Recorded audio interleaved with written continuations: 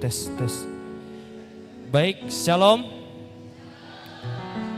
Baik, puji nama Tuhan, kita bersyukur buat pagi hari ini kita boleh kembali untuk akan melakukan kuliah umum kita pada pagi hari ini.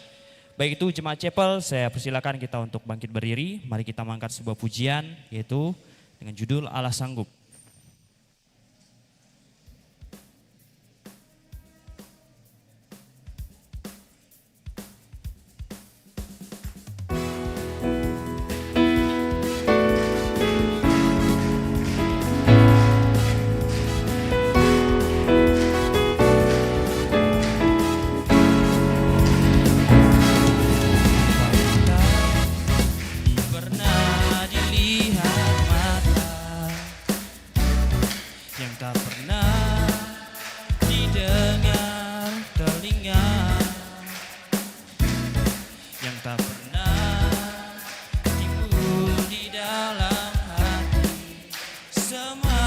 disediakannya bagi yang mengasihi Dia.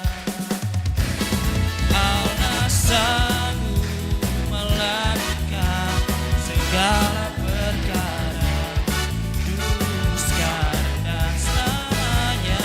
Kuasanya tidak berubah. Allah sanggup melakukan dulu, sekarang dan selamanya. Kuasanya tak berubah.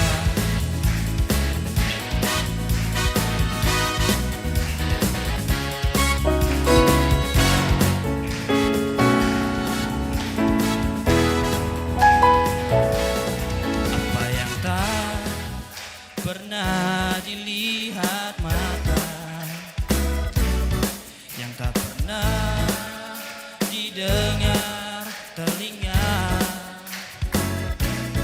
yang tak pernah timbul di dalam hati, semua disediakannya bagi yang mengasihi Dia. Allah sanggup melakukan segala perkara dulu, sekarang dan selamanya. Kuasanya tidak berubah. Allah sanggup melakukan segala perkara dulu, sekarang dan selamanya. Kuasanya tak berubah. Allah sanggup melakukan segala perkara dulu, sekarang dan selamanya. Kuasanya tidak berubah. Allah sanggup melakukan segala perkara dulu, sekarang dan selamanya. Kuasanya tak berubah. Dulu, sekarang dan selamanya. Kuasanya tak berubah. Dulu, sekarang dan selamanya. Kuasanya tak berubah. Baik, doa pembukaan saya minta dengan kasih kepada Ibu Pendeta Dr. Tri Supartini MTH memimpin kita dalam doa pembukaan.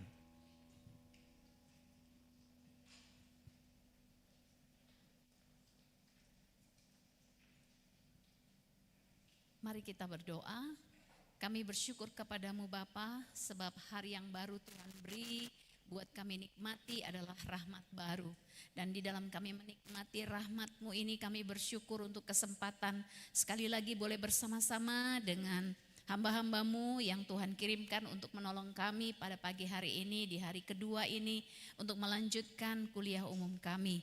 Tuhan tolong kami, Tuhan berkati kami, mampukan kami untuk melewati sepanjang pagi hingga siang nanti dengan kekuatan Tuhan, dengan sukacita Tuhan, dan terlebih dengan hikmat Tuhan mendapatkan hal-hal baru bagi pengembangan diri kami dan pelayanan kami di masa yang akan datang. Berkati hamba-hamba-Mu pagi ini dan sampai siang nanti yang telah bersedia berlelah membagikan kebenaran, berkat-berkat hikmat dan hal-hal yang luar biasa untuk kami belajar di dalamnya. Kami berdoa menyerahkan kegiatan kami ini hanya di dalam nama Yesus Kristus Tuhan kami. Amin. Baik, kepada jemaat Chapel silakan untuk duduk kembali. Baik, langsung saja pada kesempatan ini saya minta dengan kasih kepada Bapak Vikaris Maurus Andrew Suplik MTH yang akan memandu kita dalam kuliah umum kita pada hari ini.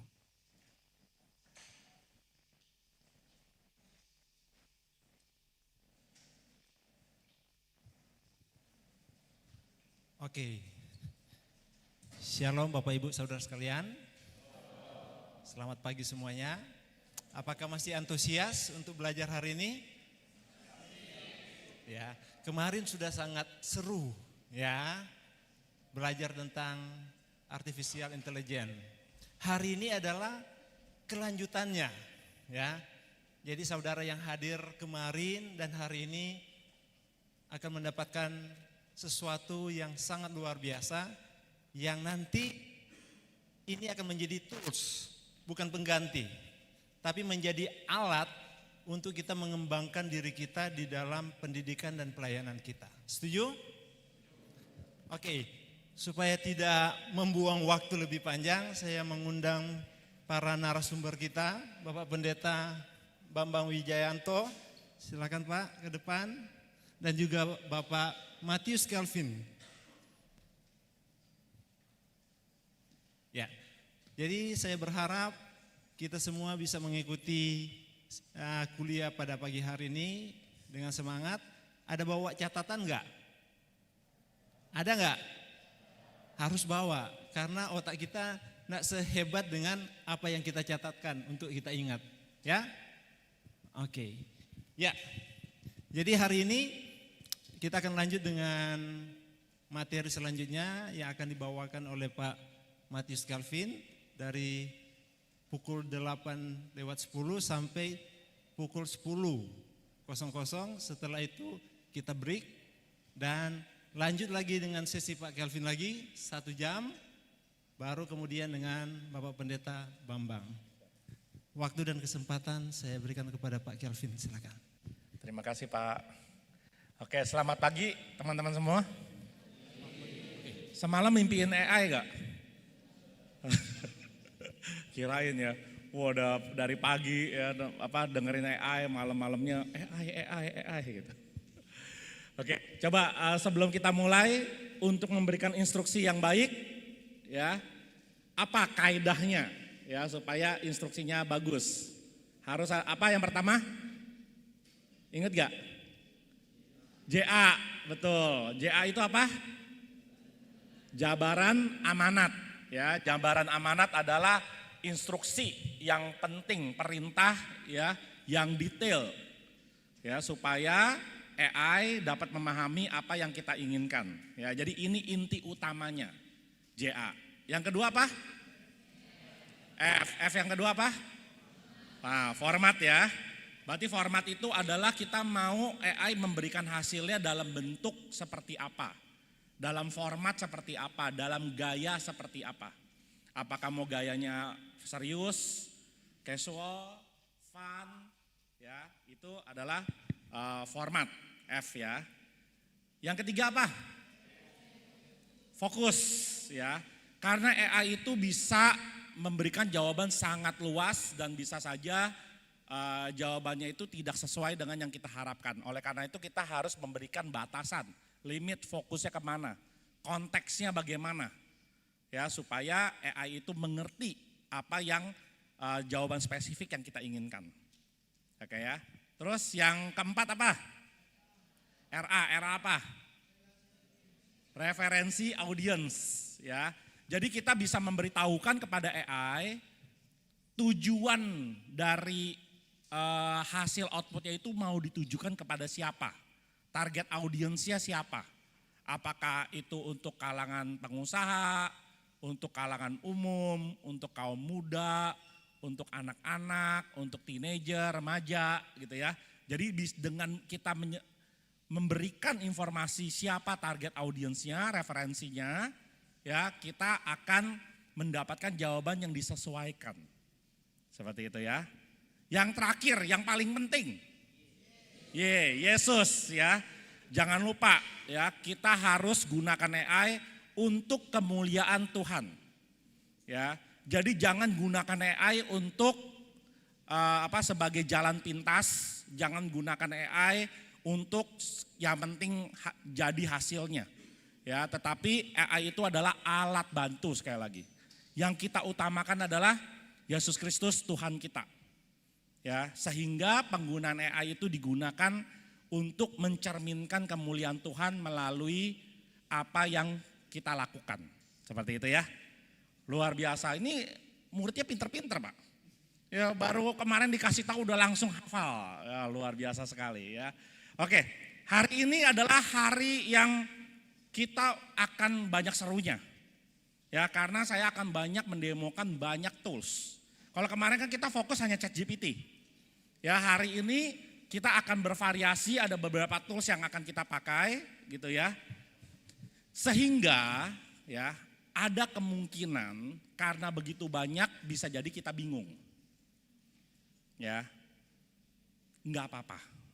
Ya, dalam belajar seringkali kita tidak bisa langsung satu kali jalan langsung paham semuanya, nggak apa-apa. Ya, setidaknya kita sekarang mengetahui, oh AI ternyata bisa ini dan itu. Ya, dan karena pernah lihat, setidaknya masuk ke dalam ingatan kita, oh kayaknya caranya seperti itu.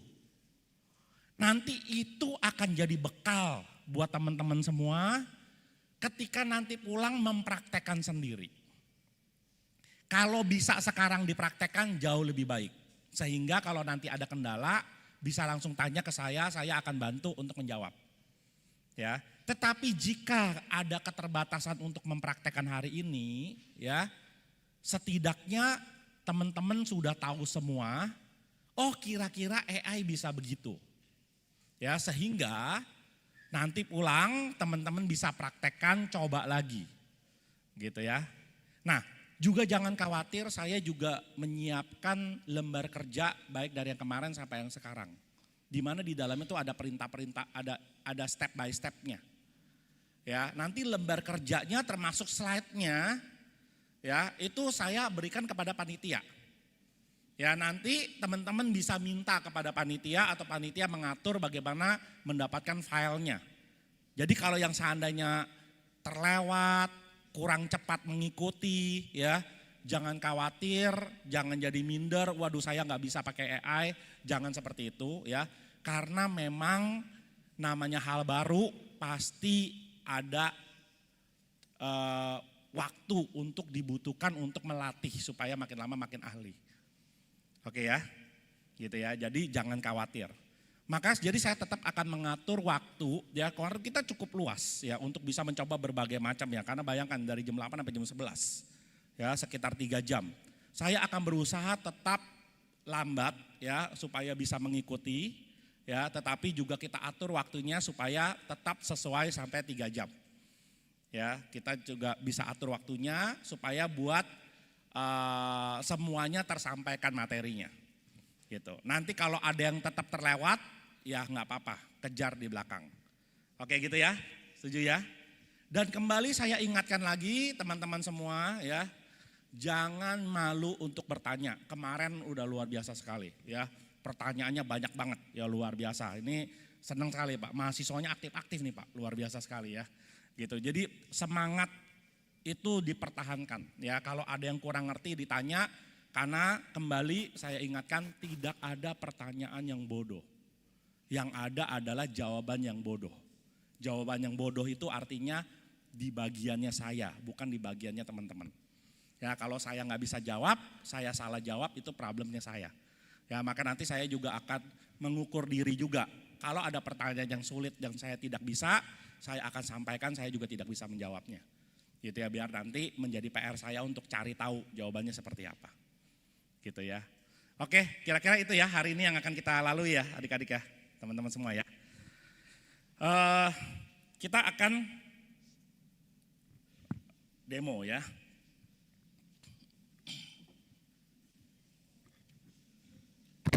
Ya, tes 1, 2, 3.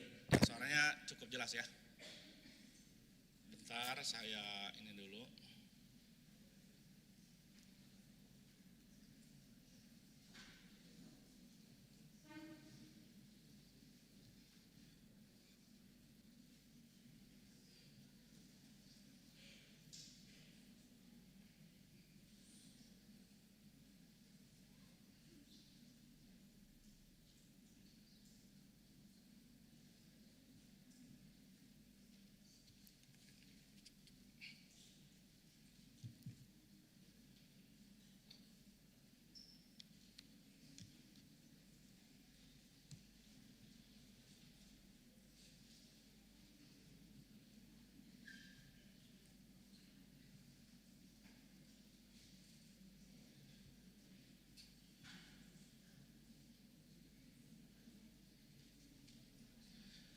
Oke, sebentar ya. Kemarin ada feedback tulisannya kekecilan, saya coba cek dulu apakah bisa saya perbesar lagi ya.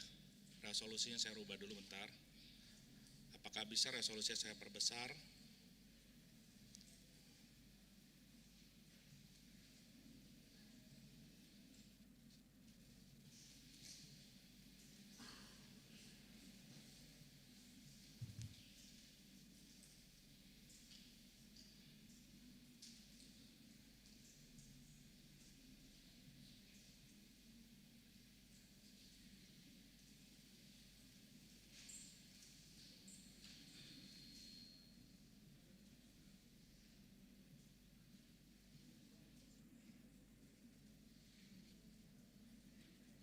Sudah cukup terlihat gak ya?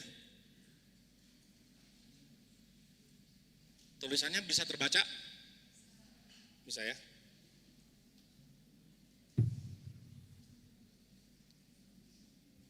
Oke, hari ini saya akan memperkenalkan satu fitur. Jadi kita masih pakai ChatGPT ya. Ya, kita masih pakai ChatGPT. Itu fitur untuk yang namanya voice mode. Jadi kalau kemarin kan kita masih diketik-ketik di sini ya. Kita memberikan perintah di sini ya. Jadi saya tidak mengulangi cara loginnya ya. Cara sign innya tidak saya ulangi karena kemarin kita udah ya. Terus kemarin saya juga sudah sempat memberikan fitur yang plus, kita bisa naruh file. Kita bisa nambah file di sini, kemudian kita bisa search. Ya, kita bisa mencari sesuatu dari file yang kita upload. Ya, kemarin kita udah sampai di fitur-fitur itu. Ya, sekarang saya mau tambahkan satu kemampuan lagi dari ChatGPT, itu voice mode. Gitu ya. Nah, voice mode ini bentar, saya colok ini ya, audio ya.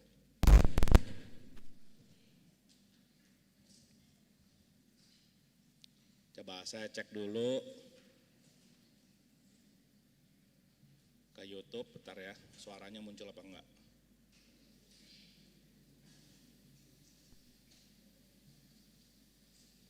Lagu Timur. Bentar. Oke, suara masuk ya. Ya, sekarang kita coba voice mode ya. Kita bisa menggunakan ChatGPT buat alat kita misalnya melakukan simulasi konseling. Nanti kan teman-teman sebagai hamba Tuhan mungkin harus menghadapi jemaat, ya, lalu kemudian jemaat ada yang mau konseling, gitu ya. Pertanyaannya, pernah nggak kita, ya, benar-benar melakukan konseling? Ya, jadi jangan sampai kita datang ke jemaat tapi kita tidak dipersiapkan dengan baik, gitu ya. Jemaat yang mungkin mengalami kendala, gitu ya. Nah, ChatGPT salah satu alat yang bisa membantu kita untuk melatih konseling. Gitu. Tapi tentunya sebelum nyampe ke sana ya, kita perlu tetap tahu ilmu konseling. Ya, jadi itu tetap perlu tahu. Jadi cari tahu dulu ilmu konseling, sesudah tahu konsepnya, belajar tentang konseling, prakteknya. Karena antara tahu itu kan baru di batas pengetahuan. Akan berbeda sama keahlian. Keahlian itu harus dipraktekkan. Kalau prakteknya langsung ke jemaat, kesian jemaatnya, karena kitanya belum punya kemampuan. Ya, nah kita gunakan ChatGPT buat alat latihannya salah satunya ya. Hey, how's it going? I'm looking forward to working together. Oke. Hey, what's up? Feel free to ask me about Kita anything bisa that's on your pilih mind. I'm ready to go. suara yang kita inginkan. Ya, apakah sisol, apakah breeze? Hey, it's great to meet you. How's your day going? I'm Okay. really looking forward to working on some cool stuff together. Atau fail? Hello, it's lovely to meet you. If there's Hi there. I just want to share how Hey there. I've got a really great feeling about us Saya pilih teaming yang up. ini aja ya. How can I jump in and help? Saya akan start new chat.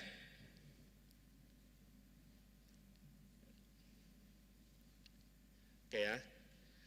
Halo ChatGPT, saya mau latihan konseling, apakah kamu bisa?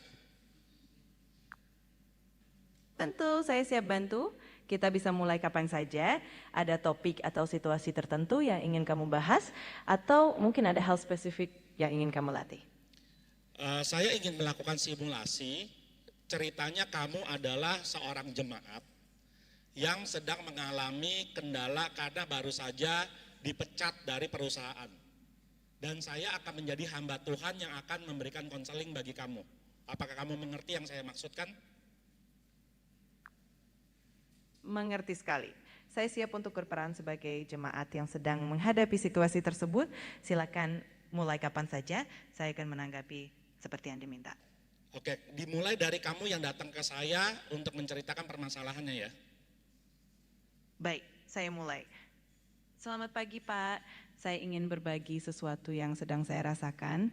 Saya baru saja dipecat dari perusahaan dan rasanya cukup berat untuk dihadapi. Saya merasa kebingungan dan agak down saat ini. Aduh Christine, saya turut bersedih ya melihat kondisi yang sedang kamu rasakan saat ini. Bisa kamu ceritakan apa perasaan kamu? Terima kasih Pak. Sebenarnya saya merasa sedih dan agak kecewa karena saya sudah lama bekerja di perusahaan tersebut. Saya juga merasa cemas tentang masa depan dan rasanya agak kehilangan arah. Itu yang sedang saya rasakan saat ini. Oh iya Christine, saya bisa mengerti. Kalau saya berada di dalam posisi kamu, saya juga dapat merasakan kesedihan dan kecemasan seperti yang kamu rasakan. Dan bisa kamu ceritakan lagi yang kamu maksud cemas akan masa depan itu seperti apa ya? Iya tentu Pak, saya cemas karena saya masih berpikir tentang bagaimana saya akan mencari pekerjaan baru, apakah kemampuan saya masih relevan, dan juga bagaimana saya bisa memenuhi kebutuhan keluarga ke depannya. Jadi ada rasa ketidakpastian yang cukup besar. Ya, saya bisa memahami ya, tentunya memang sangat mencemaskan melihat kondisi yang seperti itu. Apakah kamu sudah berdoa dulu tentang hal ini dan sudah bertanya pada Tuhan tentang apa yang akan kamu hadapi saat ini? Saya sudah berdoa dan berusaha mencari ketenangan dari Tuhan, tapi bingung dan takut yang mengganggu dan mungkin sedikit ketenangan hati supaya saya bisa melihat jalan ke depannya dengan lebih jelas. Iya, memang untuk melewati lembah kekelaman itu memang suatu hal yang sangat sulit, tetapi kita akan ingat bahwa Tuhan sudah berjanji memberikan penyertaan kepada kita, dan boleh saya berdoa untuk saudari Christine supaya bisa kita dikuatkan bersama ya. Tentu Pak, saya sangat menghargai doa Bapak. Saya percaya doa akan memberikan ketenangan dan kekuatan. Oke, saya baik. siap untuk berdoa. Oke, baik, simulasi sudah selesai ya. Oke, terima kasih Pak. Semoga simulasinya bermanfaat dan bisa membantu. Kalau ada hal lain yang ingin dilatih atau didiskusikan, tinggal bilang saja ya. Gimana? Luar biasa ya kemampuan ChatGPT ya. Tapi ChatGPT kemampuannya bukan hanya sampai situ. Kalau kita sudah belajar ilmu konseling, ada beberapa teknik yang saya sudah gunakan tadi. Ya, makanya kenapa tetap perlu ada ilmu konselingnya. Gitu ya. Nah, untuk itu kita bisa tanya sama ChatGPT juga bahkan. Ya. Saya akan lanjutin. Halo ChatGPT. Halo, ada yang bisa saya bantu lagi? Silakan beritahu saja. Berdasarkan simulasi yang tadi dilakukan, saya minta tolong kamu evaluasi apakah respon yang saya berikan sebagai hamba Tuhan itu sudah memenuhi kriteria dari teknik konseling. Dan tolong kamu berikan skor seberapa baik saya melakukannya. Tentu saya akan dengan senang hati memberikan evaluasi. Secara umum, respons yang Bapak berikan sudah sangat empati. Bapak menunjukkan pengertian terhadap perasaan yang saya sampaikan. Bapak juga menawarkan doa yang sangat baik untuk memberikan ketenangan. Kalau saya beri skor mungkin sekitar 8 dari 10, karena sudah sangat baik. Mungkin bisa ditambahkan sedikit lagi dengan mengajak refleksi atau menawarkan solusi praktis. Tapi secara keseluruhan sudah sangat baik. Lumayan ya, saya dapat 8 ya dari ChatGPT ya. Dan kalau kita lihat tadi ya, itu semua ada tracknya. Jadi kita masih bisa ngelihat historinya. Karena apa yang kita omong tadi itu diketik sama dia sebenarnya.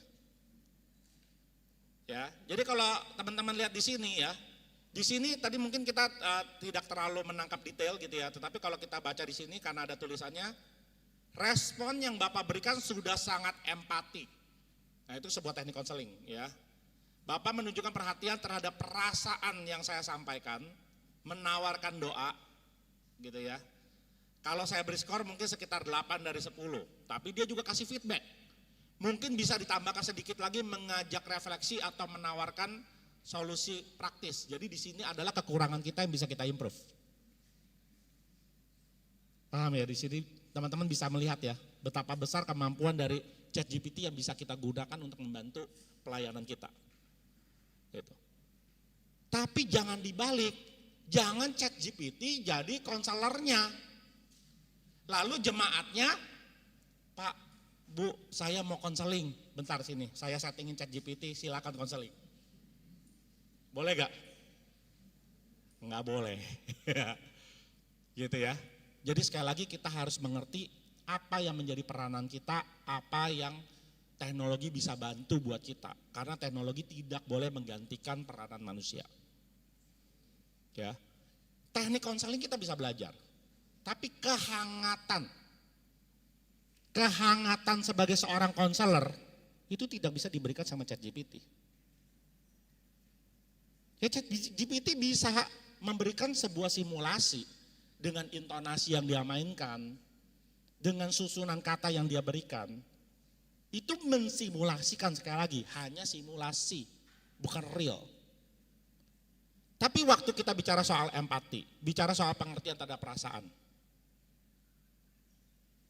Tadi yang saya sampaikan di sini, karena saya sedang demo, sedang mendemonstrasikan kepada teman-teman.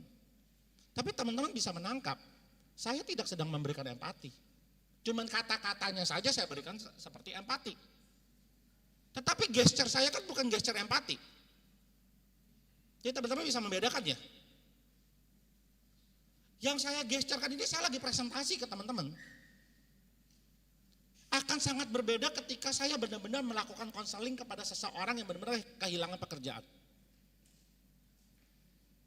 Ketika ada jemaat, teman-teman datang, lalu kemudian dia kehilangan pekerjaan, apakah akan memiliki muka wajah seperti yang tadi saya sampaikan? Kan enggak. Karena muka saya tadi muka lagi presentasi teman-teman. Tapi kan sebagai hamba Tuhan, kita benar-benar bisa merasakan yang dia rasakan. Kita bisa benar-benar merasakan kecemasan tersebut. Itu terlihat di dalam wajah kita, terlihat di dalam gesture tubuh kita. Itu peranan teman-teman. Bahwa dalam masalah kognitif, pengetahuan tentang bagaimana konseling, itu perlu diperlengkapi. Tetapi paling utama kan eksekusinya, keahliannya. Itu yang harus dilatih dengan sungguh-sungguh, dilatih dengan benar-benar. Itu yang tidak bisa digantikan oleh ChatGPT. Maka kan kemarin pertanyaan terakhir dari teman yang di depan ini, saya lupa yang mana kemarinnya. Itu pertanyaan bagus sekali. Ya, apakah kemudian kita mengedepankan ChatGPT kemudian lalu mengabaikan Roh Kudus? Itu pertanyaan sangat bagus. Ya, no. Kita mengedepankan Roh Kudus. ChatGPT alat bantu kita. Ya, Roh Kudus itu menuntun kita untuk membantu jemaat kita dalam memberikan konseling. Itu peranan Roh Kudus. Bahwa kita benar-benar bisa merasakan. Bahwa kita benar-benar berada di dalam posisi dia. Bahwa kita ikut sedih, ikut cemas bersama jemaat kita. Itu peranan Roh Kudus. Dan itu tidak bisa digantikan. Ya. Jadi kita tidak mengedepankan ChatGPT. Yang kita kedepankan adalah pekerjaan Tuhan yang dipancarkan melalui kita. Sehingga nama Tuhan yang dipermuliakan, bukan nama ChatGPT yang dipermuliakan. Jadi teman-teman mulai bisa melihat ya, bagaimana ChatGPT ini sangat hebat, sangat bagus, tapi tempatkan dengan benar. Teman-teman tahu gak mekanisme seperti ini? ada gereja yang melakukan percobaan, tapi bukan benar-benar ya, tapi percobaan benar-benar dilakukan di gereja di Eropa. Ya, ini gereja Katolik. Ya, sekali lagi ini cuma percobaan saja ya, dia tidak melakukan itu gitu ya. Kalau di dalam gereja Katolik kan ada namanya bilik pengakuan dosa. Ya, di mana di dalam bilik pengakuan dosa itu hamba Tuhan ada di balik bilik yang mengaku dosa di bilik yang berbeda. Seperti itu. Nah, di bilik pengakuan dosa ditaruh AI. Lalu kemudian jemaat masuk ke dalam bilik itu. Lalu bertanya dan yang menjawab adalah si AI itu. Itu real sudah terjadi percobaan itu. Kalau itu diteruskan, itu jelas adalah penggunaan yang salah dan keliru atas ChatGPT. Ya. Jadi teknologi itu balik lagi ya.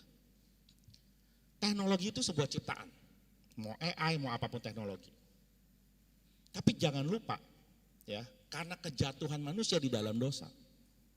Dosa itu begitu erat menempel kepada ciptaan. Bagaikan parasit yang sulit untuk terlepaskan. Ya, sehingga bahkan ya orang seringkali bahkan lupa bagaimana memisahkan antara ciptaan dengan dosa. Jadi memang sangat mudah ciptaan seperti AI itu melakukan dampak keburukan. Memang sangat mudah. Karena posisi yang sangat erat menempel tersebut. Tetapi jangan lupa kita adalah orang yang dipulihkan. Ya. Penebusan Kristus terhadap diri kita bukan cuma memberikan keselamatan pada diri kita saja, tetapi memberikan pemulihan kepada ciptaan. Jadi AI itu harus dipulihkan. Dengan cara apa? Digunakan untuk kemuliaan Tuhan. Ya. Jadi ini yang salah satu contoh bagaimana kita bisa menggunakan AI dengan sangat baik. Ya. Oke, kita lanjutkan lagi ya. Sekarang kita akan belajar fitur yang baru, kemampuan menggambar dari AI. Ya. Jadi misalnya teman-teman ingin ditugaskan jadi ke sekolah minggu. Ya, lalu ingin memberikan cerita tentang Nabi Elia. Ya.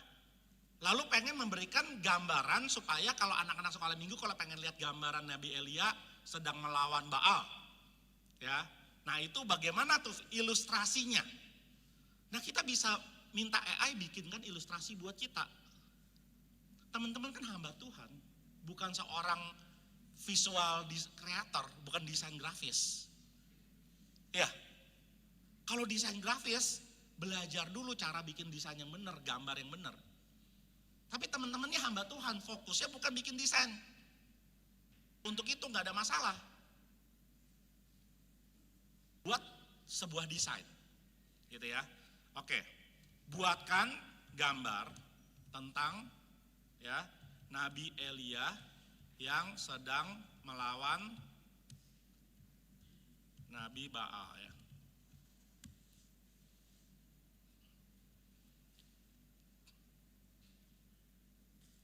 Jadi begitu kita memberikan instruksi, jangan lupa ini jabaran amanatnya. Ya, instruksi yang diberikan. Seperti itu.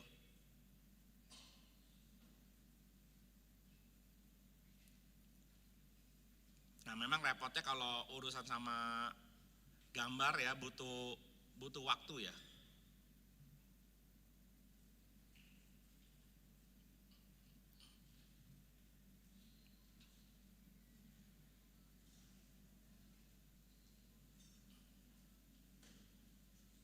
Tunggu sebentar.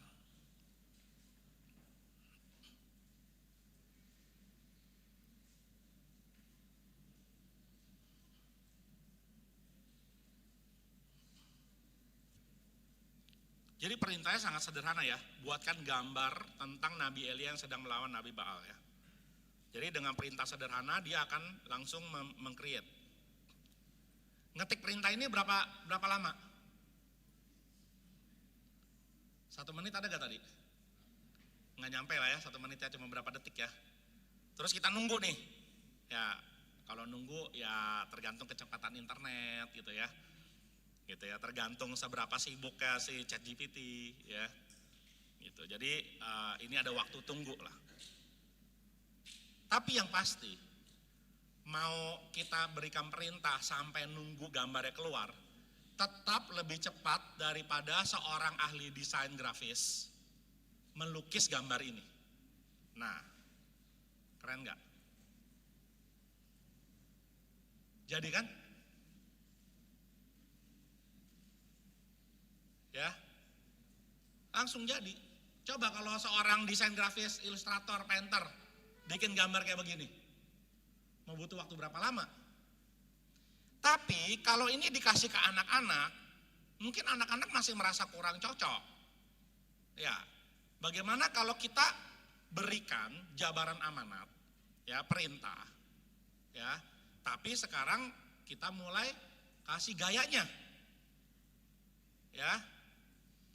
Buatkan gambaran tersebut. Kita sebenarnya udah nggak perlu ngetik dari mula lagi karena balik lagi ChatGPT punya kemampuan melihat instruksi sebelumnya. Ya, buatkan gambaran tersebut. Nah, misalnya kita mau tampilkan di mana nih? Di Instagram, di slide PowerPoint. Kalau slide PowerPoint kan berarti mestinya lebar ya, wide ya. Kalau Instagram kan biasanya kotak. Ya, misalnya kita buat taruh di slide PowerPoint ya. Buatkan gambaran tersebut dengan dimensi 16:9 atau wide ya, bebas kita mau biasanya tulisnya bagaimana. Ya, dengan dimensi 16:9. Terus mau gayanya apa? Karena kan kita mau memberikan kepada anak-anak nih. Ya. Dengan gaya Lego. Gimana kalau kita pakai gaya Lego? Ya.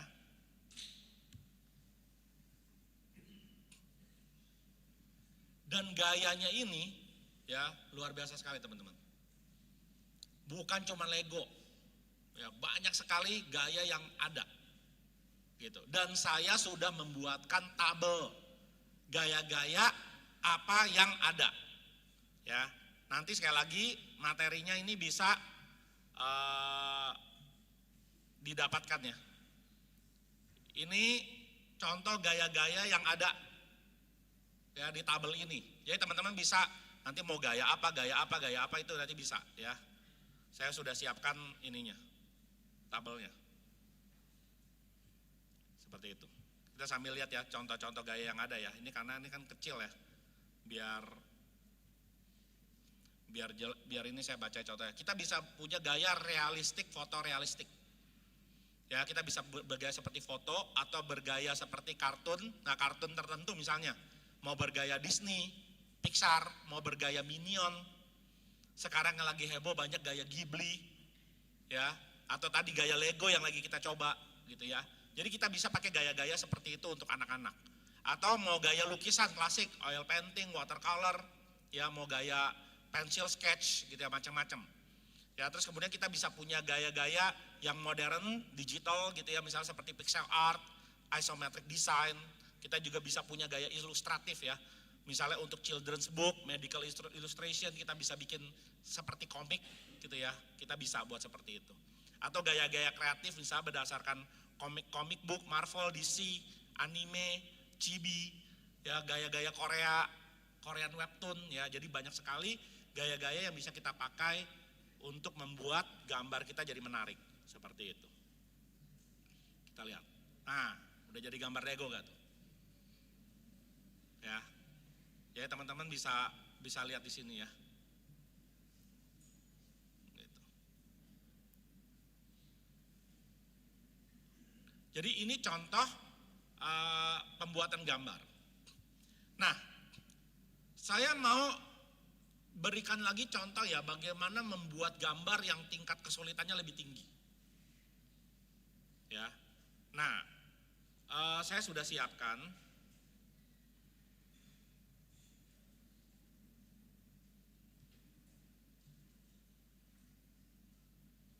Soalnya saya memahami ini kita proses ini kan bikinnya sulit ya. Kebetulan hari Minggu Ibu Pendeta Neti udah undang saya untuk sharing tentang 1 Timotius 1 gitu ya. Tentang pesan dari Rasul Paulus kepada Timotius. Ya, tentang adanya ajaran sesat dari Hymenaeus dan Alexander. Gitu. Nah, saya berpikir saya mau naruh sebuah ilustrasi tentang ajaran sesat ini seberapa luas sih dia menyebar. Itu ilustrasi yang saya pikirkan. Balik lagi ya, kita menggunakan ChatGPT itu jangan buat langsung bahan khotbahnya gitu loh. Tapi kita yang mendirect. Saya mau buatnya karena saya paham bahwa ini tentang Rasul Paulus yang sedang menulis surat kepada Timotius tentang ajaran sesat yang menyebar. Gitu ya. Maka dalam bayangan saya butuh memberikan ilustrasi kepada jemaat. Penyebarannya ini sejauh mana? Penyebaran ajaran sesat ini. Dampaknya itu sedahsyat apa gitu loh. Dan kenapa sampai Rasul Paulus harus menuliskan surat ini kepada Timotius gitu loh. Nah, bentuk penyebaran itu saya berpikir bahwa bentuk yang paling enak mengilustrasikan adalah berbentuk peta. Karena peta itu dengan mudah langsung kita bisa pahami. Begitu. Ya. Pada saat itu kan Paulus posisi lagi di Roma, Rasul Paulus. Timotius kita pelajari dari Alkitab waktu dia sedang menerima tulisan surat Timotius itu, posisi dia berada di Efesus. Masalahnya Efesus itu ada di mana? Ya, kalau Roma sekarang kita tahu Roma ada di negara apa? Italia. Kalau Efesus ada di negara mana? Ada yang tahu gak? Turki. Ya. Dan nanti kalau kita dalami lebih lanjut, ternyata pengajaran ini bukan hanya berdampak pada Efesus saja yang sudah banyak ajaran sesat yang berkeliaran gitu loh. Tetapi bahkan ada di 2 Timotius nanti juga akan ada tulisan itu sudah menyebar ke Asia Kecil. Ya, kalau Asia Kecil itu ya, nah nanti kita akan ingat juga ya, ada kayak 7 kota tuh di Asia Kecil itu tuh, yang dimana Rasul Yohanes mengirimkan wahyunya gitu ya, mengirimkan surat wahyu, gitu loh. Berarti menyebar tuh ke Asia Kecil. Tapi bahkan bukan cuma situ. Kalau kita tarik lagi, ya, counter terhadap ajaran sesat itu juga ditulis Rasul Paulus counter detailnya ya. Karena kan kalau ajaran sesat di Timotius cuma dibilang ajaran sesat tentang penolakan kebangkitan orang mati. Tapi kalau kita gali lebih detail lagi, ya, counter terhadap kebangkitan orang mati ditulis sama Rasul Paulus kepada jemaat Korintus. Artinya di Korintus pun ajaran sesat itu sudah menyebar. Jadi mengerikan sekali. Korintus itu ada di mana? Korintus ada di mana kira-kira? Di negara apa sekarang? Yunani, Greece. Ya, jadi bayangin ya penyebarannya itu ya. Nah, jadi saya minta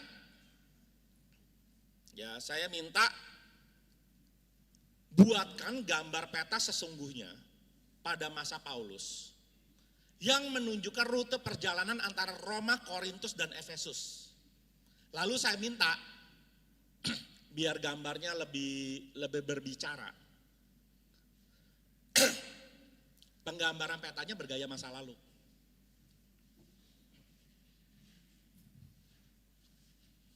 Karena kalau saya pakai peta dari Google Maps sekarang, saya screenshot, saya taruh, kurang kuat berbicaranya.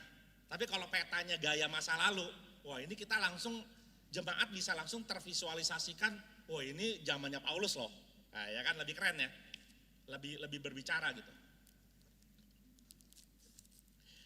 Terus saya detailin, dan saya mau posisi kota dan posisi rute harus akurat berdasarkan sejarah. Jadi teman-teman bisa lihat bagaimana saya menuliskan secara detail. Gambaran detail ini ya.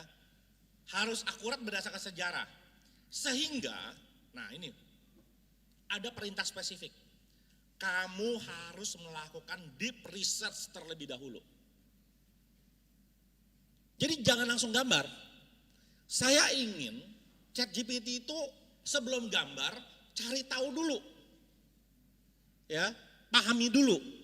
Jadi saya bilang sebelum gambar peta dibuat, apakah kamu paham yang saya inginkan? Karena saya mau cek pemahaman ChatGPT atas kehendak saya seperti apa. Nah, ini relate sama pertanyaan yang kemarin. Bagaimana kita tahu ChatGPT tahu keinginan kita? Ya, berkomunikasi. ChatGPT-nya kita tanya, kamu ngerti gak yang saya maksud? Oke ya. Jadi ini contoh sebuah prompt yang sangat detail. Ya, jabaran amanatnya detail, ada formatnya, gambar peta gaya zaman dulu. Ya. Bahkan ada fokusnya, ya disuruh cari dulu, ya gitu ya. Gitu ya. Bahkan sampai kita ngecek dulu.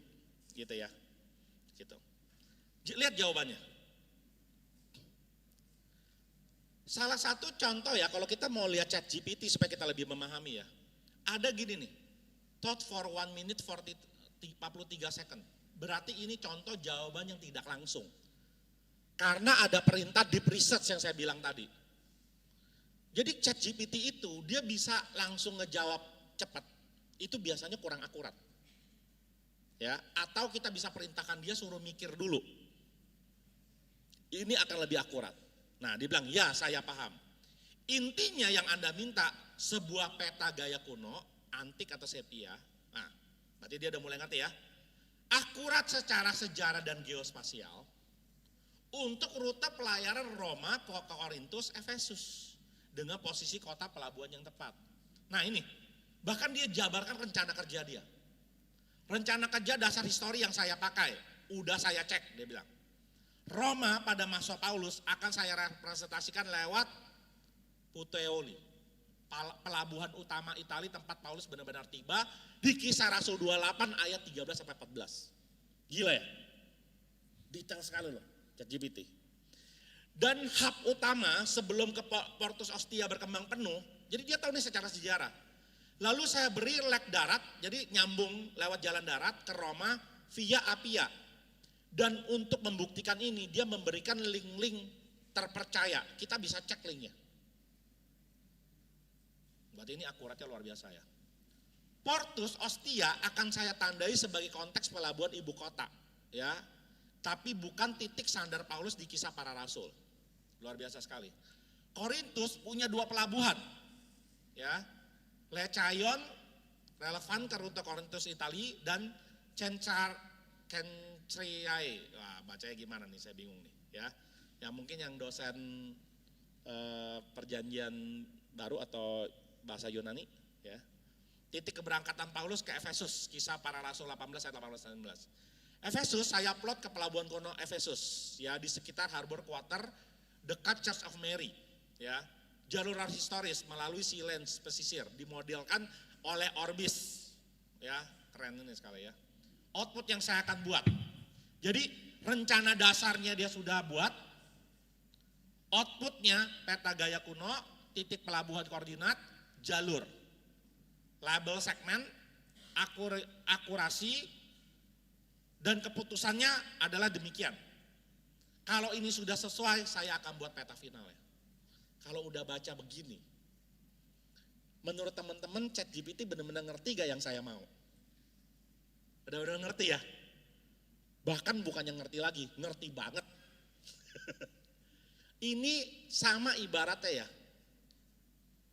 Saya suruh asisten saya atau karyawan saya, tolong buatin deh peta gaya zaman dulu. Betul gak? Tapi sebelum buat peta, kamu riset dulu ya. Cek dulu ya. Kamu kembali ke saya, laporin hasil research kamu seperti apa. Itu kan yang terjadi kan. Gitu.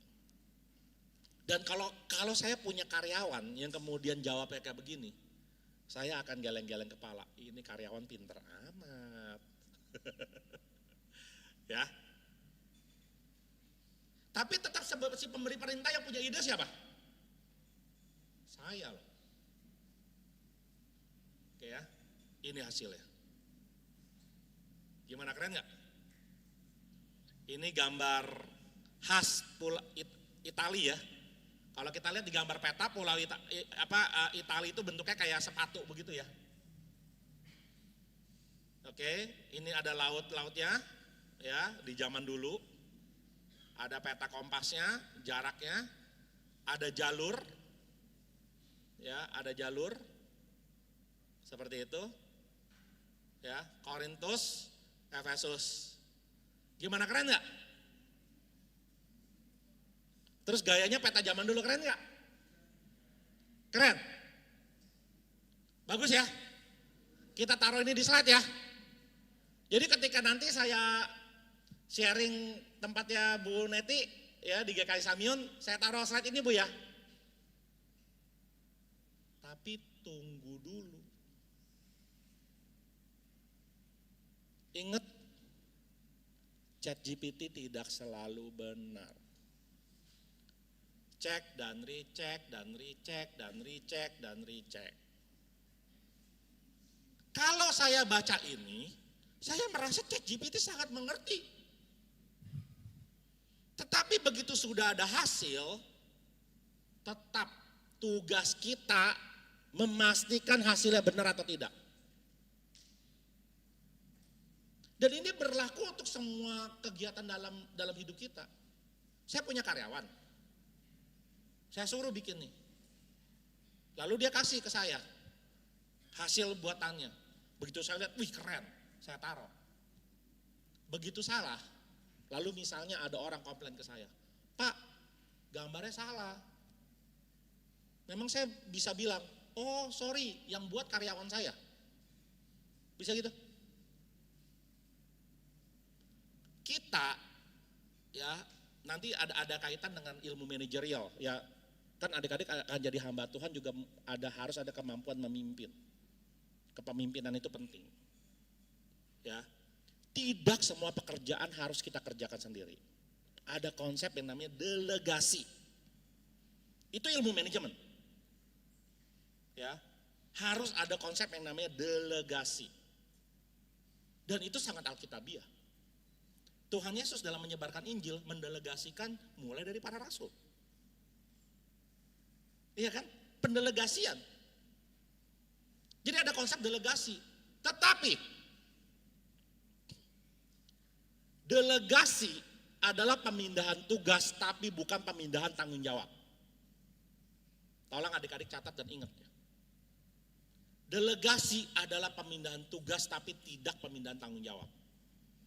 Tugas, pekerjaan boleh kita delegasikan ke orang.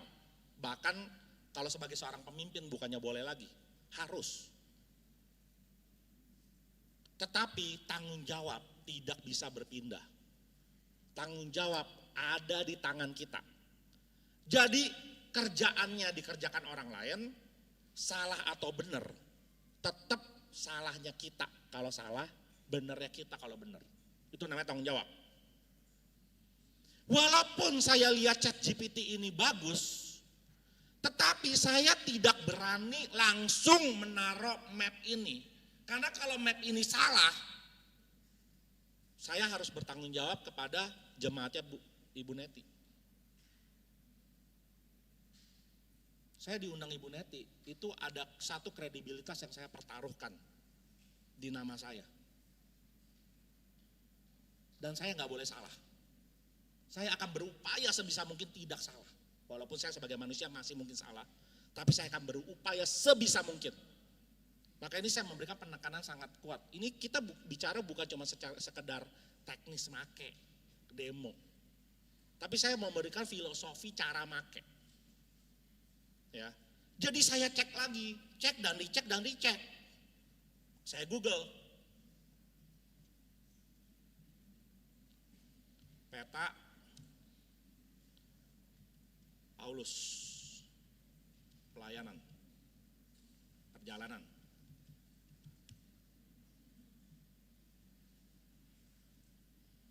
Ya, kita lihat ada beberapa peta dibuat ya, dan kita bisa lihat ya kalau peta-peta memang itu dibuat oleh tangan manusia.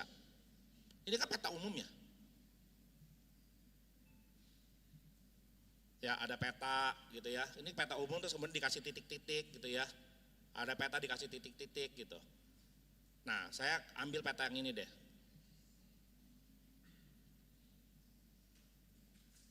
Roma di sini. Korintus di sini, Efesus di sini.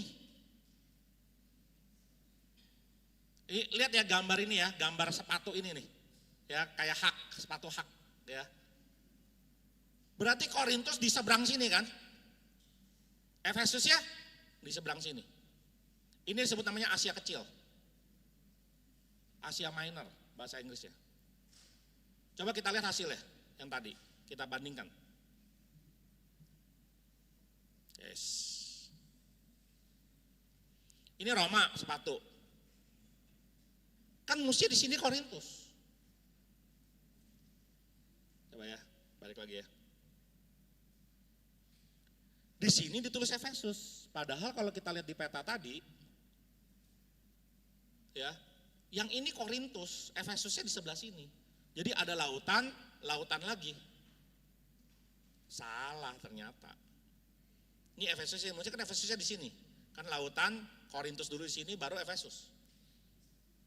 Ya enggak? ChatGPT bisa salah. Jangan langsung percaya.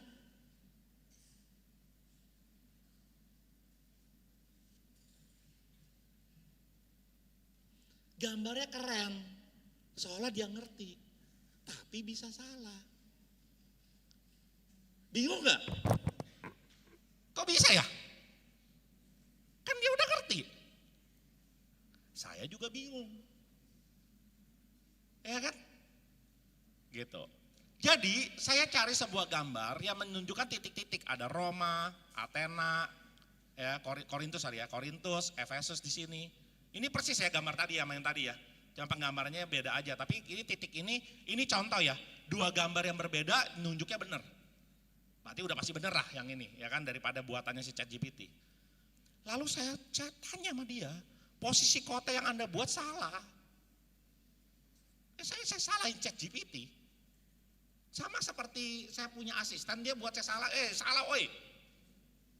Ya, gunakan peta yang saya upload ini sebagai referensi. Selain itu saya mau warna laut, nah ini sedikit tes lagi. Saya ngeliat kok antara daratan sama lautan warnanya susah dibedain gitu loh. Ya. Saya mau warna laut dan warna daratan diberi warna yang berbeda walaupun tetap terlihat peta kuno ya. Pelajari yang saya maksud dan berikan konfirmasi apa yang akan kamu lakukan. Jadi saya minta dia mikir lagi ya. Saya mengerti, menjadikan peta yang Anda kirim sebagai posisi tepat ya. Gambarin jalan, gaya visual, kasih lautnya diperbaiki. Oke. Hasilnya warnanya udah bener, gambarnya lebih salah lagi. Yang Roma usia di ujung sini. Lah ini kok Efesus jadi di sini. Korintus disebut di sini, kan mestinya Korintus yang di sini. Efesus di sini, kan mesti begitu. Masih salah. Ya, pusing kepala saya waktu bikin ini ya. Jadi penggambaran titik kotanya masih keliru. Pelajari kelirunya di mana, bagaimana memastikan agar tidak keliru. Karena saya bingung, kok udah 2 kali masih salah. Saya mau tahu cara kerja ChatGPT. Dia bilang, Anda benar, titik kota yang saya buat memang keliru. Wah, dia udah benerin saya ya, jadi dia tahu dia salah ya. Jadi di mana letak kekeliruannya? Nah, dia kasih tahu nih di mana letak kelirunya. Pada petanya sebelumnya Korintus digambar terlalu ke barat ya. Efesus digeser terlalu ke timur selatan ya. Jadi cara memastikan akurasinya, nah gimana cara dia? Saya ambil koordinat modern. Wis, sekarang udah lebih detail lagi nih. pakai koordinat. Wes, udah nggak mungkin salah nih. Ini udah pasti bener nih, ya. Udah seneng saya, ya kan. Wah, keren nih, ya. Jadi apakah langsung saya buat? Ya, buatkan. Ya, tampil sekali ya. Saya ada sedikit saya orangnya agak perfeksionis ya. Jadi menurut saya warna lautnya masih terlalu gelap gitu loh. Ya, warna lautnya terlalu gelap sehingga daratannya jadi kurang gimana gitu. Oke, intinya buatkan. Hasilnya, ini udah pakai koordinat loh. Nggak mungkin salah lah.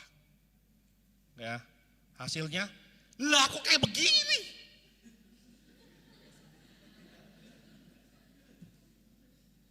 Koordinatnya benar. Korintus, Efesus benar nih. Roma ini benar nih koordinatnya nih. Gambar petanya hilang. Aduh, bagaimana ini? Ya. Ya ngaco benar-benar ya. Aduh, saya stres ya. Terus saya bilang lagi, gambar yang dihasilkan kenapa hanya gambar koordinat? Saya butuh gambar peta kuno sesungguhnya. Coba pelajari dulu sebelum menggambar dan jelaskan kenapa hasilnya peta koordinat saja. Jadi saya mau masih lagi ChatGPT. Ya, saya menggambar dengan Matplotlib, ya sebenarnya sebuah ini ya, sebuah tools gitu ya. Tanpa data garis pantai supaya akurat dia punya itunya ya, good ya, gitu ya. Saat itu saya fokus memastikan akurasi posisi kotanya saja, gitu loh. Jadi dia nggak fokus sama peta, supaya nggak keliru lagi dia tetap pakai koordinat, ya. Terus dia akan pakai garis pantai, gaya peta kuno, posisi Roma. Jadi kalau udah benar kita buatkan. Udah kali ini udah pasti bener lah. Ya, dia udah tahu kok, dia udah ngerti gitu ya. Lah kok masih begini? Kok Korintusnya balik di tengah laut gitu loh. Ya, waduh ini gimana ya? Di titik ini apa yang saya lakukan? Saya menyerah. Berarti memang ChatGPT kemampuannya belum sepintar itu. Lah terus gimana dong? Kan saya masih tetap punya ide itu. Ya berarti harus ada intervensi manual. Ya, jadi saya ubah, yang penting saya butuh gambar petanya aja. Ya, jadi saya ambil satu referensi, ya saya bilang buat peta ini dengan dimensi bla bla bla, ya gaya peta zaman dulu, warna dan segala macam gitu ya, contoh gambar ya. Kemudian dia buatkan seperti peta seperti ini, cuman tidak ada gambar kompasnya dan segala macam. Saya minta kasih gambar kompas. Nah, gambar ini secara peta gambarnya udah bagus. Problemnya kan cuma masalah kotanya. Ya enggak? Ya udah, nanti tinggal saya tambahin sendiri pakai PowerPoint. Gampang. Gitu. Ya, saya tinggal copy, ya. Terus saya tinggal buka PowerPoint.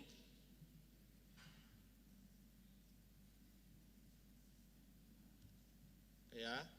Lalu saya taruh di sini gambar petanya. Ya. Terus kemudian saya tinggal kasih ini yang sendiri. Ya, Roma di sini. Gitu kan? Terus Korintus tadi di sini. Ya kan? Terus Efesus di sini.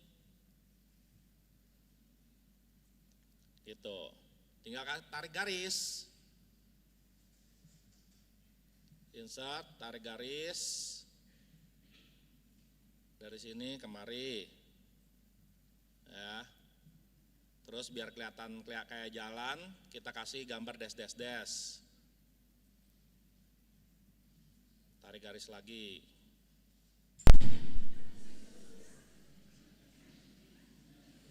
Wah, ada yang ngamuk nih, ChatGPT yang ngamuk kayaknya.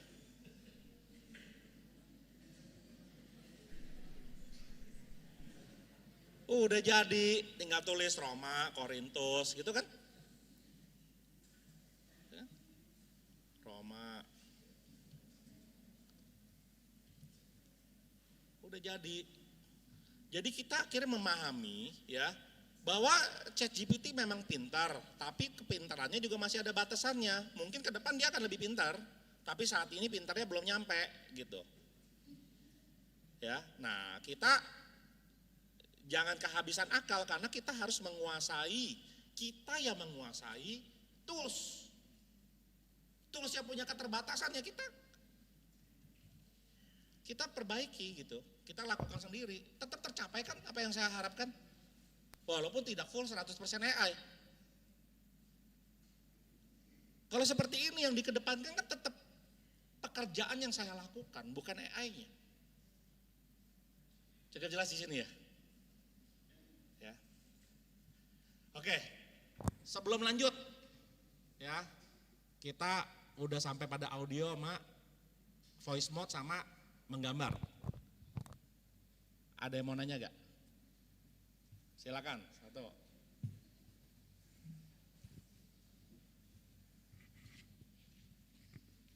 Oke, boleh teman-teman MK untuk tolong mic-nya ya. Baik, di sini yang jadi pertanyaan saya tuh audio apa tuh? Audio smooth itu sempat saya tersinggung kemarin pas orientasi di sini, pas Ibu Tri bawa materi, saya sempat tersinggung. Di luar negeri ini ada yang khotbahnya pakai robot, iya, pakai robot yang saya sempat tersinggung, tapi saya mau ditanyakan ulang lagi. Apa dampak yang akan terjadi di negara kita ini jika setiap umat Kristen di negara ini dipimpin oleh AI atau dari robot khotbahnya? Dan apa yang harus kita lakukan atau ambil tindakan sebelum hal itu terjadi di negara ini? Dan yang tadi apa audiens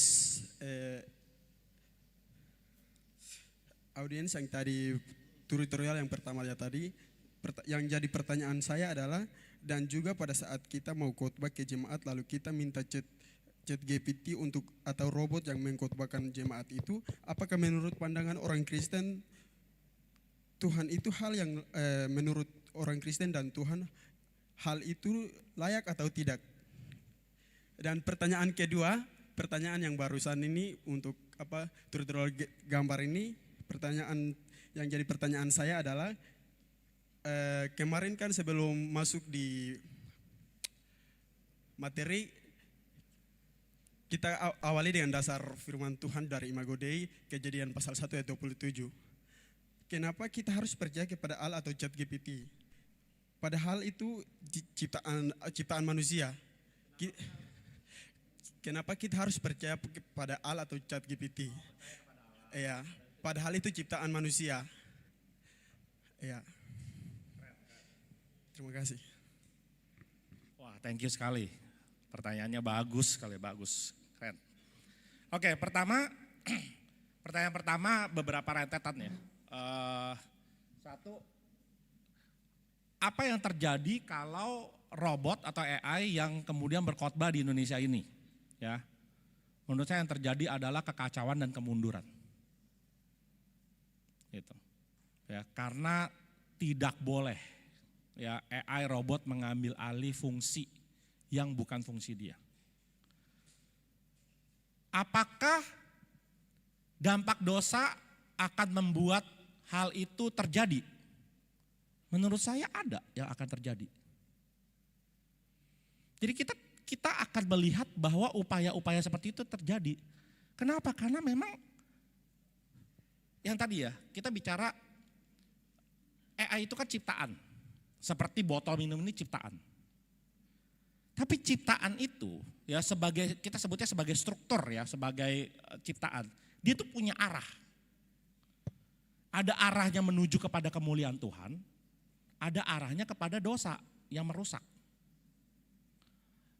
Iblis akan bekerja dengan sangat keras menggunakan ciptaan ini untuk menuju ke arah dosa. Sedangkan kita umat Tuhan yang dipulihkan harus bekerja keras untuk membuat arah ini kepada arahnya kemuliaan Tuhan. Gitu. Jadi kalau ditanya apakah akan terjadi yang melakukan seperti itu, akan terjadi karena itu memang yang mau iblis lakukan. Makanya jadi pertanyaannya, apa yang harus kita lakukan supaya itu tidak terjadi? Ya kita harus berjuang bersama-sama. Makanya ada kuliah umum seperti ini. Supaya apa? Supaya para hamba Tuhan di sini, calon-calon hamba Tuhan, bekerja keras menggunakan AI ke arah yang benar. Bukan bekerja keras menolak AI ya. Karena teknologi ciptaan ya itu tetap ada. Dan dia ada karena ada di dalam kedaulatannya Tuhan. Kalau Tuhan tidak berkehendak AI itu tidak ada, maka AI itu tidak ada. Hari ini AI ada gak? Ada ya? Berarti itu sudah kedaulatan dan kehendak Tuhan, AI itu harus ada. Maka kita gak bisa tolak. Tapi karena Tuhan punya rencana baik terhadap AI, dia punya rencana baik. Kalau dia gak punya rencana baik, AI itu gak ada. Dia punya rencana baik. Dan supaya rencana baik ini terjadi, Tuhan memberikan kehormatan bagi kita. Dia bisa melakukan, tapi dia beri kehormatan kepada kita. Untuk apa? Untuk mengerjakan pekerjaan dia. Bisa mengerjakan pekerjaan Tuhan itu kehormatan loh. Jangankan pekerjaan Tuhan. Coba deh, kalau teman-teman tiba-tiba ditelepon Pak Prabowo. Ya kan, baru ditelepon, tolong dong kerjain ini. Wah langsung, woi saya diminta Pak Prabowo loh. Bangga loh, ya gak? Jadi kalau kita disuruh mengerjakan suatu pekerjaan dari orang yang terhormat, itu sebuah kehormatan. Apalagi ini Tuhan Sang Pencipta semesta. Yang nyuruh kita menggunakan AI untuk kebaikan. Ya kita pakai untuk kebaikan. Jadi supaya yang dampak dosa tidak terjadi atau berkurang dampaknya, maka kita harus lebih banyak pakai untuk kebaikan.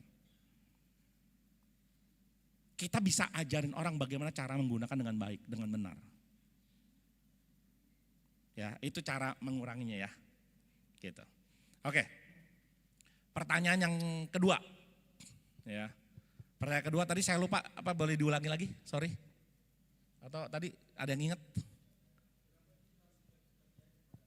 Oh, oke. Kenapa kita harus percaya kepada, padahal AI kan kenapa kita harus percaya menggunakan ciptaan? Ya.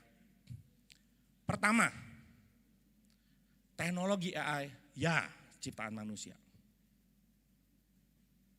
Oke ya. Kita tahu AI buatan manusia ya. Tetapi tidak ada di dalam kolong langit ini ya yang tidak menjadi ciptaan Tuhan. Artinya AI juga ciptaannya Tuhan. Kita cuma ngeliat AI ciptaannya manusia. Tapi tidak ada di bawah kolong langit ini yang tidak merupakan ciptaannya Tuhan. Maka kalau kita mereferensi kepada teolog reform ya, namanya Abraham Kuyper. Ya, dia bahkan bilang tidak ada seinci square, seinci persegi, tidak ada 1 inci persegi yang tidak ada di dalam kedaulatannya Kristus. Artinya semua ini ciptaan Tuhan, teknologi ciptaan Tuhan, semuanya ciptaan Tuhan. Cuman manusia diberikan kehormatan untuk ikut mencipta bersama. Karena manusia diberikan imago Dei itu tadi, gambar dan rupa Allah. Gitu. Jadi kenapa kita pakai AI? Ya karena dia bukan hanya sekedar ciptaan manusia, dia juga ciptaannya Tuhan. Ya harus kita pakai. Dan itu kan tidak hanya berlaku pada AI loh. Bangku ciptaan manusia apa ciptaan Tuhan? Boleh kita pakai gak bangku? Boleh dong kita pakai. Ya. Apakah kita gak mau pakai karena bangku itu ciptaan manusia? Kan tidak. Bangku memang ciptaan manusia tapi ya sekaligus ciptaan Tuhan. Gitu. Ya AI juga sama. Cukup jelas ya? Oke, good. Oke, thank you. Ada lagi yang mau bertanya? Wow, ada 2 ya.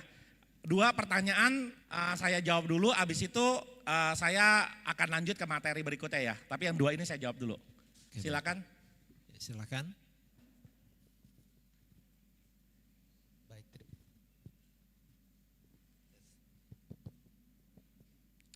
Mic-nya nggak bunyi.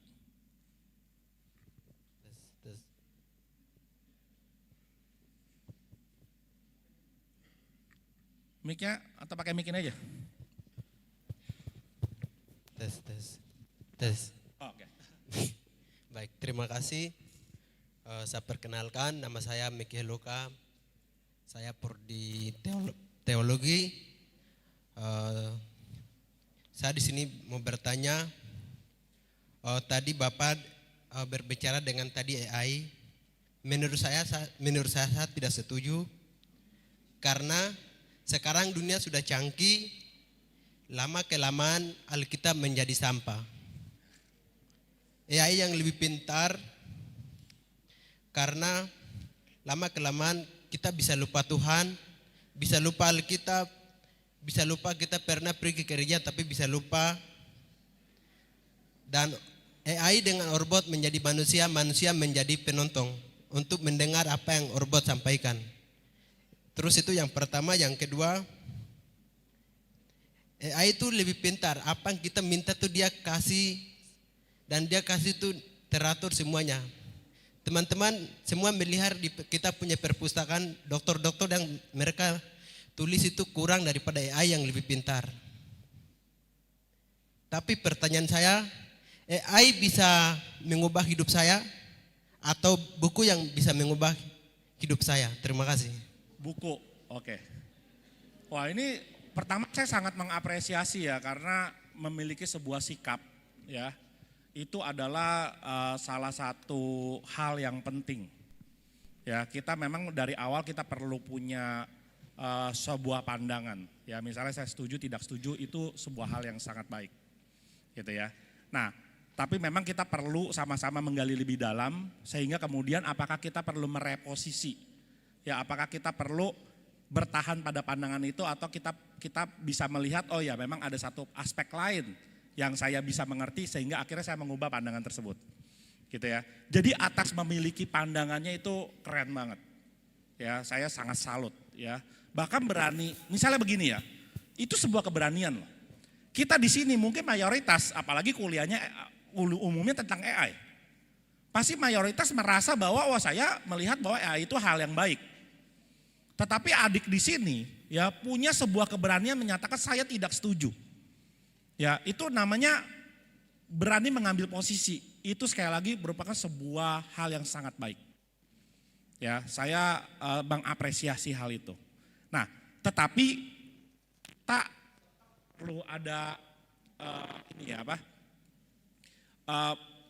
berusaha untuk terus menggali sehingga akhirnya kita bisa mengevaluasi apakah memang pandangan saya ini perlu diperluas, perlu ditambahkan, sehingga akhirnya saya bisa bilang, dulu saya pernah punya pandangan itu, tetapi oleh karena berkat dan karunia Tuhan, maka sekarang saya punya pandangan yang lebih lengkap, seperti itu. Ya, nah sekarang saya ingin merespon, ya, tentang itu, gitu ya. Misalnya kita bilang ini, saya tidak setuju dengan AI. Ya, karena lebih penting adalah buku. Ya, karena buku itu kan sumber pengetahuan. Oke ya. Sekarang yang perlu kita pikirkan bersama ya. Buku itu teknologi atau bukan?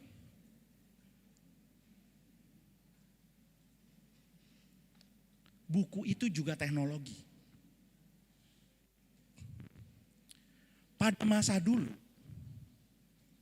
orang tidak mengenal yang namanya alat tulis.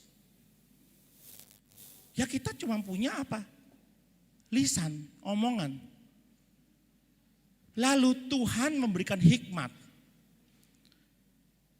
untuk kemudian memindahkan pikiran kita, omongan kita ke dalam media alat tulis yang merupakan teknologi saat itu.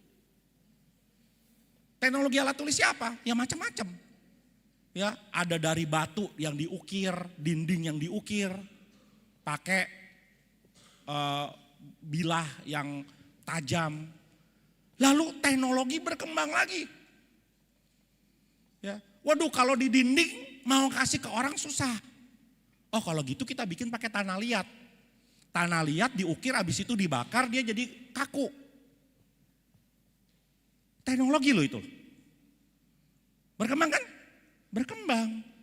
Tapi tanah liat gampang hancur. Begitu jatuh perang, hilang. Langsung Tuhan kasih hikmat lagi kepada manusia. Mesti dia apain nih? Oh, pakai apa? Pakai kulit hewan. Kulit hewan dipotong, disisik, dihilangin bulu-bulunya, di stretch. Ya, itu kok bisa begitu? Kok manusia bisa kepikiran? Gak bakalan bisa kepikiran kalau bukan Tuhan yang ngasih. Memang manusia bisa? Gak bisa, Tuhan yang ngasih semua pengetahuan itu. Nanti baca kitab Yesaya. Bahkan membajak sawah, menebar benih, itu pengetahuan datang dari Tuhan. Baca kitab Yesaya nanti.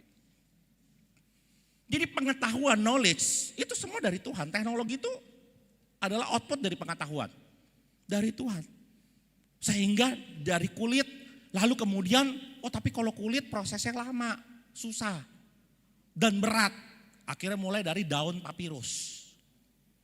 Dari daun papirus jadi papir, papir jadi paper, paper kertas. Ya kan? Dari kertas buku. Tapi tulis satu persatu susah. Sampai muncul teknologi yang luar biasa. Namanya teknologi cetak Gutenberg. Teknologi mesin cetak Gutenberg membuat buku yang tadinya ditulis pakai tangan akhirnya bisa dicetak pakai printing press. Sehingga mempermudah orang mendistribusikan knowledge. Teknologi pengetahuan, teknologi. Lalu apakah kemudian kita tidak mau memakai buku sebagai teknologi? Ya kita pakai kan. Karena buku bisa digunakan kemudian Tuhan. Tapi salah. Buku juga bisa digunakan oleh setan. Oleh iblis. Buku bisa digunakan untuk melakukan penyebaran ajaran sesat. Buku bisa digunakan untuk nulis tulisan porno, buku porno. Novel-novel romantis. Bisa kan? Bisa. Gitu. Problemnya bukan bukunya. Problemnya ini dipakai untuk kemuliaan Tuhan atau tidak. Maka AI juga sama. AI itu cuma alat bantu buat mengkurasi knowledge. Mengumpulkan, mengorganisir knowledge, menarik knowledge. Itu alat bantu. Sama seperti kita googling engine, sama. Cuma teknologinya berkembang aja gitu. Cukup jelas. Ya. Nah, coba di rethinking lagi, dipikirkan lagi, jika setuju ya, ubah posisi, sangat hal yang baik juga. Ya. Good. Mantap. Yang sebelahnya ya, abis itu saya lanjut demo ya. Yang sebelahnya dulu. Baik. Terima kasih. Perkenalkan, nama saya Orpanus Kiban. Saya maba, prodi saya teologi. Di sini saya mau bertanya 2 pertanyaan. Yang pertama, etika AI, apa saja pertimbangan etis yang perlu diperhatikan dalam pengembangan dan penggunaan AI? Yang kedua, dampak AI pada masyarakat. Bagaimana AI mempengaruhi pekerjaan privasi dan keamanan? Sekian. Yang terakhir apa? Mempengaruhi apa yang terakhir? Mempengaruhi pekerjaan privasi dan keamanan. Privasi dan keamanan. Ya. Oke, good. Pertanyaannya bagus sekali ya. Pertama gini, apapun teknologi, teknologi nggak bisa dilawan. Ya. Teknologi itu ketika dia cocok, dia fit, dia akan hadir dan kita tidak bisa menolak itu. Hari ini bisa kita nolak nggak pakai handphone. Hari ini bisa kita nolak nggak pakai internet. Gimana caranya? Ya. Walaupun ada bagian-bagian ya masih memungkinkan kita tidak pakai, tetapi secara mayoritas dunia tetap pakai. Bahkan gak usah susah-susah. Ya. Kalau hari ini kita pergi sama-sama pergi ke mall deh. Kalau di Makassar mall terkenal apa? Mall apa? Trans. Kita pergi ke Trans Mall. Oke ya. Lalu kita berpisah nih. Saya mau ke toko buku. Oh saya mau makan. Tapi nanti kita karena perginya bareng, pulangnya bareng ya. Terus kemudian begitu kita mau pulang, kita WA nih. Udah pulang yuk, ketemu lagi. Oke ya. Kalau nggak ada handphone caranya gimana? Boleh saya tanya ya, mungkin kalau adik cek yang lebih sering ke mall gitu ya. Kalau kita mau pulang ke mall, nggak ada WA, mau janjian pulang caranya bagaimana? Telepati. Waduh, telepati. Ada loh masanya di zaman dulu, mallnya udah ada, tapi handphonenya belum ada. Ada loh. Hah? Janjian, wah Pak John Lee karena generasinya pernah ngerasain. Pernah ngerasain era belum ada handphone, janjian. Ya, itu salah satu cara. Ya, salah satu cara janjian. Tapi kalau misalnya lupa janjian udah terlanjur misah. Kira-kira gimana? Nah, saya mau nanya ini nih, terutama nih karena saya pengen tahu generasi yang belum pernah ngerasain dunia tanpa handphone gitu. Gimana caranya udah misah, tapi lupa janjian, mau balik, tapi pengen ketemu. Hah? Jumpa titik awal tapi jamnya? Dan kalau iya yang satu lagi tahu ketemunya di titik awal. Kalau yang satu lagi nggak kepikiran jumpanya di titik awal, caranya gimana? Apa? Nah, Pak John Lee yang paling tahu. Memang umur nggak bisa bohong ya. Jadi dulu di mall ada namanya pengumuman. Ya, jadi kita bisa datang ke resepsionis, minta tolong panggil namanya gitu loh. Ya. Ya, misalnya ya kan. Mira, ya panggilan untuk Mira ditunggu temannya di pintu lobi utama. Ya, caranya seperti itu. Jadi pas lagi temennya lagi saya dipanggil baru dia datang. Itu dulu zaman belum handphone. Kayak begitu caranya. Tapi sekarang bingung kan jawabnya gimana kan? Karena belum ngerasain. Itulah teknologi. Teknologi gak bisa dibendung. Bahkan orang sampai tidak tahu cara melakukan tanpa teknologi itu. Hari ini gak ada yang tahu cara melakukan tanpa teknologi itu. Kecuali Pak John Lee yang memang masih hidup pada dewasa itu. Ya, perasakan. Jadi memang gak ada jalan selain kita mengakomodir teknologi. Pernah tahu yang namanya perangko gak? Memang perangko gunanya buat apa? Ya untuk surat, kenapa mesti pakai perangko? Coba.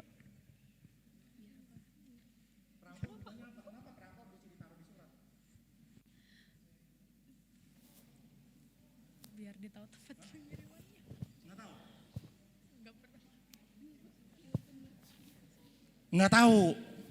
Nggak tahu gunanya perangko. Nggak tahu ya gunanya perangko ya? Nggak tahu. Perangko itu alat untuk bayar. Jadi supaya suratnya itu dikirim, bayarnya pakai beli perangko. Nah sekarang bingung ya? Lah kenapa bayarnya mesti pakai perangko? Kenapa nggak datang ke Tiki, ke JNE, gitu ya? Kasih suratnya bayar, kan nggak usah pakai perangko lagi. Kenapa? Mesti pakai perangko. Dulu tidak ada Tiki JNE yang ada di mana-mana. Dulu kantor pos cuma satu, ya, dan jaraknya jauh untuk bisa mengcover banyak area. Jadi caranya bagaimana? Caranya petugas posnya yang keliling. Petugas posnya keliling, datangin rumah satu-satu, ngecek. ada gak surat? Kalau ada surat dia cek, ada perangkonya gak? Oh ada perangkonya berarti udah bayar, makanya saya ambil. Dulu caranya begitu. Bingung kan? Ya, kalau sekarang kan kadang lihat tiket JNE ada di mana-mana. Gitu.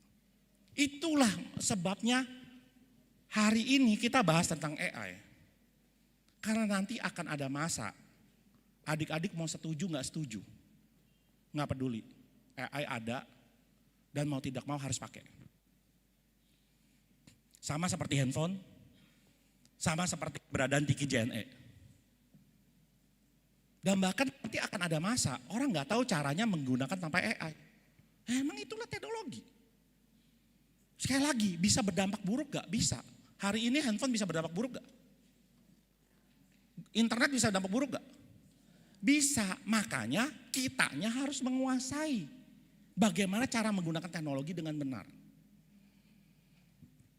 Paham ya kira-kira di situ ya? Ya. Kira-kira menjawab ya? Oke, thank you. Oke, sorry. Waktu kita setengah jam sebelum istirahat saya akan lanjut demo. Ya. Nanti pertanyaan kita buka lagi ya.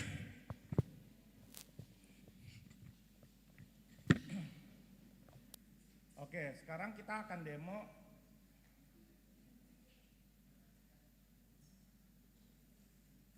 Mic-nya nggak bunyi ya? Ya, oke. Sekarang kita akan demo lanjutan, ya. Bagaimana kalau sekarang kita buat lagu?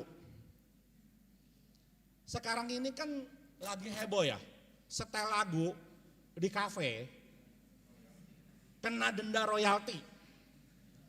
Bahkan mie gacoan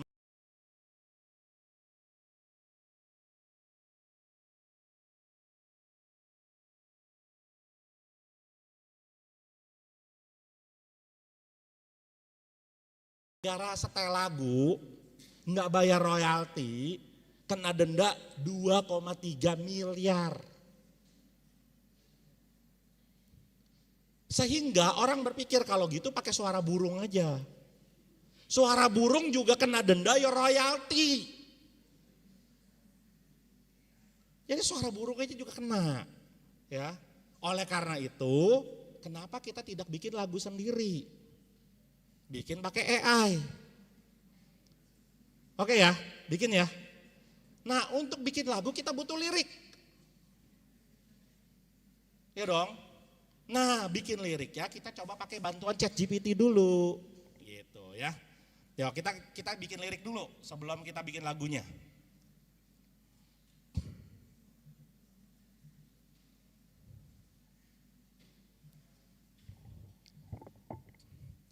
Buatkan lagu Mars.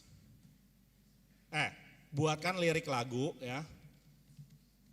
Untuk Mars sekolah tinggi filsafat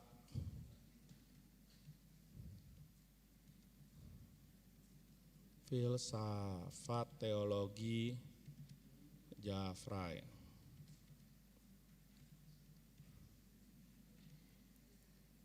Jadi kita bisa minta buatin lirik lagunya, ya. Udah ada belum? Sekolah STFC Jafrai udah ada Mars ya? Udah ada ya? Nah nanti kita bandingin ya, Marsnya STT Jafrai yang dibuat ya dengan buatan AI. Kita coba ya.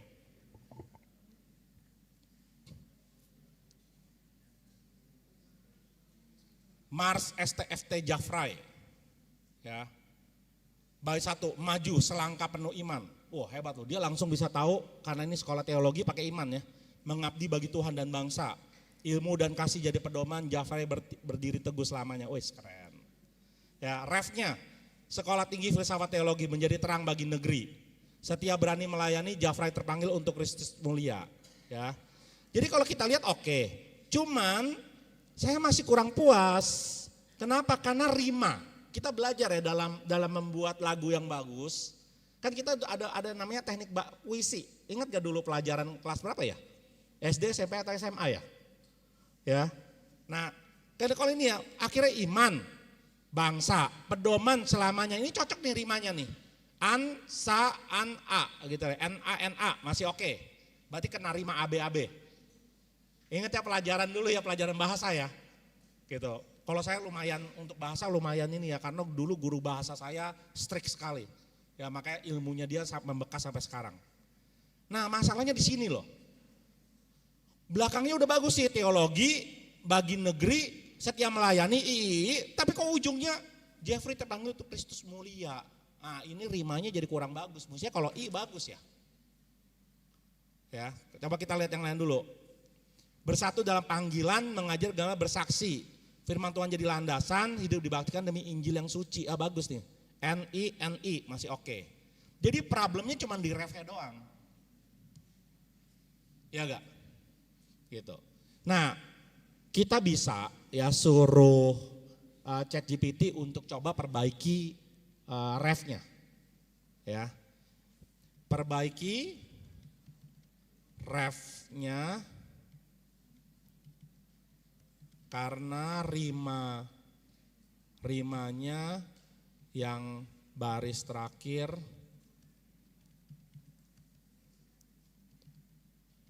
tidak membentuk atau tidak membentuk rima a.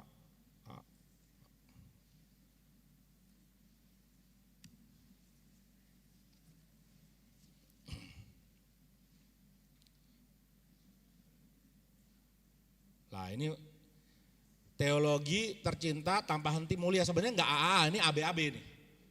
Ya, tapi tetap mencapai yang kita maksudkan ya. Filsafat teologi membuat ramai negeri tercinta, setiap berani melayani tanpa henti, Jafra terpanggil bagi Kristus mulia. Udah oke lah ini. Oke, sudah bagus, berikan lirik lengkapnya. Sesuai perbaikan di atas.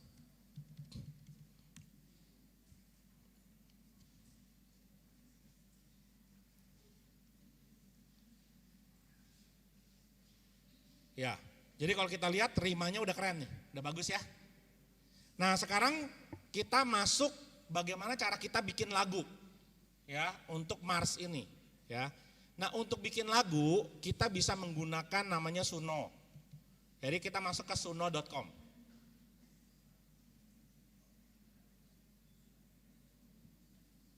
Ya jadi kita bisa masuk ke suno.com. Sebentar saya sign out dulu biar saya bisa mendemokan dari awal ya.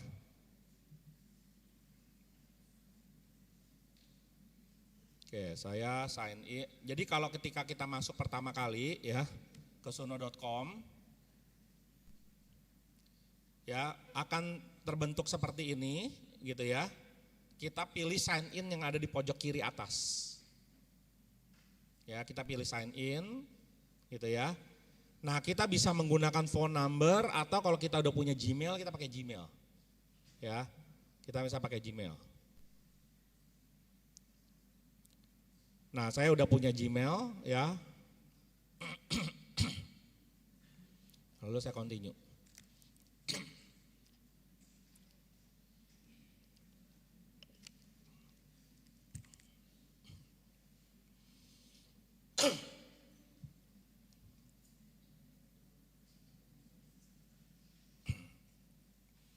Oke, kalau udah masuk, ini tandanya kita sudah login ya. Ada akun kita di sini, di sebelah kiri. Ya. Lalu kita pilih menu create. Jadi di panel sebelah kiri ada namanya create. Oke, ya. Oke, ini kita skip aja. Skip. Ya. Nah, kita sudah sampai di sini, ya.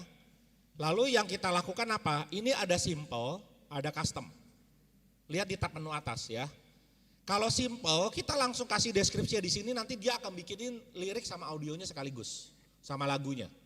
Cuman saya kurang suka pakai yang ini, karena saya lebih pengen ngeliat dulu liriknya kayak apa. Makanya saya pakai liriknya biasa pakai ChatGPT. Gitu. Karena saya biasanya juga pengen kasih sentuhan-sentuhan personal, gitu ya. Jadi supaya liriknya itu lebih seperti yang saya harapkan gitu. Balik lagi ya, kita kan harus menguasai tools. Ya bahkan sampai liriknya pun boleh saja ChatGPT bantu buatin, tapi tetap harus kita kontrol, harus kita kuasai apakah liriknya benar-benar seperti harapan kita atau ada yang mau kita tambah-tambahin lagi, ya. Jadi balik lagi di sini, oleh karena itu saya kurang suka pakai yang simple. Jadi saya pakai yang custom. Oke ya. Saya pilih custom di sini. Lalu di sini kita masukin lirik yang tadi kita dapat dari ChatGPT, kita copy paste.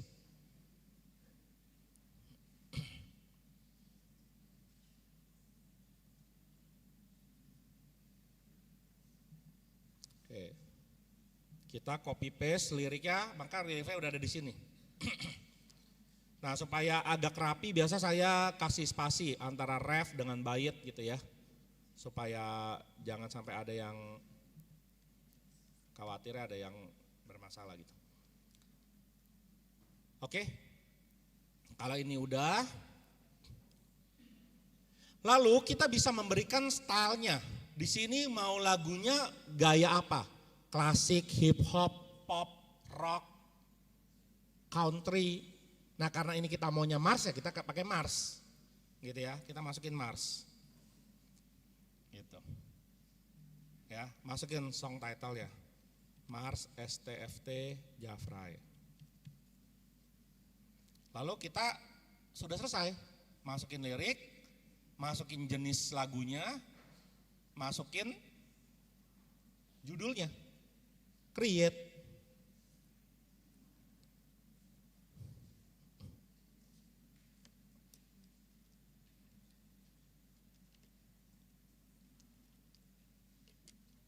Nah, dia akan bikin beberapa alternatif lagu ya. Dia akan bikin beberapa alternatif lagu ya. Dia sebelum saya setel lagunya ya, ini kan ada empat ya. Ada 4 alternatif nih. Nah, teman-teman perlu memahami ini nih yang di ujung nih, versi 3.5 ada lagi versi 4.5. Versi itu apa? Itu adalah kepintaran dari Suno-nya. Ya, Suno itu dia ada versi-versinya. Ada 3,5, ada 4, ada 4,5, ada 4,5 plus. Makin ke atas makin pintar. Ya. Tapi yang ada pro-pro ini berbayar. Ya. Jadi yang 3,5 ini yang gratis gitu ya. Kita coba lihat yang gratis dulu ya di sini ya. Kita coba play. Yang paling bawah deh.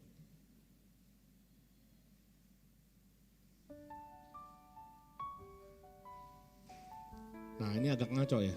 Kok Mars kenapa? Lah kok begini Mas? Mengabdi bagi Tuhan dan bangsa.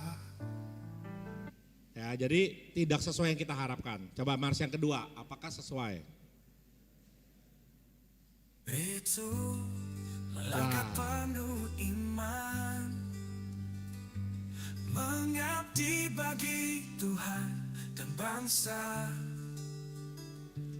Ilmu dan kasih jadi pedoman.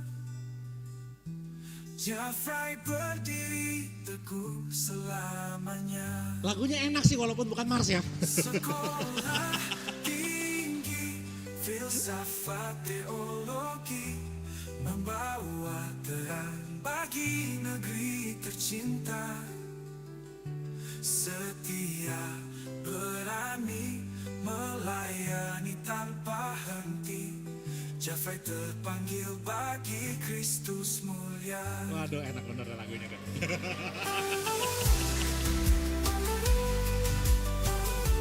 Musiknya keren ya, full band loh.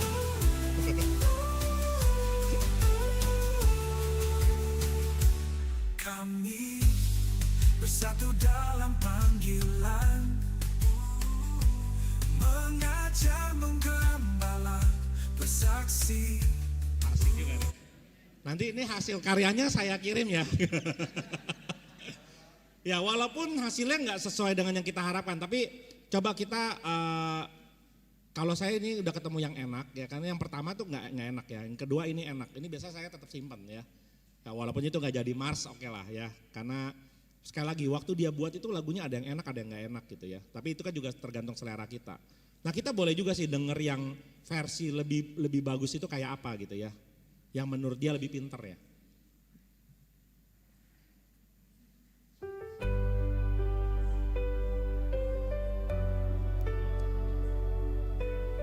Musiknya lebih clean ya. Terasa gak? Melodinya keren ya. Wih. Gile. Wah ini versi 4.5 bagus banget. Maju melangkah penuh iman, mengabdi bagi Tuhan dan bangsa. Bagus. Cuman dia dikasih cuma 1 menit nih. Ya, jadi artinya pasti lagunya terpotong. Lah supaya penuh bagaimana? Bayar. Ya, yang terakhir kita coba cek ya. Bagus juga gak?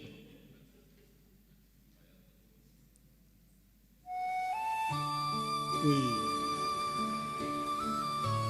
Bagus banget.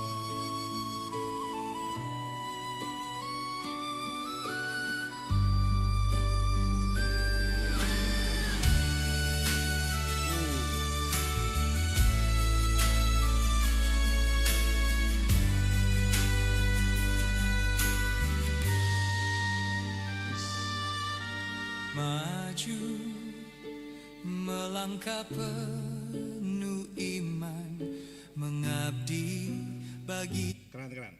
Oke, nah saya masih penasaran ya kenapa dia salah gitu, dugaan saya. Karena kita masih pakai istilah march yang bahasa Indonesia. Ya, kalau dalam bahasa Inggris kan mestinya march ya. Gitu ya. Nah, kayak kita coba ya, kita coba sekali lagi ya. Moga-moga kali ini jadi march seperti yang kita harapkan.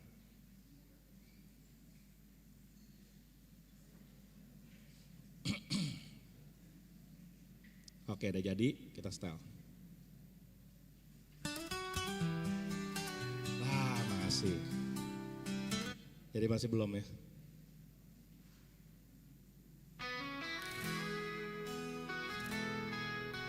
Jadi ya memang masih belum seperti yang diharapkan ya. Jadi sepertinya kita perlu cari tahu definisinya dia itu apa gitu ya. Kalau marching band gitu.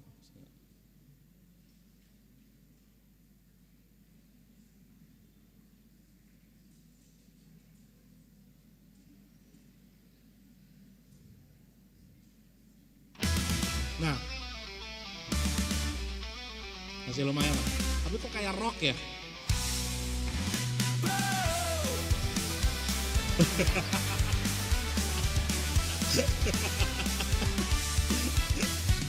Maju melangkah penuh iman, mengabdi bagi Tuhan dan bangsa, ilmu dan kasih jadi. Oke, mungkin karena ada bandnya jadi seru. Memang kayaknya kita perlu pelajari dan nyoba-nyoba trial ya. Tapi intinya kita udah got the idea ya. Kita di sini bisa memasukkan berbagai macam tipe musik, jazz, classical, hip hop, gitu ya, untuk lagu yang mau kita harapkan gitu. Oke, kira-kira demikian untuk cara membuat lagu. Mudah ya. Ya, habis dari sini. Ya kalau yang di kafe-kafe apa udah nggak usah bayar royalti lagi, pakai aja di sini. Nah mungkin kalau teman-teman di sini mau bertanya, terus royaltinya seperti apa dia? Ya, jadi begini, kita mesti memahami bahwa konsep hak cipta, undang-undang yang berlaku bukan hanya di Indonesia saja, tapi juga berlaku di seluruh dunia. Bahwa pemilik hak cipta itu harus manusia. Jadi ini penting, ya pemilik hak cipta itu harus manusia. Jadi walaupun ini di-generate oleh AI bukan manusia. Maka AI tidak bisa menjadi pemilik hak cipta.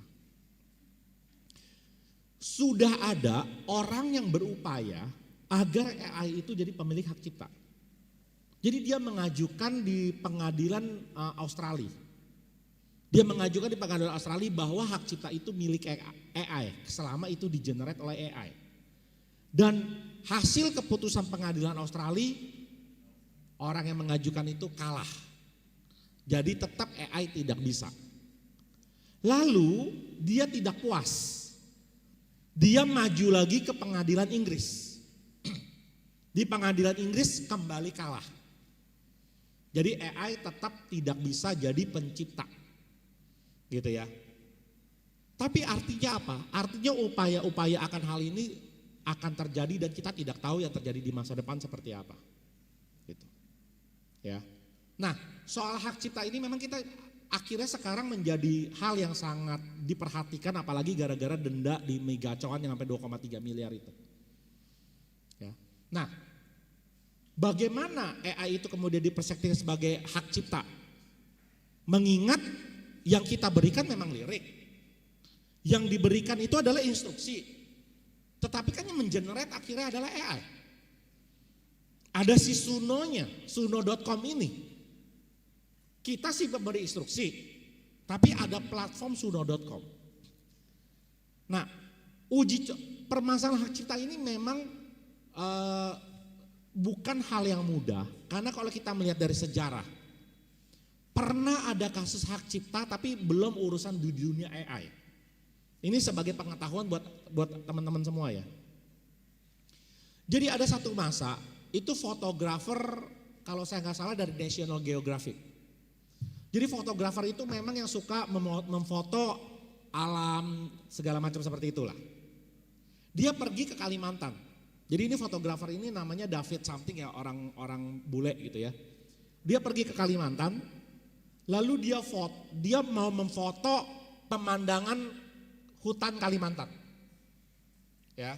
Somehow kameranya dia diambil sama monyet yang namanya Naruto. Real. Nama monyetnya memang Naruto. Jadi diambil tuh kamera sama monyet, lalu monyet itu memotret dirinya sendiri. Jadi dia ngeklik tombol shutter dari kamera itu, dia memotret dirinya sendiri. Sehingga menjadi salah satu foto ikonik monyet selfie Naruto.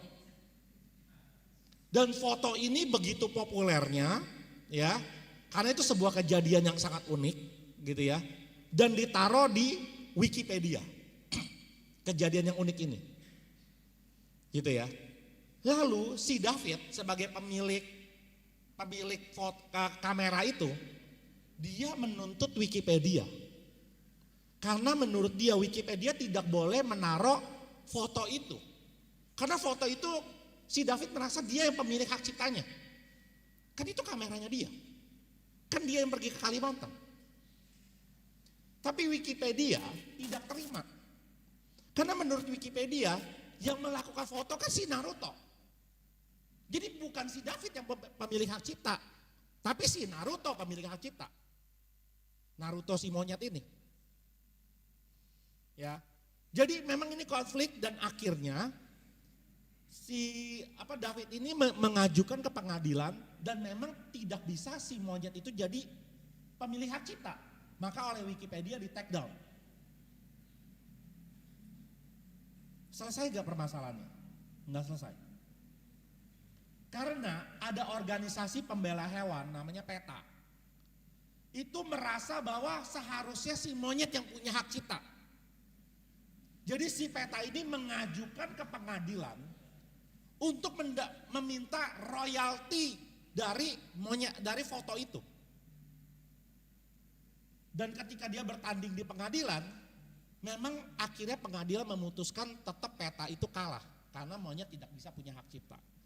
Cuman untuk supaya masalah ini tidak bertambah besar dan tidak berlarut-larut, akhirnya si David dan PETA bersepakat memberikan sepertiga, kalau saya nggak salah ya, sepertiga dari penghasilan royaltinya untuk keberlangsungan monyet-monyet di Kalimantan dari foto tersebut. Tapi itu adalah cuman deal di luar, tapi bukan secara pengadilan. Ini menunjukkan bahwa permasalahan hak cipta itu permasalahan pelik. Ini yang perlu kita pahami juga. Gitu. Lalu bagaimana kondisi hari ini terhadap lagu yang dibuat oleh Suno? Maka Suno membuat sebuah agreement ketika kita menggunakan ini. Jadi ada agreementnya, term conditionnya. Bahwa siapa pemilik hak cipta dari lagu yang sudah dibuat ini?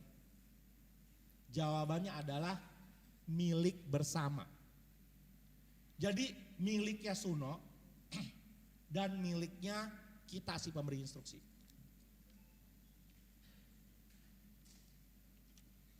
Tapi walaupun ini sebagai milik bersama,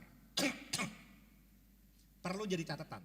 Lagu yang dibuat di pelayanan dan pendidikan kita untuk melayani Tuhan. Sekarang kita akan break. Panitia gimana? Ada snack ya? Oke. Karena ada snack akan dibagi, kita berdoa. Kami bersyukur Tuhan karena pertolongan Tuhan. Tuhan sudah menolong kami melewati sesi pertama yang dibawakan oleh Pak Kelvin. Terima kasih untuk berkat, pemahaman, pengertian yang kami dapatkan. Dan sekarang kami akan beristirahat sejenak. Ada berkat jasmani yang akan kami makan dan minum. Sebelum kami makan dan minum, Tuhan Yesus berkati supaya dapat menguatkan tubuh kami. Kami mengucap syukur, di dalam nama Yesus kami berdoa. Amin.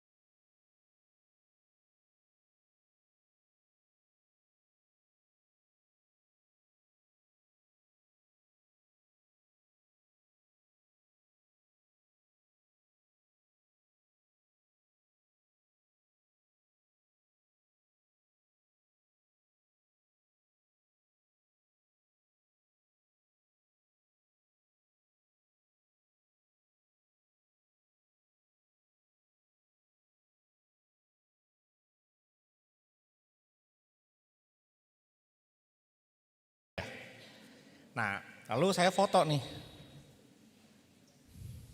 Sebentar.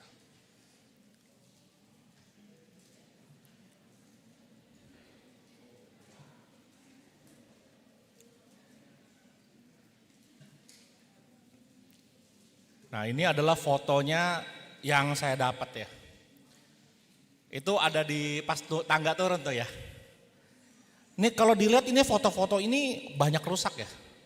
Ya karena ini mungkin kena air atau jamur gitu ya. Jadi ini lihat banyak rusak-rusak di sini. Padahal kan foto ini sejarah.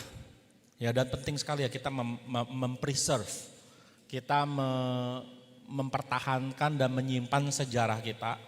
Supaya kita tahu itu adalah cikal bakal kita gitu loh, sejarah kita.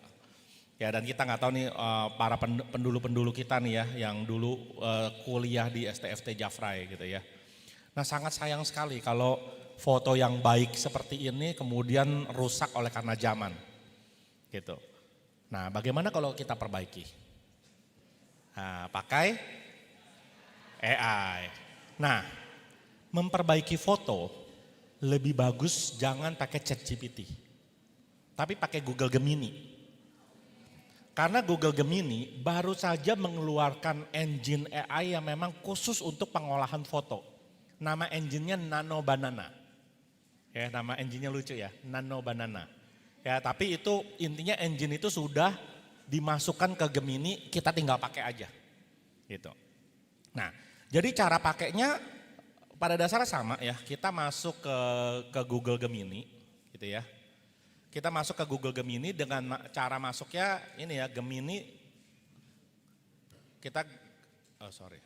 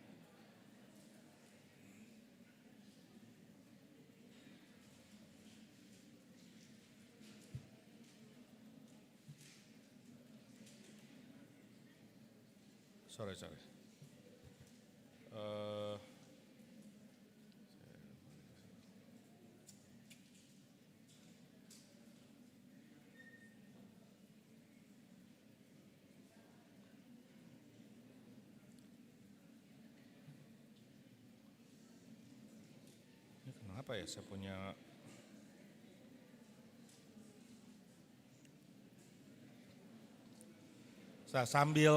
sambil nunggu restart handphone saya mau jelasin ya. Jadi kita bisa masuk ke gemini.google.com ya. Kalau ChatGPT kan kemarin chatgpt.com. Ya kalau gemini.google.com.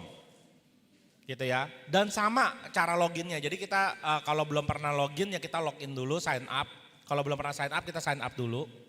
Ya terus kemudian kita bisa pilih akun Gmail kita. Gitu ya. Nah, lalu kemudian kita tinggal mengupload foto yang rusak tadi, terus berikan penjelasan. Ya, foto tersebut adalah foto lama yang terlihat sudah banyak bagian yang rusak. Perbaiki foto tersebut. Lalu di sini ada fitur image. Jadi kalau teman-teman lihat di sini ini ada tools nih. Pilih yang create image ini. Gitu. Ya, jadi create image nanti dia kemudian kita tunggu waktu ya. Nanti akan ada hasilnya. Gitu ya. Nah, hasilnya ini tadi saya udah eksekusi ya. Hasilnya seperti ini. Nah, supaya biar lebih jelas saya perbesar ya.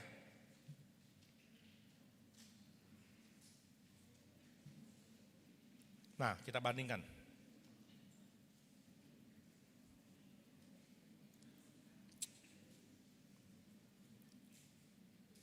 Gimana teman-teman kalau lihat ini? Aduh.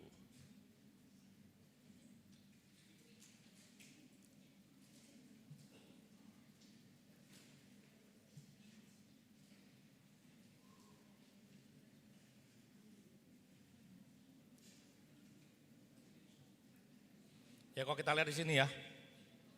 Di bawah sini ada gambar-gambar yang udah bercak-bercak di sini, udah lebih bagus ya. Udah lebih bagus. Udah yang bercak-bercaknya udah hampir nggak ada.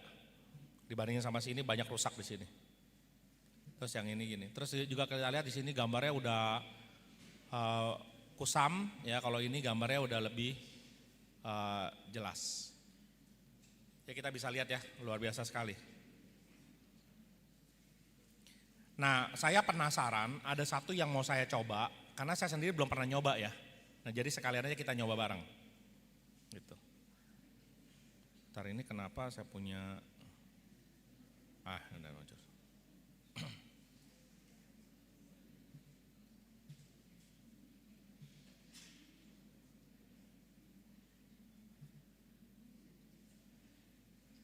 Oke, udah kita coba di sini Google Gemini-nya jalan nggak ya? Create image udah. Coba berikan warna pada foto yang sudah diperbaiki tersebut. Bisa nggak ya? Saya nggak tahu. Sehebat apa Google Gemini yang baru ini. Karena ini engine baru ya, Nano Banana ini ya. Gitu. Nah, supaya kita tidak membawa waktu, kita biarkan dia berpikir dulu. Kita coba, kita akan, ini udah ya? Belum. Saya khawatir internetnya nih bermasalah.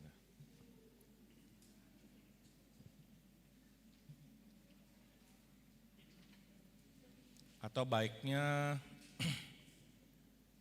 saya restart dulu kali ya. Soalnya internetnya kayak kurang ini nih.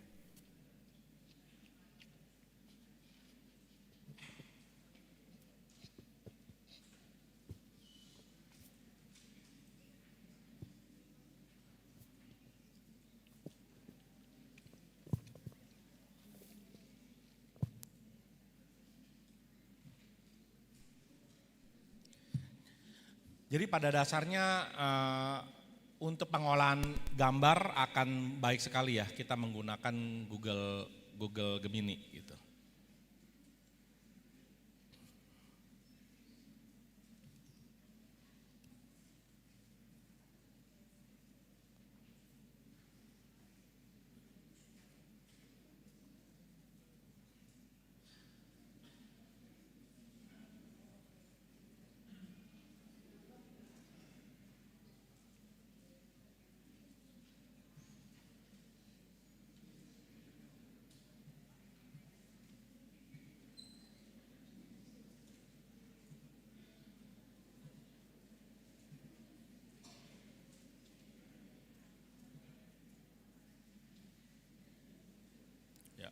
Bisa. Oke, kita masuk lagi ke Google Gemini.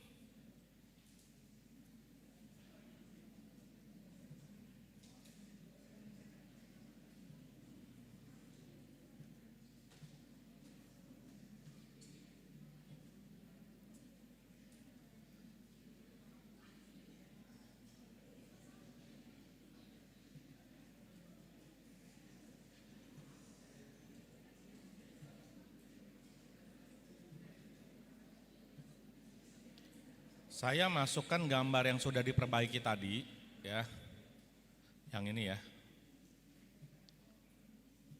Coba buatkan gambar di atas menjadi berwarna.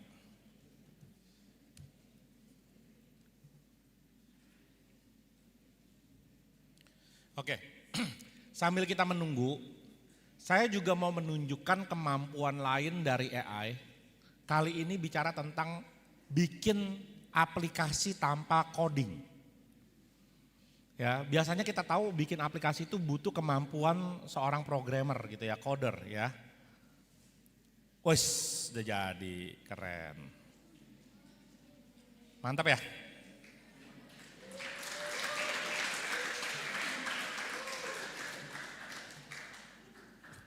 Jadi boleh ya dibikin proyek buat teman-teman semua, itu foto di bawah ya, difoto-fotoin semua.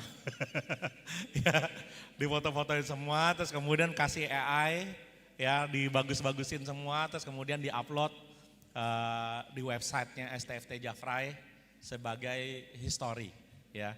History STFT ini bagus sekali ya hasilnya, keren. Oke, nah saya lanjut ya. Jadi tadi kita sudah belajar bagaimana memperbaiki foto yang rusak gitu ya. Nah sekarang saya mau bicara tentang pembuatan aplikasi. Bikin aplikasi itu tentunya butuh keahlian coding. Ya, tetapi kan teman-teman di sini adalah para hamba Tuhan bukan programmer. Gitu. Padahal mungkin kita butuh aplikasi-aplikasi sederhana ya yang untuk bisa membantu pelayanan kita. Sebagai contoh paling sederhana.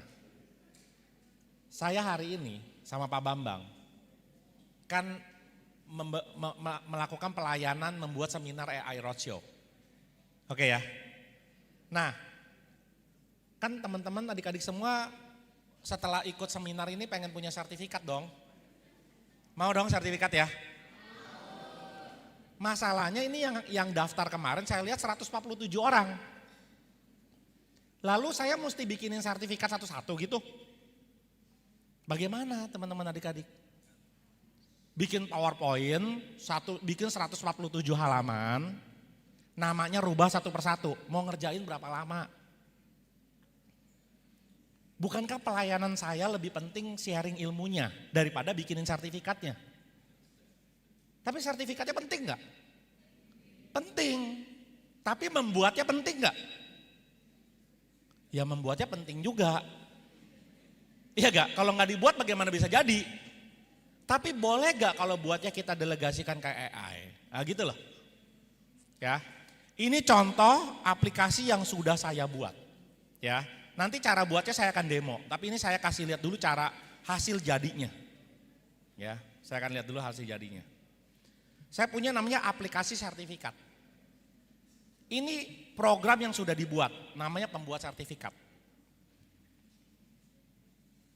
Ya. Untuk menjalankan program ini, ya, tinggal klik 2 kali. Programnya jalan. Kita lihat, pembuat sertifikat. Siapkan 3 file dalam satu folder yang berisi template sertifikatnya. Jadi sertifikatnya mau seperti apa? Gitu ya. Sertifikat AI Roadshow diberikan kepada, ya terus yang tanda tangan siapa gitu loh ya. Jadi bikin dulu satu file template pakai jadi gambar. Kita persiapkan dulu. Lalu siapkan daftar nama. Siapa-siapa saja yang sertifikatnya mau dikasih. Dan kalau mau ganti-ganti jenis fontnya bisa. Ya. Lalu Anda bisa pilih folder tersebut, ya. Pilih 3 file tersebut. Karena saya pakai Chrome saya bisa langsung pilih folder. Tapi kalau browser lain seperti Safari, Edge, ya itu tidak bisa pilih folder. Jadi mesti pilih filenya 3 filenya secara manual. Ya. Saya kasih contoh ya. Yang template yang saya sudah siapkan seperti ini. Ini template image-nya, gambarnya. Saya sudah siapkan ada logo PGTI, logo STT Jafrai, ya, sertifikat of attendance-nya untuk mengattend AI Roadshow Makassar 2025 dengan judul Wisdom and True Spirit Led. Ya, yang tanda tangan ada saya, Pak Bambang dan Pak Robi. Siap, sudah di-stempel. Ini udah jadi satu template. Sekarang tinggal ngerjain ngasih nama ke 147 orang. Yang kalau kerjain manual, berapa jam itu ngerjainnya tuh. Dan sangat membosankan pekerjaannya. Ya. Nah, jadi dengan file tadi, ya, saya bisa pilih folder. Pilih folder tadi yang udah saya siapkan, 3 ini. Template certificate, font yang digunakan, daftar hadirnya. Nah, saya kasih tunjuk dulu daftar hadirnya. Daftar hadirnya dan teman yang sudah mengisi. Ya, kemarin kan udah ngisi di link ya. Saya udah ambil nih. Saya udah ambil. Sesuai dengan nama yang kemarin udah diisi. Dari Google Form. Saya udah simpen ke Excel. Ada 147 nama. Oke ya. Berarti nama file sudah disiapkan. Template sertifikat tadi udah dibuat juga, font yang mau dipakai Birstone. Ya, fontnya juga saya sudah siapkan. Maka saya tinggal pilih folder ini yang berisi 3 nama, saya tinggal pilih select. Maka kita bisa mengganti fontnya kalau mau ganti, ya tadi kan ganti ya udah ada ya. Ukuran fontnya, warna fontnya mau diletakkan di sebelah mana. Oke ya, kita lihat. Namanya udah muncul tapi letaknya kurang pas. Jadi saya geser dikit ya. Saya geser 190. Terus ukuran fontnya saya isi gedein di sini 150.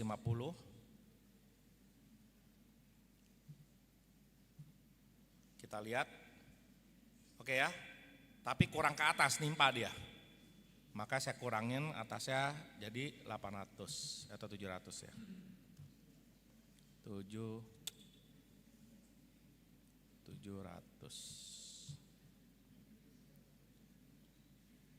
Sudah muncul di sini. Warnanya mungkin biar agak bagus, jangan warna hitam. Kita ganti pakai warna hijau. Ya, supaya senada sama warna sertifikatnya. Atau kita bisa juga pilih, ya kita pilih hijau yang ini misalnya. Seperti itu.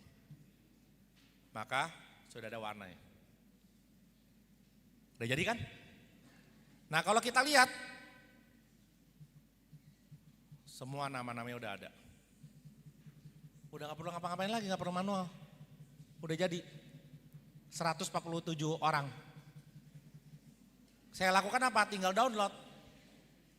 Jadiin PDF. Download semua.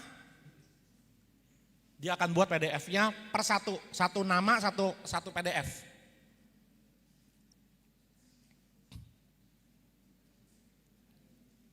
Dan saya buat ini semua tidak pakai coding. Benar-benar pakai prompt AI doang. Ya. Kita tunggu hasilnya. Karena 147 sertifikat. Ya. Nah, udah jadi. Kita buka. Kita lihat. Buat Agung. Agung di sini ada yang namanya Agung. Sertifikatnya udah ada, brother. Ya. Nah, ini sertifikatnya. Ya, nanti saya kasih ya. Oke. Buat Agus Adeline. Ya. Amanda Melisa. Ya, udah tersiap semua sertifikatnya. Bayangkan kalau ini kita bikin secara manual. Ya, semuanya sudah jadi. Ya, itu kehebatannya AI bisa menjadi alat bantu kita. Ya, udah jadi semua ya. Semua udah ada ya. Nah, kalau salah ketik bukan salah saya, salah yang ngisi formnya. Karena ngisi formnya kan teman-teman sendiri ya. Seperti itu. Udah lengkap semuanya, udah ada. Oke? Nah, sekarang kan bagaimana cara bikinnya? Begitu ya, tadi kan udah kebayang cara buatnya, cara bikinnya. Misalnya case-nya sedikit kita rubah ya. Case-nya adalah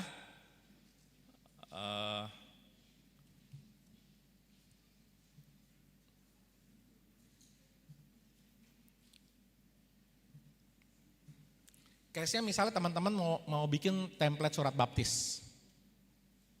Ya kan pasti ada dong nanti kebutuhan teman-teman ya waktu jadi hamba Tuhan membaptis orang, kemudian orangnya butuh surat baptis. Ya, nah saya sudah siapkan satu template file, ya satu template file untuk surat baptis ya.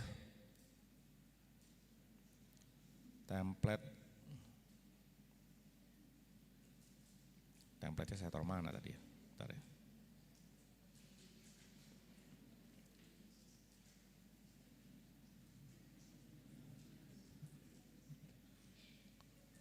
Template.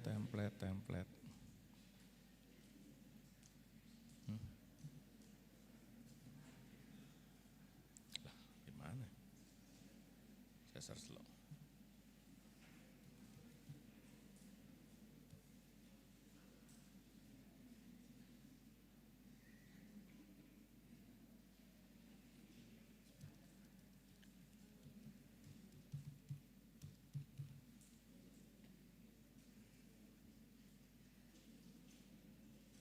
Lah, template saya kemana?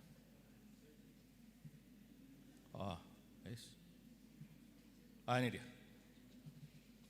Saya cari di internet ada contoh template yang seperti ini. Ya berarti kan kita tinggal ngasih nanti siapa yang dibaptis, misalnya tanggal 17 bulan Agustus tahun 2025, misalnya gitu ya. Dilakukan oleh pendeta siapa, ya, dilakukan di gereja mana, seperti itu kan, gitu. Nah, kita tinggal bikin aplikasinya, gitu ya. Kita bikin aplikasinya, buatkan aplikasi, ya, yang dapat dijalankan di web browser tanpa menggunakan internet. Gitu ya. Jadi kita tinggal perintahkan begitu. Aplikasi itu adalah pembuat surat atau sertifikat ya, sertifikat baptis. Oke ya.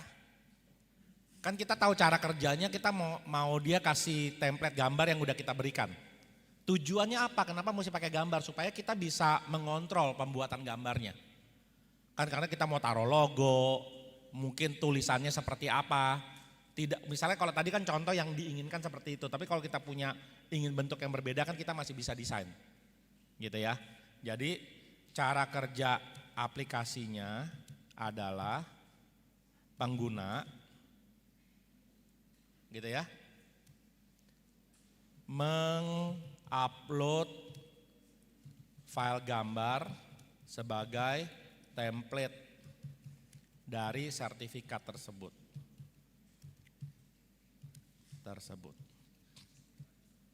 Oke ya. Lalu tentunya dia bisa ngisi nama dong.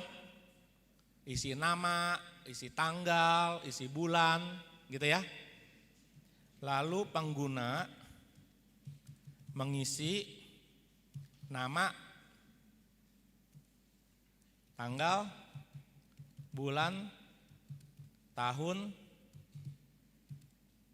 terus tadi nama pendeta yang membaptis ya. Terakhir tempat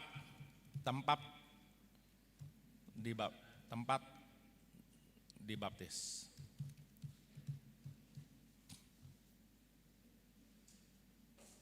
Kalau seperti ini kan gak butuh seorang programmer kan? Kita bisa ya ngetik ya. Ya. Selalu ingat ya tips. Sebelum dibuat kita cek dulu ChatGPT ngerti gak maksud kita. Supaya kita yakin bahwa dia itu tahu apa yang dia bikin sesuai dengan harapan kita. Sebelum aplikasi dibuat, apakah kamu paham yang saya inginkan?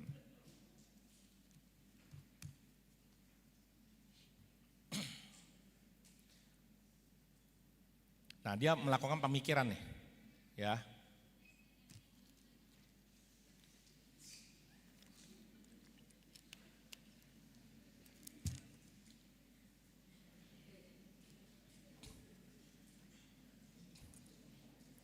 Oh, ini dia langsung buat kodenya. Ya sudah, nggak apa-apa, kita biarin. Ya. Lihat, dia lakukan coding. Ini kalau kita bikin gimana caranya hamba Tuhan suruh coding ya? Ya, gimana hamba Tuhan disuruh coding? Tapi pelayanan butuh. Ya, pelayanan butuh. Mau nanti siapa yang mau bikin surat baptis? Ya kalau ada jemaat yang bisa coding, kalau jemaat nggak bisa coding, masa pelayanan kita terhambat? Ya, Tuhan sediakan teknologi ini buat bantu kita, ya, melakukan pelayanan. Gitu. Ya, kita sambil nunggu ya. Oke, sambil kita nunggu ya, ada yang mau bertanya? Sambil nunggu. Ya, silakan.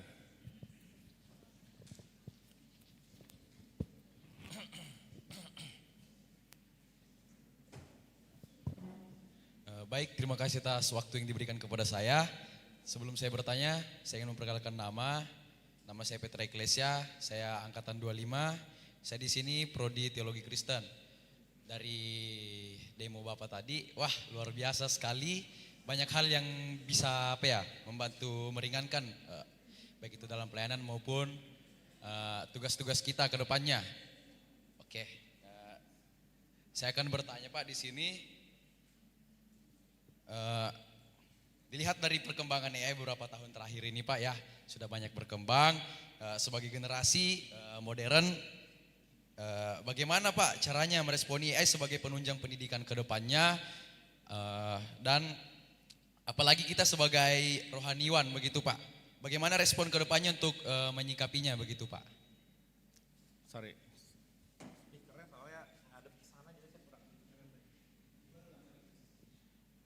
Bagaimana kita sebagai generasi modern begitu Pak bisa menyikapi teknologi AI ini untuk membantu kita dan bisa menjadi tunjangan atau referensi kita ke depannya Pak. Terima kasih.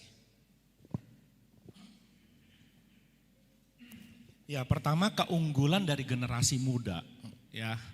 Biasanya karena kalian sudah lahir dengan teknologi yang sudah ada di sekitar. Ya. Makanya nanti Pak Bambang ya akan tapi bukan yang nanti ya, yang ntar malam ya. Ada istilah yang disebut namanya digital native. Apa tuh digital native? Digital native itu adalah penduduk suku asli dunia digital. Ya. Sedangkan orang seperti saya itu disebut digital imigran. Kenapa saya disebut digital imigran? Karena saya pernah hidup di dunia yang tidak digital. Lalu saya menjadi seorang imigran, datang ke dalam dunia digital. Gitu. Tapi generasi muda adalah generasi yang lahir dengan dunia digital itu sudah ada.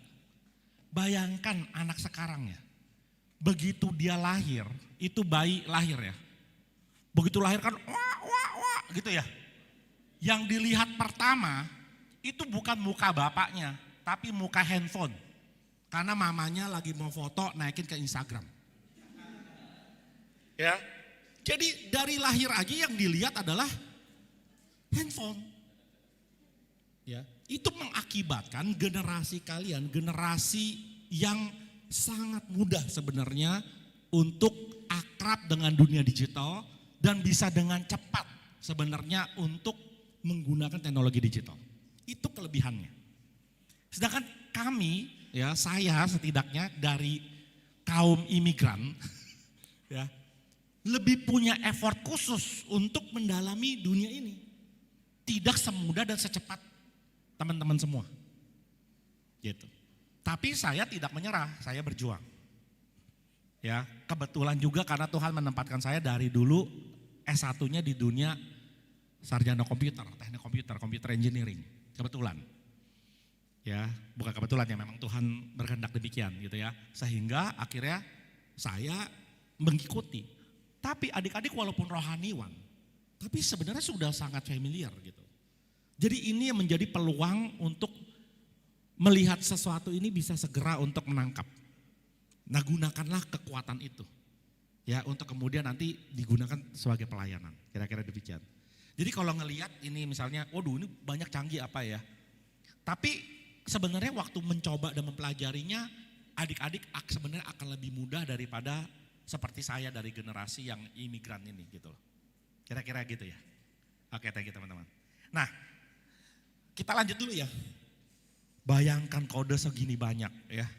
Ini kalau diketik, waduh ya, dan ini logika algoritmanya sulit sekali ya. Tapi udah jadi. Sambil kita ngobrol dikit, jadi dia. Sekarang pertanyaannya bagaimana jalaninnya? Kan kodenya udah ada nih. Ya, jalanannya gimana? Kan kita bingung kan? Gitu ya. Nah, kita minta dia setelah kodenya jadi. Nih, aku sudah siapkan versi pertama aplikasi di kanvas sebelah. Kamu bisa langsung klik template untuk mengunggah gambar dan segala macam. Tapi ini kan masih kurang jelas nih. Ya, gimana kalau saya langsung bilang begini? Buatkan saja file, tadi kan dia sebutnya apa nih tadi ya? HTML ya, file HTML yang sudah bisa langsung saya pakai.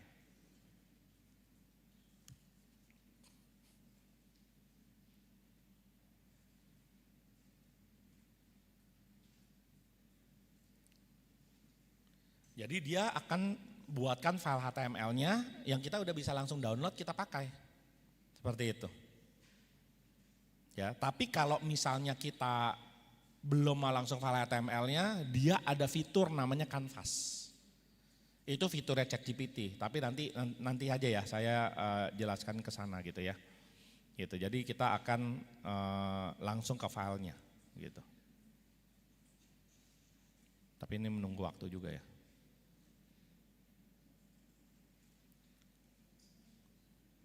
Oke, kalau sambil nunggu kita coba aja dulu, kita coba ini ya. Ini di tombol di atas ini ada namanya Open Canvas. Ya. Jadi sebenarnya kita bisa trial dulu di sini. Jadi Canvas itu tempat untuk trial. Gitu. Kalau misalnya udah sesuai dengan harapan kita, sebenarnya kita bisa download file gitu loh. Tapi tadi saya pikir langsung aja download gitu loh. Tapi karena ini masih nunggu juga ya. Ya sudah, kita Open Canvas saja di sini. Maka coding tadi udah dibuat, ini sudah langsung ada di sini, ya. Kita tinggal play aja.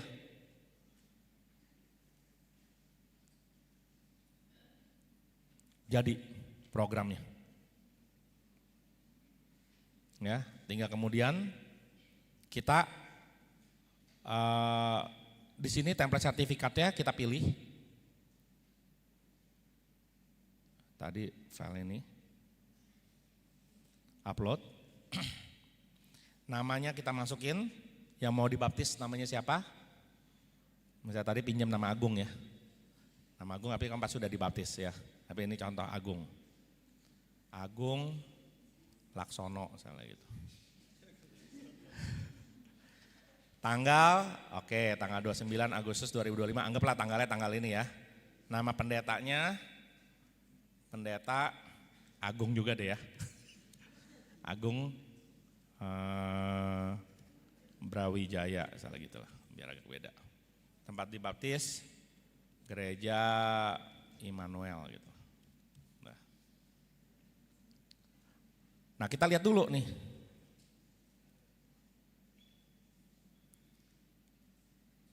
Nah permasalahannya kenapa image-nya nggak muncul? Ya. Just file. Udah ya. Kenapa image-nya nggak muncul? Oh, muat atau letak?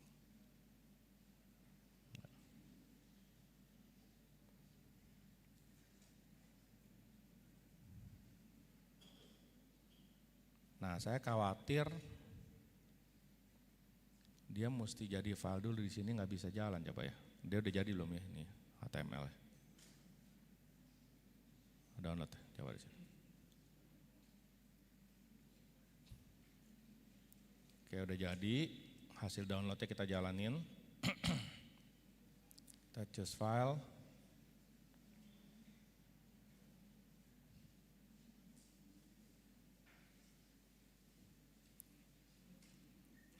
Laksono,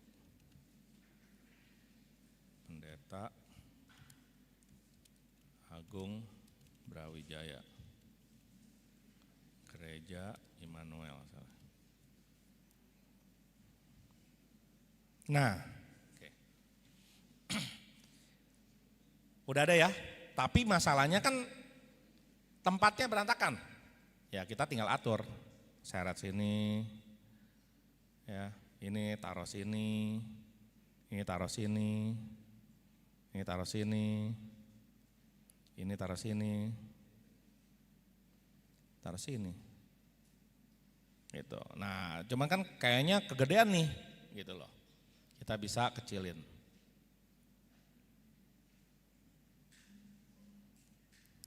Nah, udah lebih enak.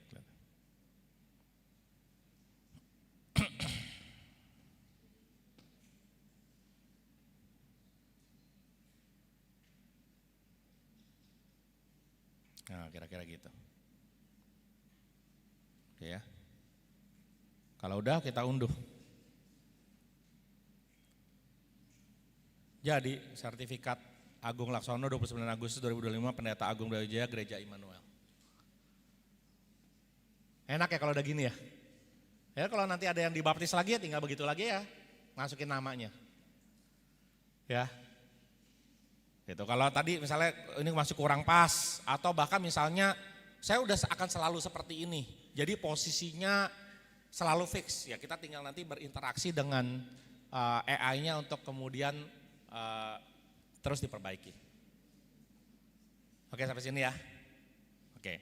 Nah, sekarang saya lanjut lagi ya karena waktu kita udah semakin terbatas, sudah tinggal 5 menit ya. Saya mau kasih satu demo lagi. Bagaimana kita bisa bikin slide presentasi dengan cantik. Ya, untuk bikin slide presentasi dengan cantik. Nah, kita menggunakan satu AI namanya gamma.app. Gamma.app. Jadi kita ketik gamma, M-nya 2 kali ya. Gamma.app. Seperti itu. Ntar saya sign out dulu biar biar bisa dari awal ya.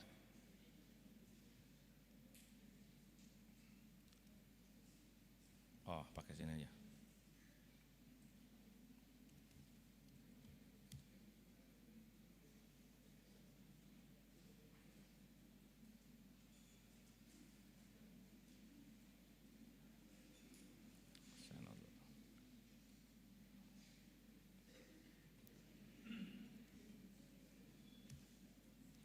Oke, jadi kalau kita pertama kali masuk ke gamma.app, ya ini alat untuk membuat presentasi ya, bikin slide presentasi tapi dengan gambar yang cantik.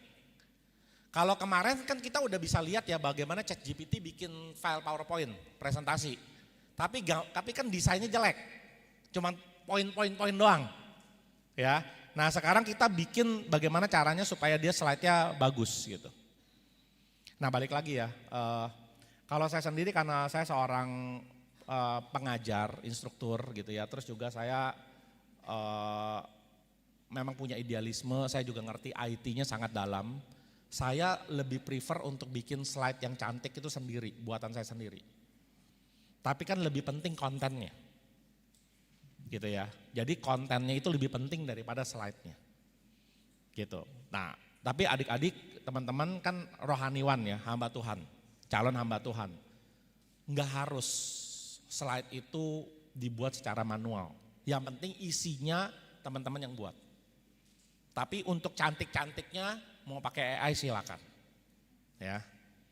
Oke, sekarang kita mulai ya, start for free. Balik lagi kalau kita udah punya email Gmail, tinggal continue with Google aja, ini paling gampang ya. Kalau udah punya Gmail, terus pilih.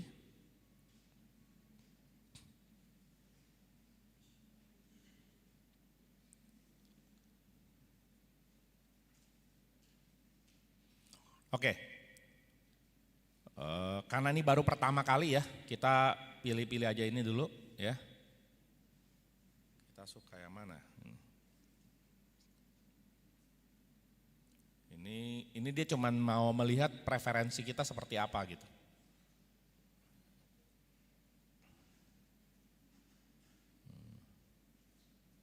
Oke, create presentation from scratch sepertinya. Ini baru pertama kali ya isi-isi aja lah, gitu ya. Isinya bebas tadi, yang karena baru pertama kali kalian mau isi yang mana, teman-teman mau isi mana nggak ada masalah, ya. Isi-isi aja gitu.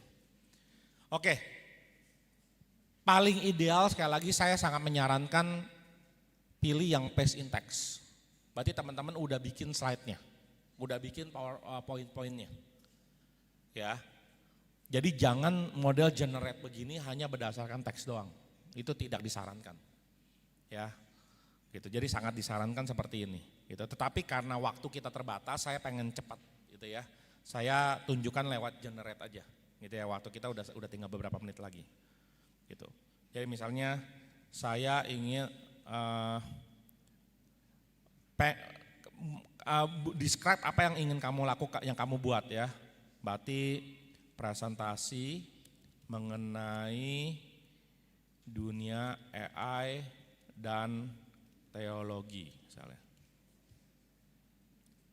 Ya, nah, berdasarkan misalnya teman-teman dari pandangan teologinya apa? Ya, misalnya teologi reform ya. Misalkan teologi reform. Saya seperti itu. Oke, generate outline. Kembali lagi ya, saya mengingatkan sekali lagi, jangan pakai cara yang seperti ini, usahakan buat sendiri.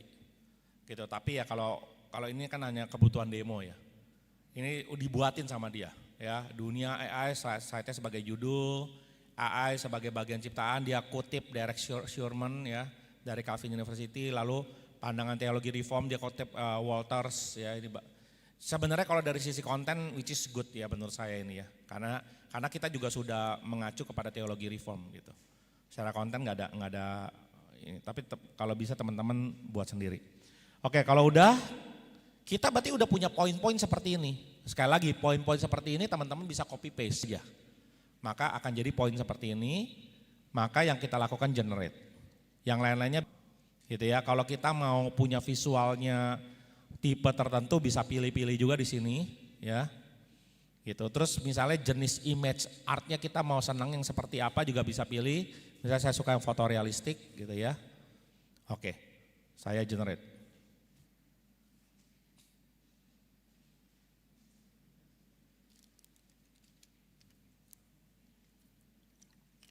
Dia langsung bikin slide-nya buat kita.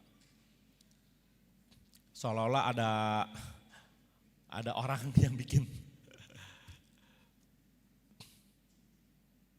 Dan dia menyesuaikannya, kalau dia poinnya bagaimana, dia tampilinnya seperti apa. Jadi bagus sekali.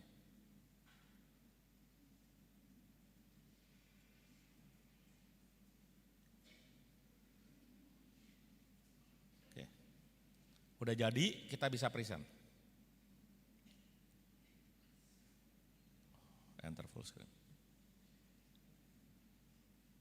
The AI Revolution and Reform Theology. Tampilannya seperti ini. Cantik gak? Langsung gambar-gambarnya dia sudah cariin sesuai dengan style yang kita inginkan, sesuai dengan kontennya. Gitu, dia buatin.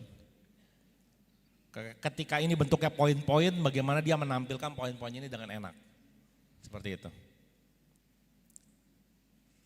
Ya. Terus dia cariin icon-iconnya yang cocok. Ya, icon-icon yang cocok dia udah cariin.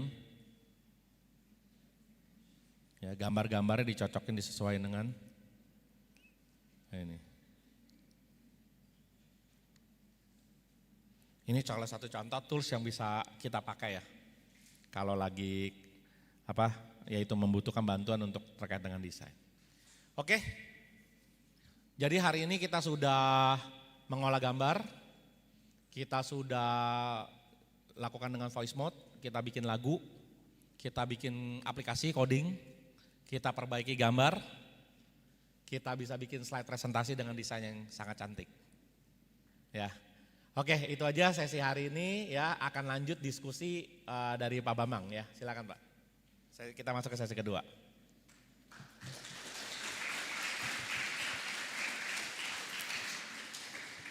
Oke, ya terima kasih Pak Kelvin untuk presentasinya.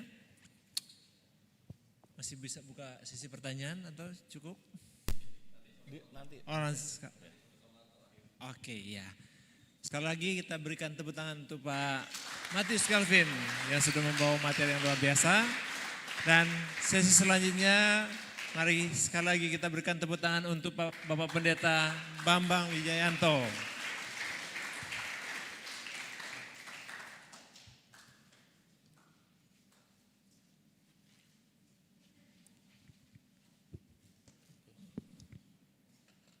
Oke, masih semangat ya.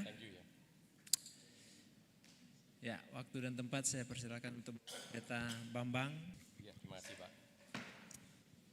Ya teman-teman sekalian, saya melanjutkan yang kemarin begitu ya, karena kemarin memang waktu tidak cukup, lalu saya sudah potong di tengah jalan. Kemarin kita sudah bicarakan tentang nggak bisa ya.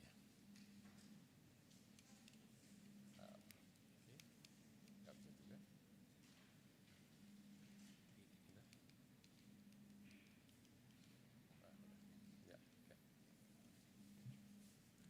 Kita kemarin sudah bicarakan tentang bagaimana kalau kita menyusun khotbah itu langsung pakai AI, bantuan AI, maka kemarin kita sudah tahu jawabannya yang pertama ada distraksi pasti, relasi yang intim dengan Allah itu pasti terjadi dalam diri kita. Ya, kita akan semakin lama semakin tidak dekat dengan Tuhan pada waktu mengumpulkan firman Tuhan, pada waktu mengumpulkan teks yang akan kita khotbahkan. Yang kedua, kemarin kita sudah bicara tentang intellectual laziness, artinya kita itu akan melakukan shortcut exegesis. Nah, itu merupakan satu hal yang tidak boleh kita lakukan, saudara. Ya. Nah, saya akan melanjutkan yang ketiga, itu kemungkinan besar kita akan terperosok di dalam cocok logi, saudara. Ya. Apa yang saya maksudkan dengan cocok logi di sini? Saya pernah diskusi dengan beberapa teman yang mengumuli soal ini, teman-teman hamba Tuhan, di mana hasil diskusi ditemukan ada rohaniwan yang memakai hampir 80% dari khotbahnya itu dari AI. Maka poin-poin khotbah yang disampaikan itu akhirnya kita menjumpai dan kita menamakan terjerumus atau terperosok dalam cocologi, artinya tanpa mengumpulkan teks atau nats Alkitab secara mendalam, mengakibatkan yang pertama, tidak menguasai dan mengumpulkan teks yang dikhotbahkan, maka akan sangat mungkin akan mengambil poin-poin khotbah tersebut, saudara ya, mengambil poin-poin khotbah tersebut seperti yang diusulkan oleh ChatGPT tanpa memperhatikan apakah itu sesuai dengan konteks, sesuai dengan prinsip hermeneutika, ataukah sesuai dengan ajaran-ajaran Alkitab lainnya di kitab yang lain. Saudara, itu kami coba selidiki. Ya. Kalau kita menggunakan yang seperti itu, maka yang terjadi adalah ambil poin-poin itu tanpa memperhatikan yang akan kita bahas. Bahkan kita lebih cenderung untuk mengabaikan prinsip-prinsip hermeneutika. Kalau misalnya nats itu harusnya ditafsirkan oleh nats yang lain, kita punya prinsip ya, Alkitab itu menafsirkan Alkitab, begitu ya.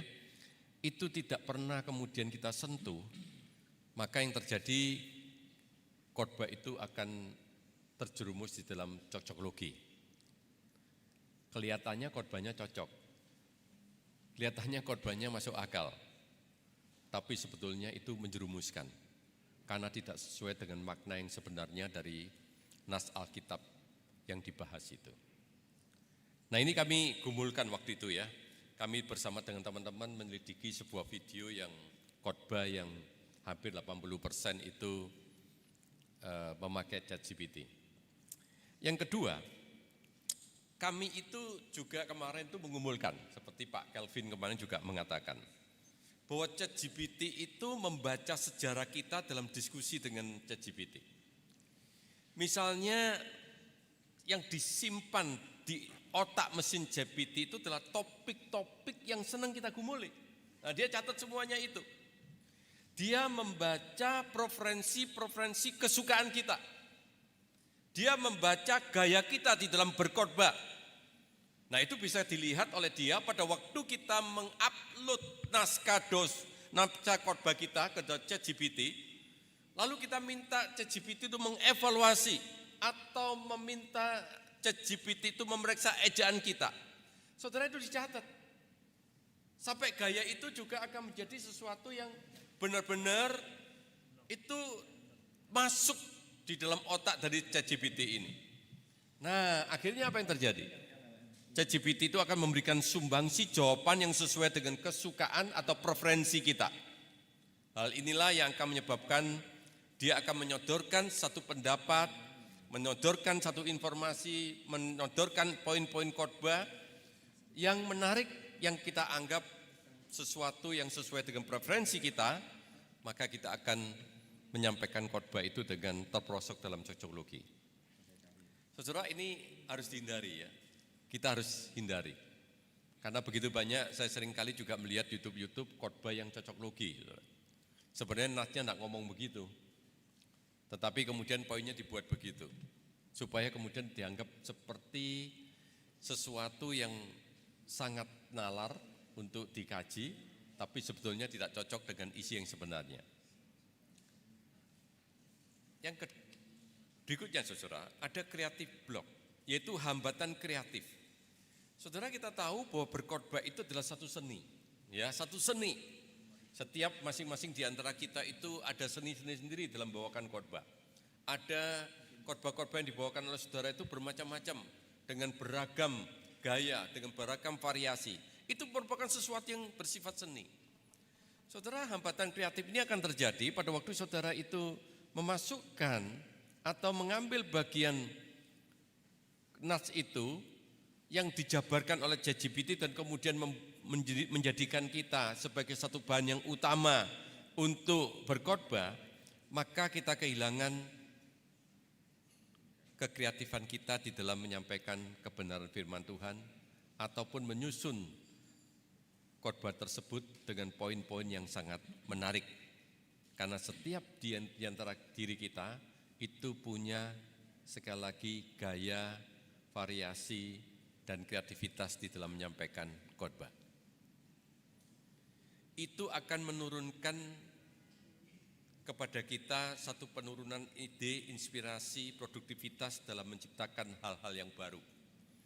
Saudara, khotbahnya akan melihat gambaran seperti itu terus. Seorang anak muda ngomong sama saya, dia ngomong seperti ini, Pak, kalau si A itu berkhotbah, saya sudah tahu nanti gayanya seperti ini. Kalau si B berkhotbah, saya tahu nanti gayanya seperti ini. Bahkan kalau akhir khotbahnya itu, kalau khotbahnya akan berakhir, saya sudah tahu kalau dia mengucapkan kalimat ini, itu berarti sebentar lagi khotbahnya akan berakhir. Nah, saudara coba lihat. Artinya di situ ada orang yang bisa menebak. Ya. Tapi kita melihat ada khotbah tertentu itu menarik. Karena apa? Karena dia punya daya seni di dalam menyampaikan akan khotbah itu. Menarik sekali. Tapi isinya tentu dapat dipertanggungjawabkan. Oleh karena itu, saudara, kalau kita itu menggunakan ChatGPT secara langsung, kita akan mengalami kreatif block itu. Itu jangan sampai terjadi. Karena itu akan membosankan jemaat ya di dalam mendengarkan kita. Yang berikutnya lagi, saudara. Maka kalau kemudian kita melihat khotbah yang disampaikan oleh teman-teman kita, yang mayoritas 80-90% dari ChatGPT, maka pertanyaan kita adalah identitas yang menyampaikan khotbah itu adalah hamba Tuhan atau hamba AI? Persoalan itu, saudara. Saya kemarin cerita kan, bahwa ada orang yang kemudian keluar setelah berkhotbah, anak mudanya kumpul dan mengatakan, Pak, 90% khotbah Bapak dari AI. Nah, pada waktu saya mendengarkan hal itu saya sedih. Tapi disitulah saya kemudian berpikir, kalau saya menyampaikan seperti itu, maka identitas saya itu siapa? Apakah saya seorang hamba Tuhan atau hamba AI? Itu sesuatu yang persoalan yang sangat serius. Nah, saudara, kenapa saya juga menyampaikan seperti ini, saudara? Karena begini, saudara. Seorang yang bernama Brad Landry itu menyampaikan, dia memberikan satu penyampaian yang sangat baik, tapi dia dasarnya itu adalah retorika berdasarkan pendapatan Aristoteles. Dia mengatakan retorika itu ada logosnya, ada logikanya, ada isi pesannya pada waktu kita menyampaikan khotbah. Kita juga tahu ada patosnya, ada resonansi emosionalnya pada waktu menyampaikan khotbah. Tapi kita juga melihat ada faktor etos, yaitu kredibilitas atau karakter pembicaranya. Jadi oleh karena itu pada waktu kita berkhotbah, kita harus tahu ada 3 unsur ini, yaitu logos, patos, dan etos. Saya ingin mengatakan pada saudara seperti ini, analoginya seperti ini. AI itu dapat membantu logos enggak? Dapat. Dan saudara, saya tadi sudah katakan, ini dapat membantu sebagai alat pembantu. AI dapat membantu logos. Tetapi kita harus ingat, AI tidak dapat membantu kita di dalam patos dan etos, saudara. Nggak bisa. Jadi oleh karena itu dalam kehidupan kita harus jelas, kita itu hamba Tuhan. Yang dapat memberikan kepada kita satu patos atau etos itu kuasa Roh Kudus yang bekerja di dalam diri kita. Amin. Itu yang harus kemudian kita pikirkan. Jadi dalam khotbah masa kini, walaupun khotbah itu berpusatkan pada Injil, tetapi sekali lagi, kalau itu sekali lagi hanya dibuat oleh AI, itu tidak akan menyentuh hati pendengarnya. Dan di situ kita akan melihat identitas yang menyampaikan itu siapa, orangnya kredibel apa enggak. Saya menambahkan saudara, kita itu harus memberikan resonansi ilahi saudara. Karena kita tahu Injil itu sangat besar kuasanya. Di dalam Roma pasal 1 ayat 16 sampai 17, kemarin sudah saya sampaikan. Injil itulah yang mengubah hati, pikiran dan tindakan dari seseorang yang mendengarkan akan Injil itu. Pertanyaan saya adalah bagaimana sebuah khotbah yang disusun AI itu dapat dalam tanda petik mengalirkan resonansi ilahi di dalam hati dan pikiran para pendengarnya. Tidak mungkin. Saya meminjam istilah resonansi ilahi itu dari Andrew Root. Itu seorang yang sekarang tulisannya sedang digandrungi oleh banyak orang. Dia mengatakan begini, gereja itu begitu banyak dikatakan aktivitas program, tetapi aktivitas program itu tidak menyatakan resonansi ilahi. Saudara, saya pikir-pikir apa yang disampaikan itu sangat dalam. Begitu banyak aktivitas gereja hanya berjalan seperti itu saja tanpa menyentuh hati, tanpa mengubah karakter, tanpa mengubah kehidupan orang itu. Tidak mengubah sama sekali. Saudara, saya kemudian pikir-pikir, betul juga kalau begitu khotbah juga sama. Khotbah juga sama. Kami itu ada teman-teman yang seringkali menyelidiki khotbah-khotbah yang berasal dari AI. Karena begitu banyak saudara sekarang ini. Nah kami itu juga kemudian memikirkan, apa ya yang kurang dari sini? Apa yang terjadi? Kemudian kita bandingkan dengan khotbah yang sungguh-sungguh menggumuli teks. Ini apa perbedaannya saudara? Salah satunya adalah juga ada resonansi ilahinya itu loh. Khotbah yang penuh kuasa, yang memberikan getaran rohani itu. Saudara, itu yang sekarang hilang.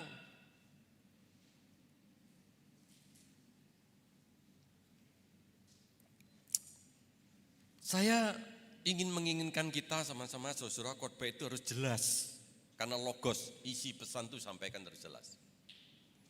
Yang kedua itu menyentuh hati, ada patos. Kiranya Tuhan melalui Roh Kudus yang bekerja, melalui apa yang kita sampaikan, yang secara jelas dengan pesan kita. Kita itu juga menjadi kredibel, seorang yang benar-benar memiliki satu otoritas wibawa rohani sebagai rohaniwan yang menyampaikan firman Tuhan, punya wibawa rohani, kredibel kita ini. Dan kita harapkan saudara, ada transformasi total melalui resonansi ilahi dari apa yang kita sampaikan. Amin. Itu yang harus kita lakukan, saudara, di dalam khotbah kita. Nah, oleh karena itu, saya tidak panjang lebar, saudara. Maka sekali lagi, maaf itu tulisannya ada yang keliru ini. Otomisasi itu ya, agak sedikit salah itu ya. Coba dibetulkan. Nah, saudara nggak bisa diotomatiskan itu. Tidak bisa dibuat otomat aja dengan mesin itu khotbah itu. Nggak bisa, saudara. Kemarin saya mengutip perkataan dari Blake Davis. Saya ulangi, saudara. Saudara, hari ini begitu banyak khotbah yang mengalihkan ketajaman rohani kepada AI. Kemarin sudah saya bahas. Kita itu seringkali cenderung untuk kemudian mengalihkan ketajaman rohani itu kepada pihak AI di dalam menyampaikan firman Tuhan. Seharusnya saudara kita tidak membiarkan AI melakukan pekerjaan rohani yang harus kita kerjakan sendiri. AI itu tidak menggantikan peran Roh Kudus seperti kemarin tanyakan. Tidak menggantikan. Saudara, kita jangan bergantung kepada mesin untuk memberitahu apa arti Alkitab. Itu akan berisiko menumpulkan kemampuan kita untuk mendengar suara Allah dan bergumul sendiri dengan kitab suci. Saudara-saudara, oleh karena itu, saya juga ingin menyampaikan, kalau kita menyerahkan pekerjaan penafsiran Alkitab kita kepada AI, saudara sudah melakukan sesuatu yang di luar batas etika yang dibenarkan. Sekali lagi, saudara melakukan di luar batas etika yang dibenarkan. AI itu hanya boleh membantu kita, tapi tidak pernah boleh menggantikan kita di dalam berdoa, refleksi, menuliskan khotbah. Kita tetap harus lakukan sebagai seorang hamba Tuhan kita, sebagai hamba Tuhan dengan Tuhan yang adalah firman Allah. Itu yang harus dilakukan oleh kita. Ini yang penting. Saudara, saya senang dengan perkataan pengkhotbah ini, saudara. Mari kita baca bersama-sama 1, 2, 3. Kesia-siaan belaka, kata pengkhotbah. Kesia-siaan belaka, semuanya sia-sia. Sesuatu yang di luar Tuhan, semua itu sia-sia. Sesuatu yang menggantikan Tuhan di dalam pikiran dan hati kita, membawa saudara memiliki hidup yang sia-sia. Demikian juga, kalau saudara menyusun sebuah khotbah di luar Tuhan, itu semua juga sia-sia, tidak ada gunanya. Dan sebagai akhir dari hari ini, saudara, saya ingin mengatakan kepada saudara adalah, saudara, kalau kita itu kemudian melakukan yang seperti itu, saudara, kita benar-benar hanya memberikan sebuah informasi, bukan transformasi di dalam khotbah kita. Kita hanya sekedar memberikan informasi, bukan transformasi di dalam pemberitaan firman Tuhan kita. Amin. Sampai di sini, Pak. Ya, saya akan lanjutkan diskusi ya, Pak. Ya, terima kasih Pak Bambang. Ya, kita langsung ke diskusi. Saya bagi ya, Pak ya. Iya, silakan Pak. Teman-teman, begini, saya sudah dengan Pak Matius Kelvin itu diskusi mulai kemarin dan tadi pagi pada waktu saya bertemu. Maka saya minta kepada kita semuanya ada waktu sekitar 15 menit. Berempat atau berlima diskusikan tentang materi-materi apa yang sudah disampaikan pada hari ini, apa kegunaannya bagi kita sebagai hamba Tuhan, sebagai seorang mahasiswa di sini ya. Apa kegunaan dari materi-materi yang disampaikan buat kita ya, khususnya sebagai mahasiswa di tempat ini. Yang kedua adalah, saudara-saudara, saya inginkan poin yang kedua yang didiskusikan itu adalah kira-kira kemudian kalau saudara sudah mendengarkan 2 hari ini, Apa yang ingin saudara manfaatkan sebagai alat AI ini untuk pelayanan saudara masa yang akan datang? Setelah saudara tidak ada di tempat ini, setelah saudara kembali ke ladang. Jadi dua ya, saudara coba diskusikan apa yang saudara dapatkan selama 2 hari ini, tapi saudara juga kemudian yang kedua berdoa, apa yang menjadi tekad saudara, apa yang akan saudara gunakan? AI ini sebagai alat membantu saudara dalam pelayanan yang akan datang. Demikian Pak, 15 menit. Ya, terima kasih Pak Bambang. Oke, supaya gampang, satu kelompok itu satu deret tempat duduk, gitu ya? Ya, boleh Pak, silakan Pak. Iya, silakan berdiskusi untuk 2 pertanyaan yang sudah didapatkan. Boleh berapa menit? Berapa menit? 15 menit. Oke, 15 menit saudara silakan diskusi. Nanti setelah itu mungkin ada partisipasi akan minta menyampaikan hasil diskusi ya. Baik. Ya, silakan. Sampai pukul 11.40.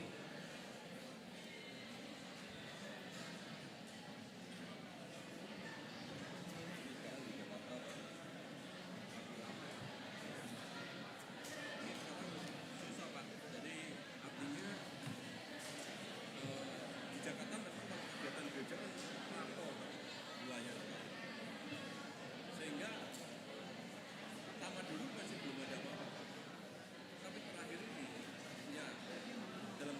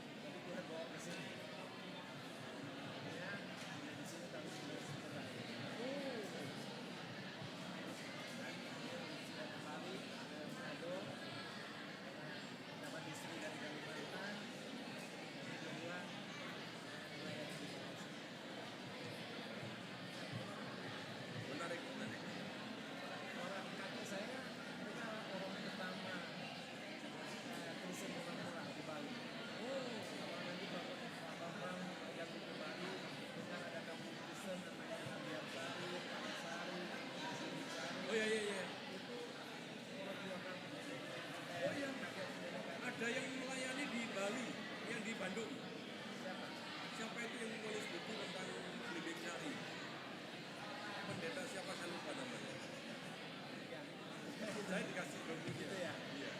Jadi kami punya tanah di sana, kami punya rumah di sana. Jadi waktu mereka ibu dulu, aku percaya Yesus, mereka diusir dari Denpasar, karena anak dewa. Diusir ke Bali Barat, di sana di Bali itu berharap mereka diusir sana, tinggal di sana nanti mati di sana. Karena itu hutan tempat pengungsian. Jadi mereka buka hutan itu jadi tempat tinggal semua. Jadi sampai sekarang juga masih ada. Biasa. Jadi orang Romo Pak ya? Iya. Pendeta siapa? Pendeta Nyoman Kaleb Suki. Oke, tadi kalau itu saya pulang ke rumah, saya lihat buku, saya lihat itu sejarahnya. Bener nggak itu? Saya sudah meninggal. Iya, dah. Maksudnya keseluruhan sejarahnya itu. Ada buku gereja Katoliknya namanya Karya Kristus Indonesia. Jadi nama-nama mereka ada di situ. Yang dari Bali. Jadi Bapak abri dulu Ya. Abri. Sempat tes dan tidak dinyatakan lulus, tapi kalau masih tetap setara masih bisa. Tapi saya tidak mau yang perwira keluar Manado tidak diizinkan lagi. Dan sebelum juga saya ambil sepak bola profesional juga. Yang sini tinggalkan sepak bola. Menarik.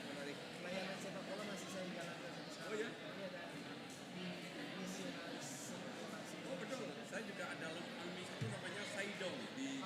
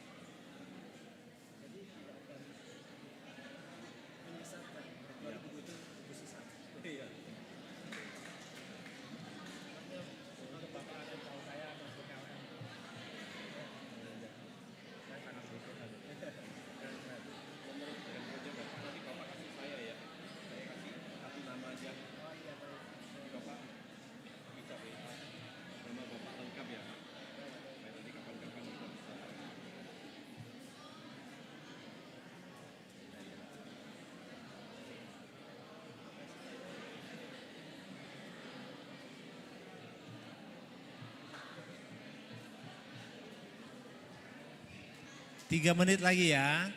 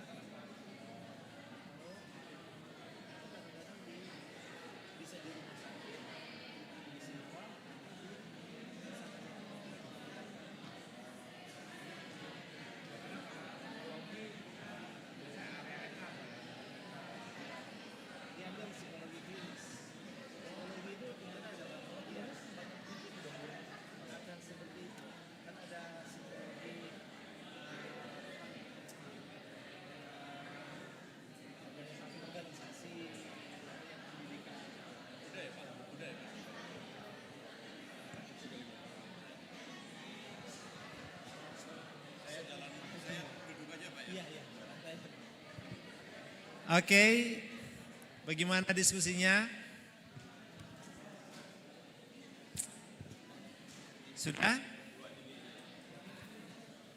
Oke, Bapak mau volunteer 4 kelompok saja.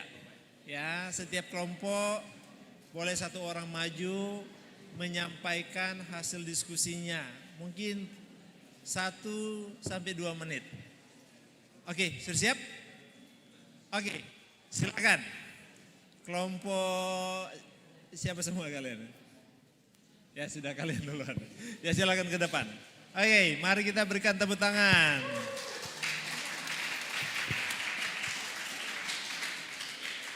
Boleh ke depan.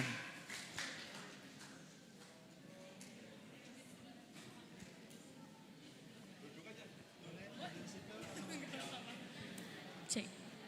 Ini perkenalan dulu atau langsung saja? Oke.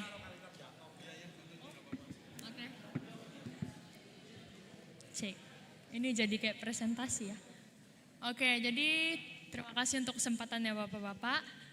Yang kami diskusikan bersama tadi, yang pertama, apa hal yang berguna dari topik 2 hari ini? Media pembelajaran sekolah minggu khususnya dari gambar-gambar yang sudah dijelaskan oleh Bapak Matius Kelvin tentang cara kita searching, kita bisa mendapatkan gambar dari AI, tapi tetap harus dipilah. Terus bisa mencari inspirasi musik sendiri, membantu melatih public speaking dalam konseling atau khotbah, mengasah otak untuk mencari kata kunci yang tepat agar mendapatkan jawaban yang tepat juga dari AI, dan sebagai sumber ide atau inspirasi untuk pelayanan, bukan plagiarisme. Jadi yang kedua, apa yang ingin digunakan ke tempat pelayanan nanti melalui AI? Di sini hasil dari diskusi kami. Yang pertama, pembuatan sertifikat, surat baptis yang sudah dijelaskan oleh Bapak, terima kasih. Lalu yang kedua, mengadakan workshop untuk penggunaan AI ke kampung halaman. Karena nggak semua orang tahu apa fungsi dari AI dan apa baiknya untuk pelayanan. Lalu yang ketiga, membantu jemaat yang membutuhkan dan memberi pemahaman terkait penggunaan AI agar tidak kecanduan, khususnya anak muda. Contoh kasus, menyontek melalui ChatGPT atau AI lainnya. Yang keempat, mengajar anak remaja atau pemuda untuk pembuatan PPT melalui Gamma AI. Yang terakhir, pengajaran tentang jangan adanya penyalahgunaan AI. Contoh kasusnya, AI itu mengambil replika atau referensi dari ide orang lain. Seperti yang Bapak jelaskan, Ghibli dan sebagainya. Itu menurut saya tidak menghargai hak cipta. Makanya kita jangan ambil serta-merta referensi yang ada di AI. Harus dipilah dan diimprove. Jadi karyanya itu enggak, orang bilang kayak copyright, begitu kalau dari lagu ya Pak. Dan tidak adanya plagiarisme ketika kalian ingin mengembangkan, ingin memposting karya kalian, seperti itu. Jadi tetap harus dipilah. Oke, itu dari diskusi kami, terima kasih. Terima kasih. Oke, ada lagi kelompok yang lain? Silakan. Oke, dari sini. Setelah itu kelompok di belakang. Satu lagi. Yang di sana ya. Oke, silakan. Baik, salam semua. Kami mengucap syukur kepada Tuhan, semuanya rencana Tuhan. Baik, di sini hasil dari diskusi yang tadi dan kemarin kami ambil materi mengenai AI. Betul toh Pak? Jadi di sini pendapatan dan pembahasan dari kelompok kami, kehidupan kami ini masa ke masa. Jadi sekarang ini masa AI, sehingga kami sebagai pertumbuhan generasi muda ini penting sekali untuk AI. Jadi AI ini juga penting, di balik itu pelayanan seorang hamba itu pentingnya apa?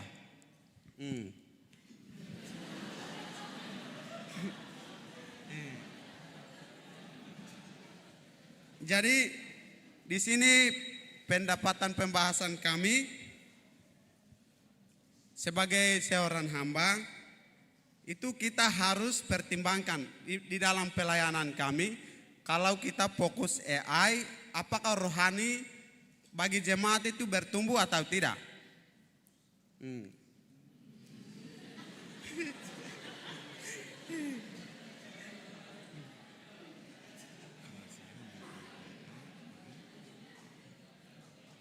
Dan yang kedua, pelayanan kami ke depan ini juga AI ini pengaruh dari jaringan. Jadi saat saya berdiri mimbar, seakan-akan jaringan putus, konsentrasi saya penyampaian khotbah akan putus, hilang semua.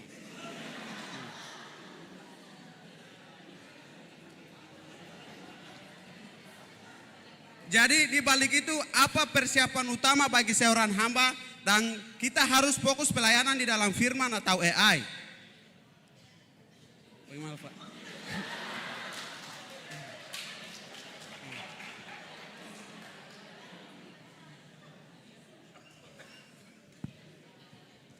Dan yang kedua,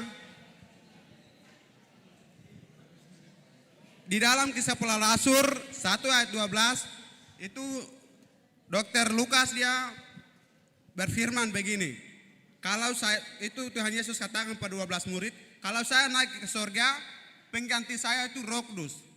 Jadi jika saya di dalam pelayanan saya fokus AI, itu apa dorongan dari Roh Kudus atau dorongan dari internet?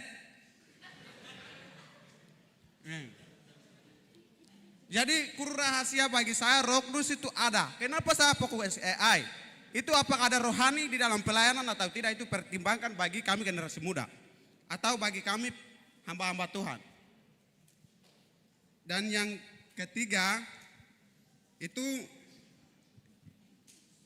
jika saya fokus pelayanan saya itu pendapatan di dalam Alkitab, fokus saya itu sebagai seorang hamba itu setiap minggu itu naik di mimbar terus. Benarkah atau salah? Jadi di situ kita ambil komitmen. Apakah saya punya susunan melalui AI ini, apa jemaat semangat, atau pendapatan susunan di dalam Alkitab ini yang jemaat akan semangat. Dari situ kita akan pertimbangkan dan fokusnya kita AI atau firman Tuhan. Sekian dan terima kasih. Terima kasih, wah semangat sekali. Oke, next dari kelompok di belakang. Ayo, langsung. Ayo Enius, silakan. Iya, berarti mereka semangat.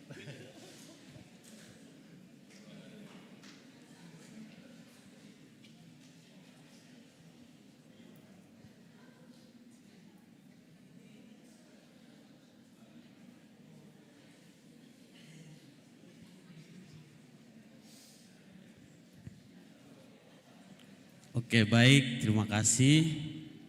Kami berterima kasih kepada pemateri, Bapak berdua dan juga moderator.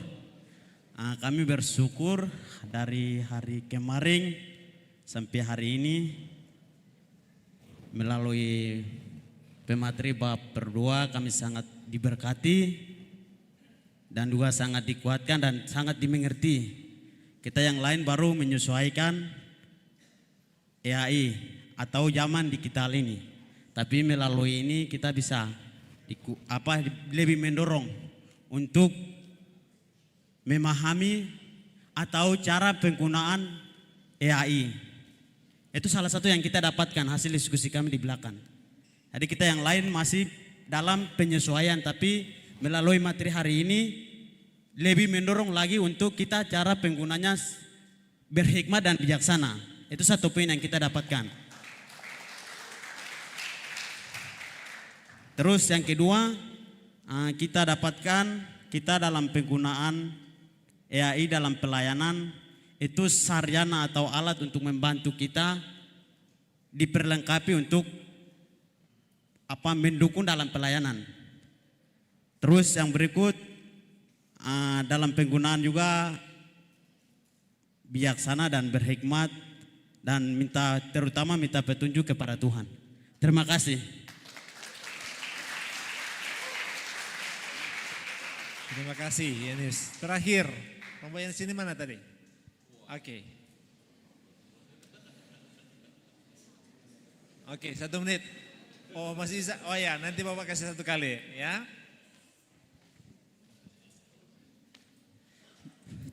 Baik, terima kasih. Saya terima kasih banyak kepada Bapak yang pembawa materi dan juga moderator. Terima kasih banyak. Kemarin sampai hari ini begitu luar biasa, saya sudah ikuti semuanya. Menurut AI ini semuanya bagus, semuanya sudah gampang. Kita tidak perlu cari lebih dalam lagi, tapi kalau menurut AI itu semuanya gampang. Di sini tadi kita bahas bersama, kita sebagai hamba Tuhan. Tadi Bapak sudah bilang bahwa ambil materi itu bisa ambil di Gemini atau di AI. Bisa ambil di situ. Tapi kita bahas bahwa itu tidak ada larang, bisa ambil di situ. Tapi tadi kita bahas bersama bahwa kita hamba Tuhan itu sudah belajar 4 tahun tentang teologi. Tapi mengapa kita mencari di dalam AI? Kita sudah tahu di dalam Alkitab, sudah belajar di dalam Alkitab. Kalau kita ambil di dalam AI, berarti kita belum belajar di dalam teologi. Terus, kenapa kita mengambil seperti itu?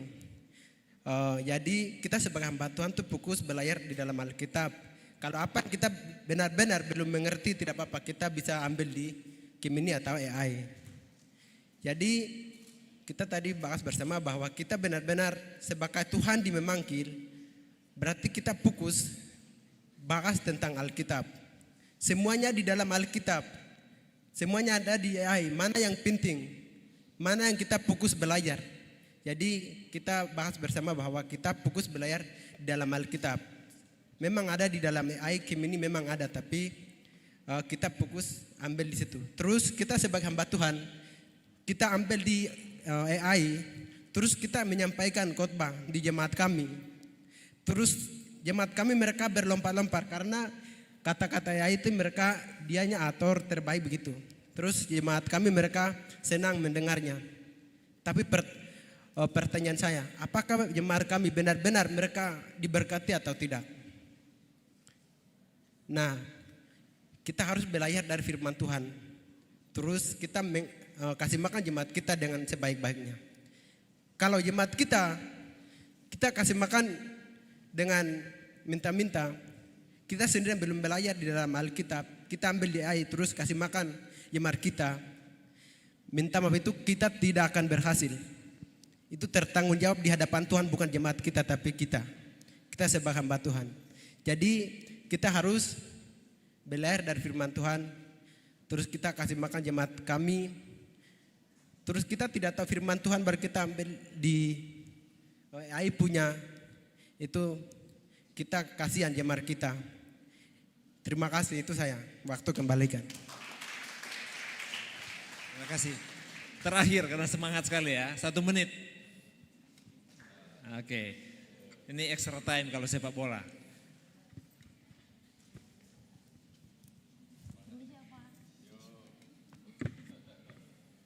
Oke, shalom semua, selamat siang. Iya, shalom.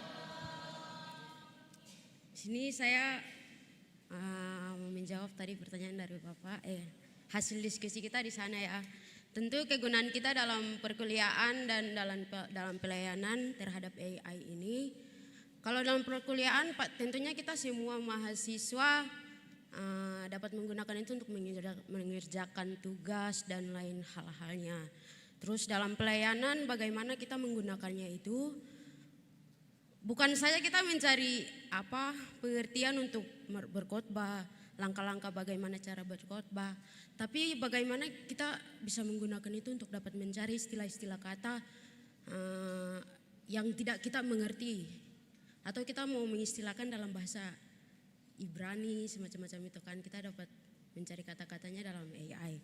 Terus di sini saya kemarin sangat gelisah sekali di belakang mau bertanya tentang kemarin ada salah satu pertanyaan yang Bapak Kelvin tanyakan di AI. Pertanyaan tuh, jika Tuhan sudah memilih orang untuk dibinasakan, apakah Tuhan itu jahat? Nah, itu saya sangat-sangat tertarik dengan pertanyaan itu. Dan di situ kemarin saya sempat ingin mengkritik pertanyaan itu. Karena menurut saya sempat berpikir begini. Maaf ya Pak, agak logat popo sedikit. Saya berpikir,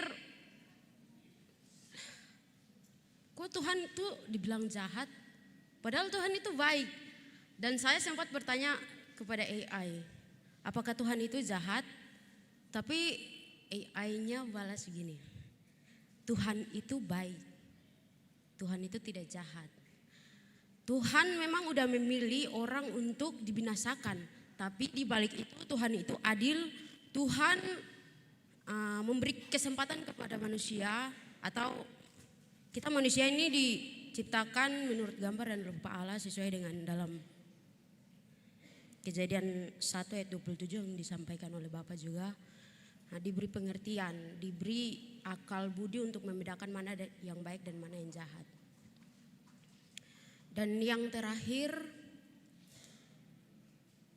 bagaimana kita seorang hamba Tuhan menggunakan AI itu dalam pelayanan kita nanti.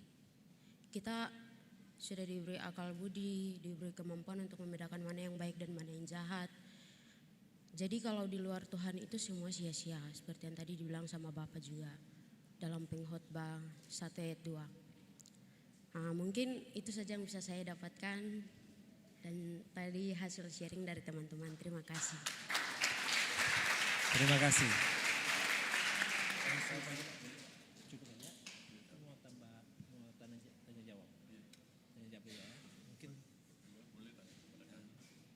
Sudah jam 12, mungkin 2 atau 3 orang ya. Oke, terima kasih untuk kelompok-kelompok yang sudah menyampaikan hasil diskusi. Bapak percaya kelompok yang lain pun ada ya, tapi karena waktu tidak mencukupi, jadi kita batasi saja. Nah, sesi terakhir ini kalau ada yang mau bertanya hanya dibatasi 3 orang saja. 1,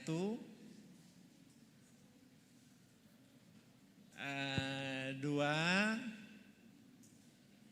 ada Pak Randy ya, dan 3. Ya, itu saja. Ya, silakan.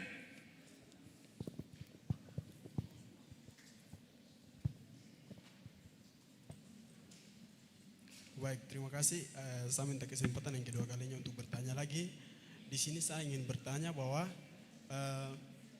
jika kita sebagai seorang hamba Tuhan pada saat kita mau menyampaikan firman Tuhan, pada saat kita mau menyampaikan firman Tuhan itu kita tiba-tiba, contohnya kita tiba-tiba untuk menyampaikan, diberi kesempatan untuk menyampaikan firman Tuhan. Lalu kita minta AI untuk menyusun khotbah yang ingin kita sampaikan begitu. Lalu AI kasih susunan khotbahnya itu terlalu panjang. Terus pada saat hamba Tuhan tersebut ingin menyampaikan firman Tuhan tersebut, jika penyampaian tersebut terlalu panjang, kan kalau ada dalam firman Tuhan tertulis bahwa firman Tuhan sangat terlalu panjang, lalu pendengar jika kita dalam hati berkata bahwa firman Tuhan terlalu panjang sekali, firman Tuhan, hamba Tuhan menyampaikan firman Tuhan terlalu panjang sekali. Itu kan Alkitab menyatakan bahwa itu menghujat roh. Kalau menghujat roh kan pokoknya kita yang menghujat roh ini tidak ada tempat di surga. Nah, ini yang jadi pertanyaan bahwa apakah itu yang berdosa hamba Tuhan atau jemaat tersebut? Yang menghujat roh tersebut adalah hamba Tuhan atau jemaat. Begitu, terima kasih. Itu sekian. Terima kasih. Pak Bambang atau Pak Kelvin menjawab. Jadi kalau tadi mungkin saya pertegas pertanyaannya, kalau AI itu memberikan saran yang banyak begitu ya. Lalu bagaimana kita memilihnya? Begitu ya Pak ya? Kita merasa bicara dalam hati bahwa firman yang disampaikan itu sangat panjang sekali. Coba cepatkah? Sangat panjang sekali begitu kan. Kalau kita merasa seperti itu kan termasuk menghujat roh. Itu yang menghujat roh itu hamba Tuhan atau jemaat.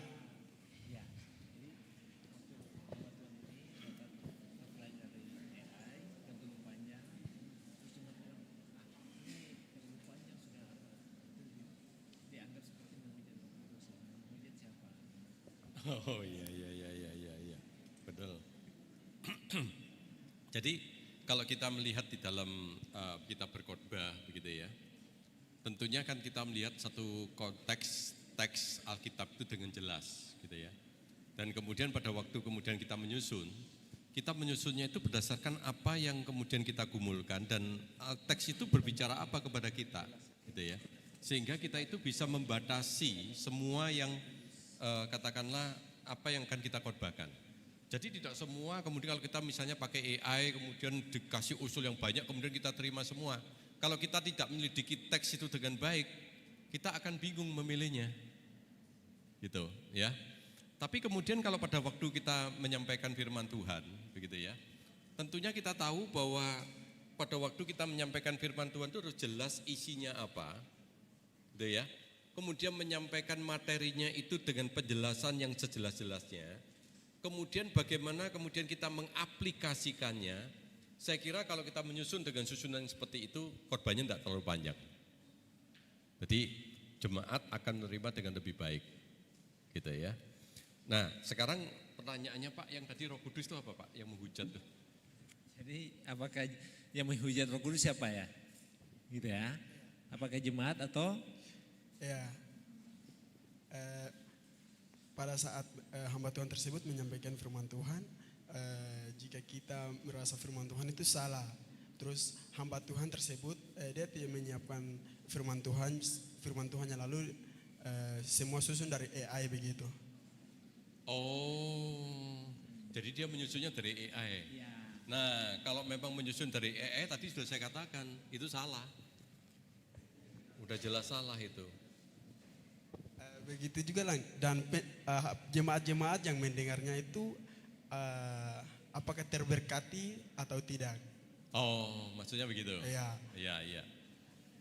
Terus jika jemaat merasa bahwa firman Tuhan macam salah begitu, firman Tuhan yang disampaikan begitu kan jemaat tersebut tentunya pasti akan ada jemaat-jemaat intelektual yang sudah bersekolah. Terus jika mereka sudah mengetahui kalau hamba Tuhan yang menyampaikan firman Tuhan tersebut kata-kata dari AI begitu. Oh iya.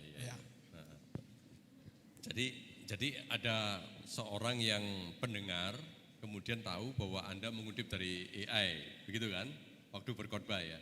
Ya jelas kita yang salah gitu kan. Karena kita tidak boleh menggunakan ini kan hanya sebagai alat bantu.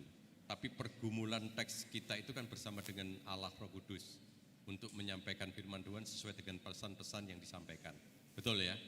Tapi kalau kemudian kita menyampaikan yang seperti itu dan kemudian katakanlah kita memang benar itu dari AI, itu jemaat itu benar. Dia udah nyampaikan, memang itu Anda mendapat dari sana, itu menegur kita memang sebagai hamba Tuhan. Makanya di Jakarta itu kemarin sudah saya ngomong, 90% dari khotbahnya itu dari AI, pada waktu pendetanya itu keluar dari gedung gereja, lalu itu dikerubuti sama anak-anak muda. Dan mereka mempersoalkan, Pak ini tadi kami sudah lihat bahwa Bapak 90% dari AI. Gitu. Nah sehingga pada waktu itu kemudian terjadilah semacam pembicaraan di antara majelis dan kemudian dipanggil dong. Jadi dipanggil dan kemudian diinterogasi dan sebagainya begitu ya. Nah tentu apa yang akan menjadi keputusan mereka saya tidak tahu karena itu bukan dari gereja kami. Gitu. Nah sekarang persoalannya begini. Kalau menurut saya kita itu menyampaikan firman Tuhan poin-poinnya itu dari kebenaran dari AI itu. Tadi sudah saya katakan ada 3, ya kan? Logos, patos dan etos. Kredibel kita itu siapa? Hamba Tuhan atau hamba AI? Kita itu menyuarakan suara Tuhan atau menyuarakan suara AI? Itu. Jadi jelas ya. Jadi oleh karena itu pasti salah kalau kita tuh menyampaikan adalah dari suara AI. Karena kita ini hamba Tuhan. Nah oleh karena itu dalam diri kita harus jelas itu. Oke? Itu aja mungkin. Makasih Pak. Terima kasih Pak Bambang. Bisa ya? Oke, selanjutnya Pak Randi silakan.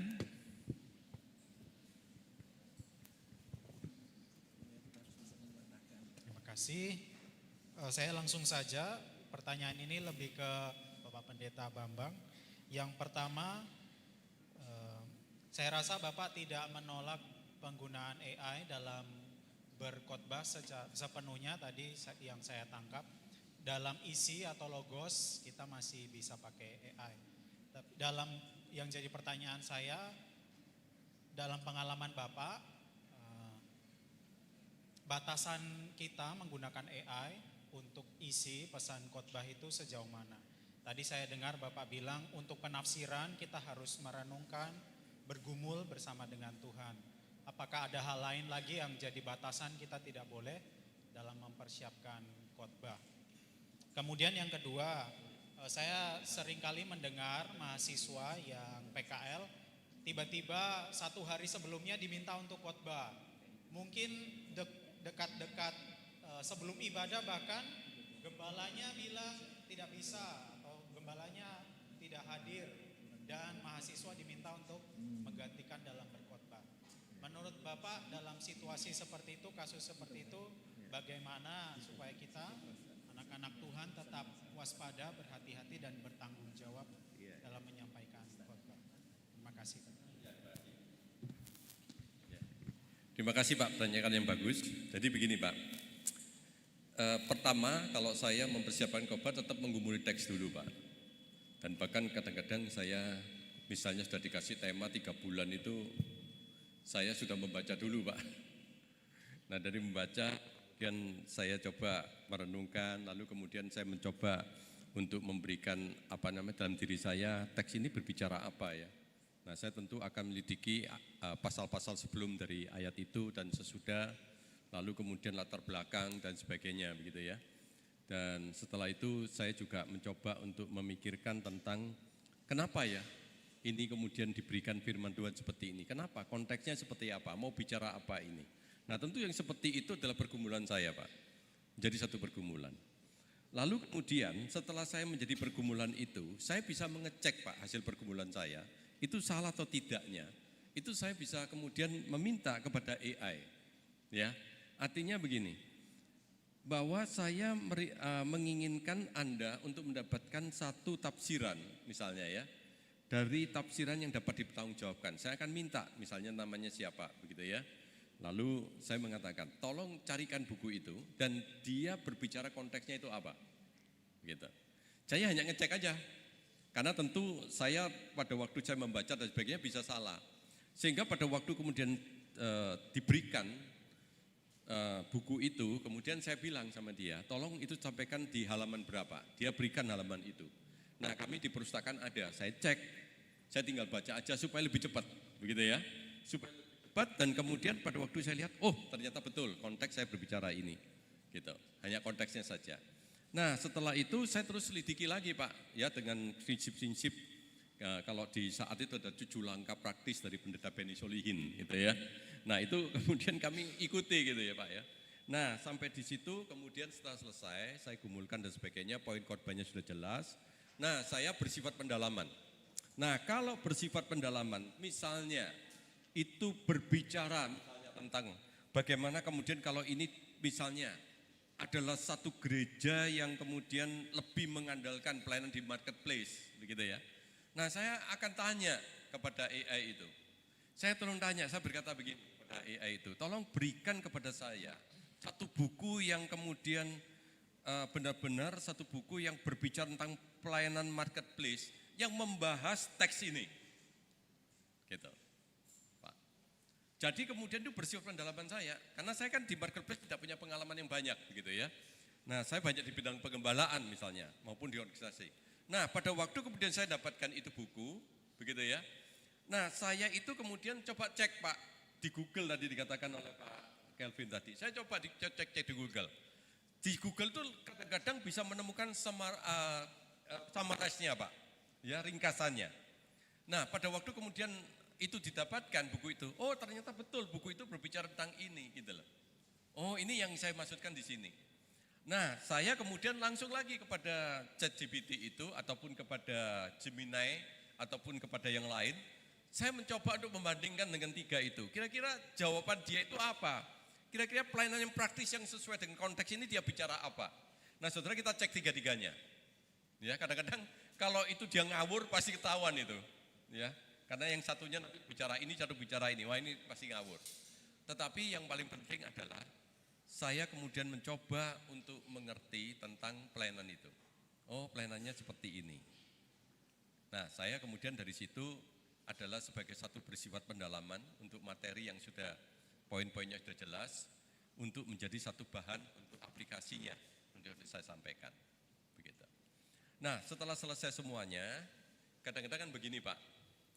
Saya seringkali juga memikirkan adalah setelah poin-poinnya selesai, semua ilustrasi selesai, mungkin kita lagi membutuhkan sebuah quotes untuk penutup khotbah itu supaya kemudian itu menjadi satu satu daya dorong ya kepada jemaat untuk pulang membawa apa begitu ya.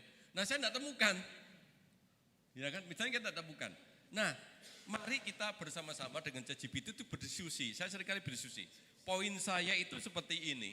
Saya mau mendorong jemaat seperti ini. Apakah ada quotes dari sekarang saya ngomong dari tokoh-tokoh reform, misalnya saya ngomong, tokoh-tokoh Injili, ataupun tokoh-tokoh siapa begitu ya, tokoh-tokoh dunia, yang berbicara tentang ini. Saya berikan satu penjelasan, quote yang saya inginkan adalah memberikan dorongan kepada jemaat seperti ini kalimatnya. Kira-kira ada quote yang lebih menarik enggak dari sini? Nah, saya dapatkan dari situ, Pak. Ya, kadang-kadang kemudian yang berikutnya lagi, saya sedang mempersiapkan satu khotbah yang kemudian saya diminta kepada bagaimana kemudian kita sebagai orang Kristen itu punya iman yang kuat, begitu ya, tetapi mendirikan satu lembaga yang dari tangan kosong, begitu ya. Kalau saat saya tahu itu didirikan dengan tangan kosong, saya pikir pasti Pak Jeffrey di sini yang merintis juga dengan tangan kosong datang ke Indonesia. Nah, cuma saya kan kemudian kepingin tahu, kalau kita bicara yang begitu-begitu kan orang pikir, wah itu kan dari sana, gitu ya. Nah, saya kemudian pikirkan, Pak, saya jadi PT itu atau kepada yang lain, beritahu, saya kepingin satu pelayanan yang benar-benar orang itu melayani dari nol, dan kemudian dia melayani sekian banyak orang yang dibantu di dalam dunia pendidikan. Nah, tolong berikan contoh yang seperti itu. Saudara, siapa yang diberikan oleh dia? Josh Muller. Kadang-kadang kan sudah lupa kita itu ya. Nah, dia kasih Josh Muller. Oh ya betul, Nah saya selidiki Josh Muller itu siapa, ceritanya seperti apa dan sebagainya. Nah itu yang membuat saya menyampaikan itu. Nah itu Pak, oke ya Pak ya. Tapi sekali lagi Pak, kadang-kadang bisa mencari juga, misalnya begini Pak. Di dalam poin-poin khotbah itu kita menekankan di mana, kemudian kita ada satu bahasa Yunani atau Ibraninya kita kurang kuasai. Ya, nah itu kita bisa minta tolong Pak. Saya seringkali juga minta tolong. Oh ini saya kok enggak ngerti nih, ini kira-kira tujuannya apa. Kemudian ini benar-benar maksudnya apa yang terdalam. Nah saya bisa minta tolong itu. Untuk kemudian dia jabarkan. Jadi kadang-kadang kita menyelesaikan dulu punya tugas kita, baru kemudian kita masuk ke sana. Itu maksud saya Pak. Tapi sekali lagi jangan menyusun mulai awal tema ini dengan ayat ini kita tergoda seperti itu lalu minta pendapat ChatGPT. Wah itu akan mempengaruhi kita itu. Preferensinya dia akan mempengaruhi diri kita itu. Hati-hati ya teman-teman, jangan lakukan seperti itu.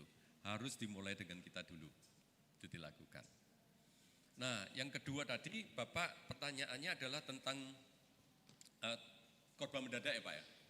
Nah ini saya alami Pak, begitu ya. Jadi satu kali saya itu stasia ya atau praktek gitu ya. Lalu tiba-tiba pengkhotbah itu tidak melanjutkan di dalam kebagian yang berikutnya, gitu ya, karena sesuatu hal. Nah, kemudian saya pas ada di situ, pendetanya sedang khotbah di luar, gitu ya, pekerja yang lain. Langsung kemudian saya diminta oleh majelisnya, ini pengkhotbahnya berhalangan. Sekarang kamu harus pakai jas, kamu naik ke atas, begitu. Wah, kelimpungan kan saudara ya. Itu semuanya kelimpungan. Lalu apa yang dilakukan? Nah, pada waktu itu saya bergumul sekali. Cuma saya punya keyakinan begini. Saya tidak mungkin khotbah yang tidak saya persiapkan. Akhirnya saya mengambil khotbah yang pernah saya khotbahkan itu. Pas di Alkitab saya memang saya kadang-kadang khotbah-khotbah saya itu saya taruh di situ ya, singkatan ringkasannya semua di situ. Jadi akhirnya saya gumuli satu, saya renungkan kembali, ya dan kemudian saya naik ke mimbar. Nah, kepada adik-adik sekalian, saya beritahu, pengalaman saya itu membuat saya, untuk stasiun berikutnya, saya sudah punya 3 khotbah yang, ya, cadangan, termasuk khotbah kematian. Jadi akhirnya saya mau praktek 2 bulan, saya buat dulu itu. Saya buat dulu, kemudian termasuk khotbah kematian. Ya, karena kematian kan nggak bisa diprediksi begitu ya, tiba-tiba langsung harus naik gitu ya. Nah itu yang saya lakukan, 3-5 khotbah harus disampaikan. Saya pernah satu stase 2 bulan, itu khotbah saya 76 kali. Jadi saya hampir tidur jam 2 pagi terus tuh. Jadi kadang-kadang ada mahasiswa yang datang stase, pendetanya cuti Pak. Jadi semua diborong semua gitu ya. Diborong semuanya itu. Ya, itu Pak, terima kasih ya Pak. Ya. Oke ya, terakhir ya. Silakan.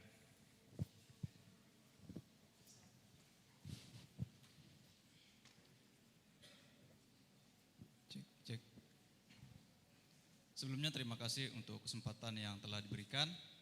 Ada satu pertanyaan yang saya rasa rata-rata dari kita yang hadir di sini sudah tahu lah jawabannya. Cuma saya lebih ingin minta pendapat dari Bapak bagaimana mengenai situasi di jemaat. Seperti yang kita tahu bagaimana perkembangan AI ini sangat maju dan begitu pesat terutama di masa-masa sekarang. Jika kita melihat di situasi-situasi di jemaat, misalkan kalau kita yang berada di sini, hamba-hamba Tuhan yang berada di sini, tentu tidak dianjurkan kita untuk menggunakan AI. Tidak digunakan AI secara menyeluruh maksudnya. Namun bagaimana jika suatu saat atau ke depannya kita melihat situasi di mana jemaat merasa lebih diberkati melalui AI. Dan bagaimana jika ada suatu situasi di mana orang lebih mengerti atau lebih mengenal Yesus melalui AI. Saya hanya ingin mendengar pendapat dari Bapak saja. Terima kasih. Dari mimpi itu lalu kemudian orang berusaha ingin mengenal Tuhan, bisa. Ada satu lagi channel yang bagus ya, saya lihat dari channel Tidak Biasa itu. Dia itu seorang scholar dari agama saudara kita yang berbeda agama. Ya, dia seorang scholar tapi jago bahasa asli. Ya, dia pelajari bahasa asli, dia runtut terus sampai nyampe ke Taurat dan Injil. Dari situ dia bertobat, nggak ada pengalaman spiritual apa-apa. Benar-benar cuma berdasarkan studinya aja tuh. Dia mengenal Kristus, dia bertobat jadi anak Tuhan. Ada yang modelnya seperti itu. Ada yang berdasarkan mau tabrakan selamat.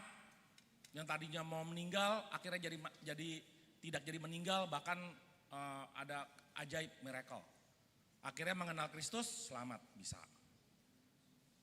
Kalau semua cara bisa dipakai, kenapa AI tidak bisa dipakai kemudian orang jadi mengenal Tuhan dan kemudian menjadi terjangkau? Kenapa nggak bisa? Kenapa harus dibatasi bahwa yang lewat AI nggak bisa?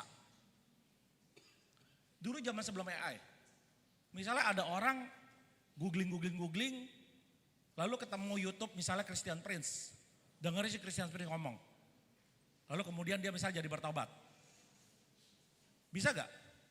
Dia gak ketemu hamba Tuhan lain cuma lewat video doang, bisa juga. Jadi maksud saya banyak cara untuk Tuhan menggapai.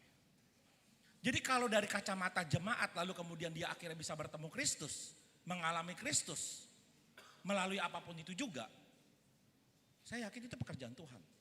Tapi permasalahannya kan tidak berhenti sampai situ. Ya kan? Kalau kita bicara apa arti sebagai seorang Kristen, sebagai seorang umat Tuhan, ya, tidak bisa lepas dari yang namanya komunitas. Ini yang saya belajar dari Pak Bambang. Ya. Kehidupan kekristenan tidak hanya cuma sekedar saya mengenal Kristus, saya selamat, selesai. Enggak. Itu hanya permulaan. Tetapi ada tugas, ada panggilan, ya, menghadirkan kerajaan Allah, di mana untuk panggilan itu tidak harus berkomunitas dan bersama dengan saudara seiman. Gak bisa sendiri. Maka atas peranan yang itu tidak bisa hanya AI saja. Atas peranan yang itu manusia harus melakukan peranannya. Berhubungan dengan orang, berdampak bagi orang lain. Itu kan yang harus terjadi. Dan itu tidak bisa digantikan sama AI. Jadi ada peranan teknologi yang dipakai Tuhan, tapi jelas peranan manusia yang paling mendominasi. Gitu. Lalu bagaimana dengan hamba Tuhan? Ya artinya hamba Tuhan harus mengambil peranan yang paling utama tadi. AI silakan dipakai. Kalau dibalikin lagi ya, sedikit saya menyambung dengan pertanyaan adik yang di depan sama Pak Randy yang di belakang. Ya, sebenarnya kita gak usah terlalu takut juga akan menggunakan AI selama kita yakin, sama aja kan, kita gak terlalu takut menggunakan pisau kok, asal kita tahu cara menggunakannya. Ya, saya cuma bilang begini, kita sebagai hamba Tuhan, ya, itu pasti kan belajar tentang teologi untuk membangun yang namanya kerangka teologis. Struktur berpikir untuk melihat segala sesuatu. Membentuk yang namanya biblical worldview. Pandangan wawasan dunia yang alkitabiah. Berarti cara kita melihat segala sesuatu ada dasar teologis yang kita pakai.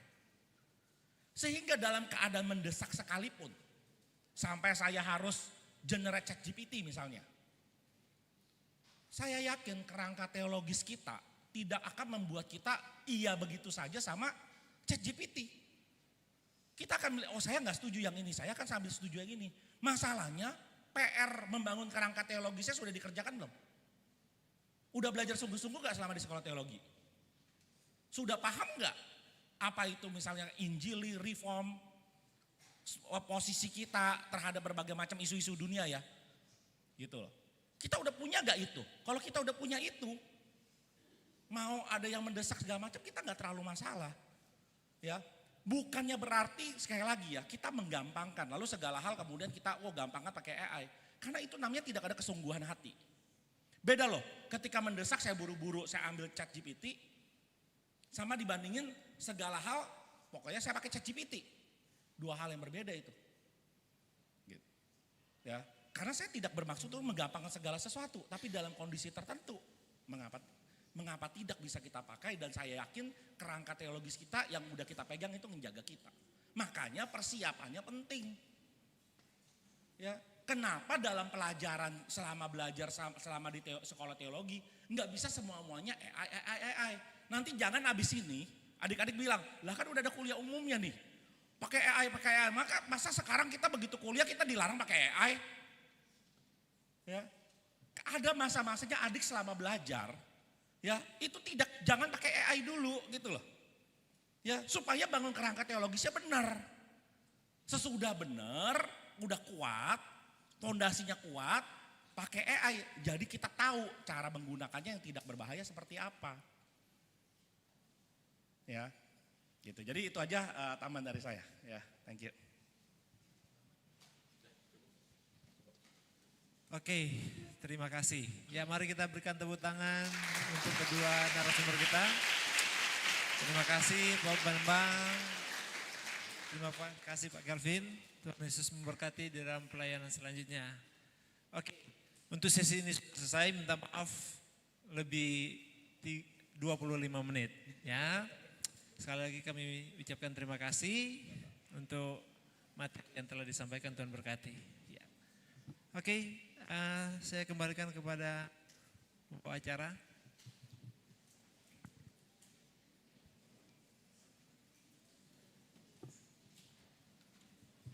Baik, selanjutnya kita akan mendengarkan ucapan terima kasih dari Waket 1 kepada Ibu Pendeta Dr. Trisupatrini. Saya persilakan.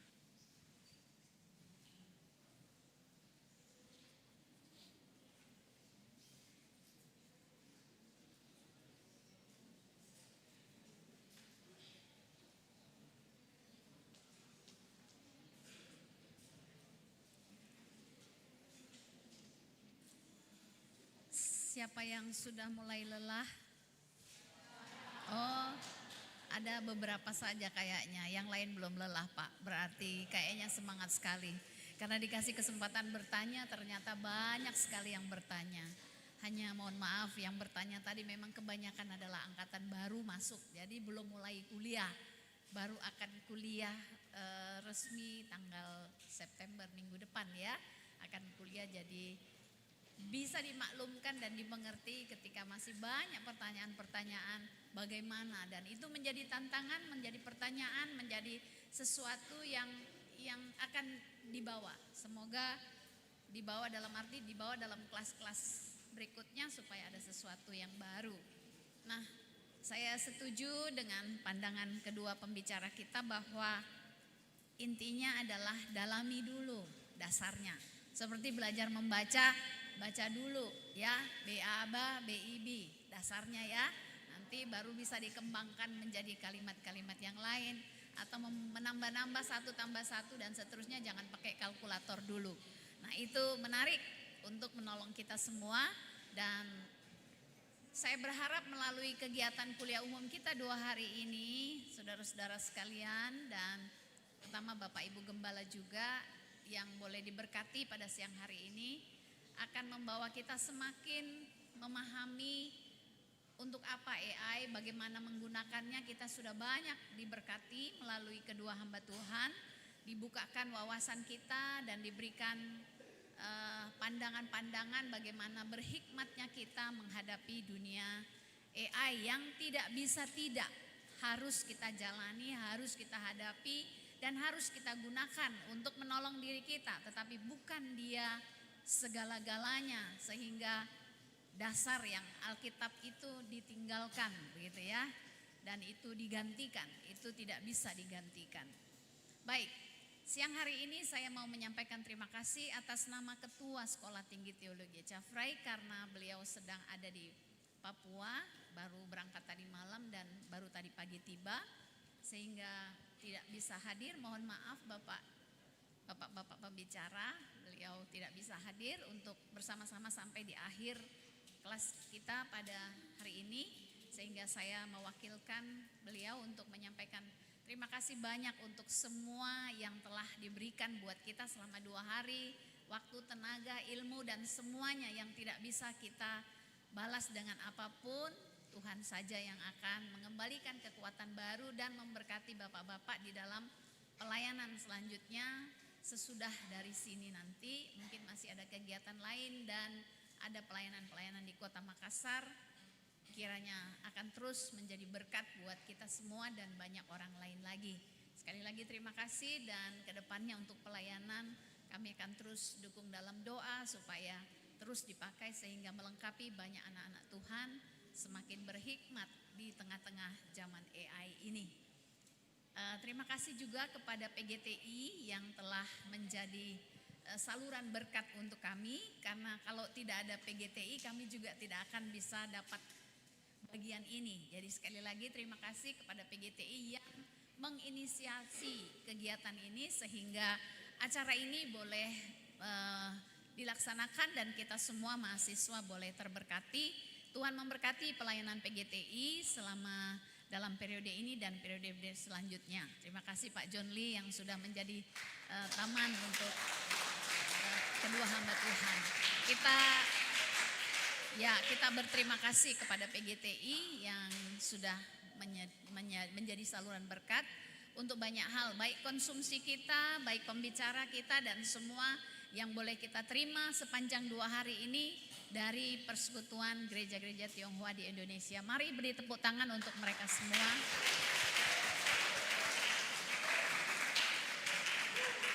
Kami percaya bahwa pelayanan yang sedang dikerjakan tidak akan sia-sia. Tuhan akan memberkati.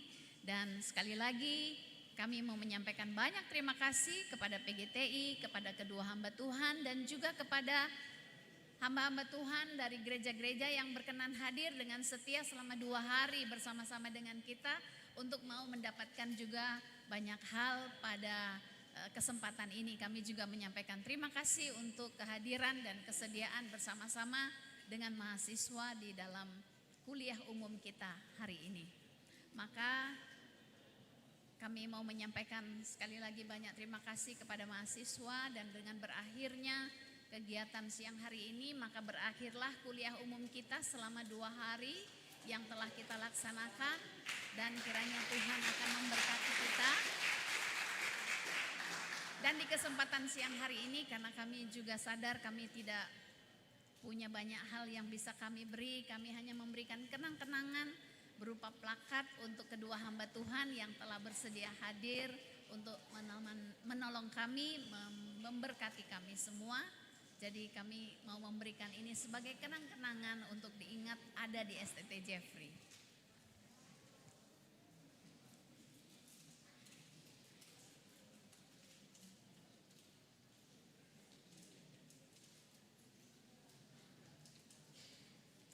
Kami mengundang Pak Bambang dan Pak Matius Kevin, bisa maju ke depan Pak. Ya, kami mempersilahkan Ibu Meli mewakili yayasan boleh menyerahkan kepada hamba Tuhan.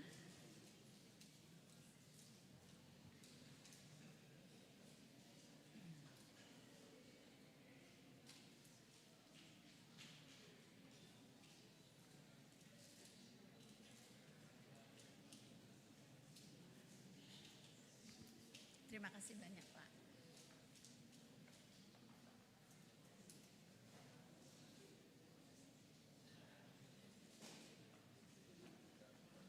Iya Pak.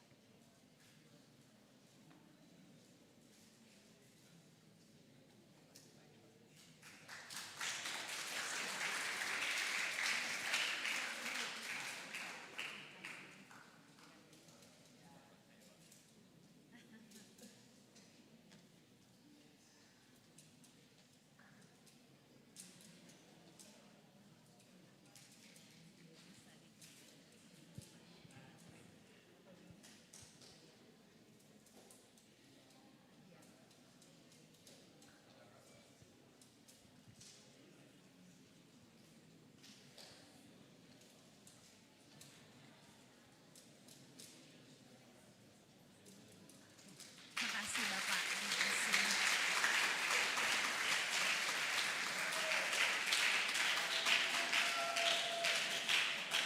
Sekali lagi terima kasih, Tuhan Yesus memberkati kita. Baik, saya persilakan kita semua untuk berdiri. Kita akan menutup segenap rangkaian kuliah umum kita di hari ini. Saya minta dengan kasih kepada Bapak Dr. Yunus D.A. Lokapitang MTH memimpin kita dalam doa penutup.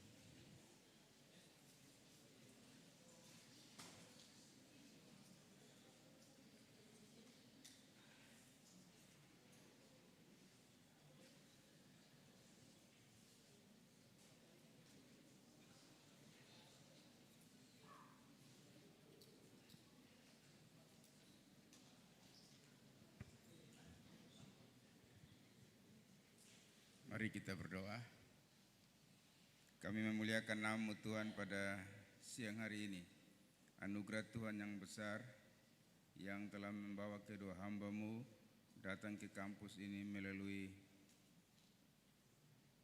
Persekutuan Gereja Tionghoa Indonesia yang ada di Makassar. Kami bersyukur 2 hari yang memberkati kami mahasiswa dan dosen di kampus ini untuk melihat perkembangan teknologi dan mengantisipasinya, apa yang dapat kami buat dan apa yang perlu kami hindari. Kami minta roh hikmat dan wahyu daripada Allah dikaruniakan atas kami ya Tuhan, supaya kami dapat memahami kehendak Allah dengan sempurna di dalam hidup kami, sehingga perkembangan teknologi informasi ini dapat kami pakai dengan hikmat daripada Tuhan untuk membuat kami juga bertumbuh dan dalam pengenalan akan Yesus yang lebih baik. Terima kasih, berkati kedua hamba-Mu yang telah menyampaikan kuliah umum bagi kami. Tuhan memberkati dalam pelayanan, dengan kuasa Tuhan lebih ajaib lagi menguatkan banyak orang, dan juga Persekutuan Gereja Tionghoa Indonesia yang ada di Makassar. Tuhan juga memberkati umat-Mu, hamba-hamba Tuhan yang juga mempunyai beban untuk melengkapi gereja Tuhan. Diberkati dalam segala usaha pekerjaan, sehingga kegiatan-kegiatan yang baik ini ke depan dapat dilaksanakan lagi bagi kemuliaan nama-Mu. Kami bersyukur dan memuji nama-Mu di akhir dari kuliah umum ini ya Tuhan. Kami akan kembali dalam semua aktivitas kami. Hamba mohon biarlah berkat damai sejahtera daripada Allah yang adalah Bapa, kasih sayang daripada Yesus Kristus, penyertaan dan penghiburan daripada Allah Roh Kudus tinggal tetap menyertai dan menguatkan kami sekalian dari saat ini hingga kekal selama-lamanya. Haleluya. Amin. Silakan untuk duduk. Maka berakhirlah kuliah umum kita pada hari ini. Saya ucapkan shalom, Tuhan Yesus memberkati.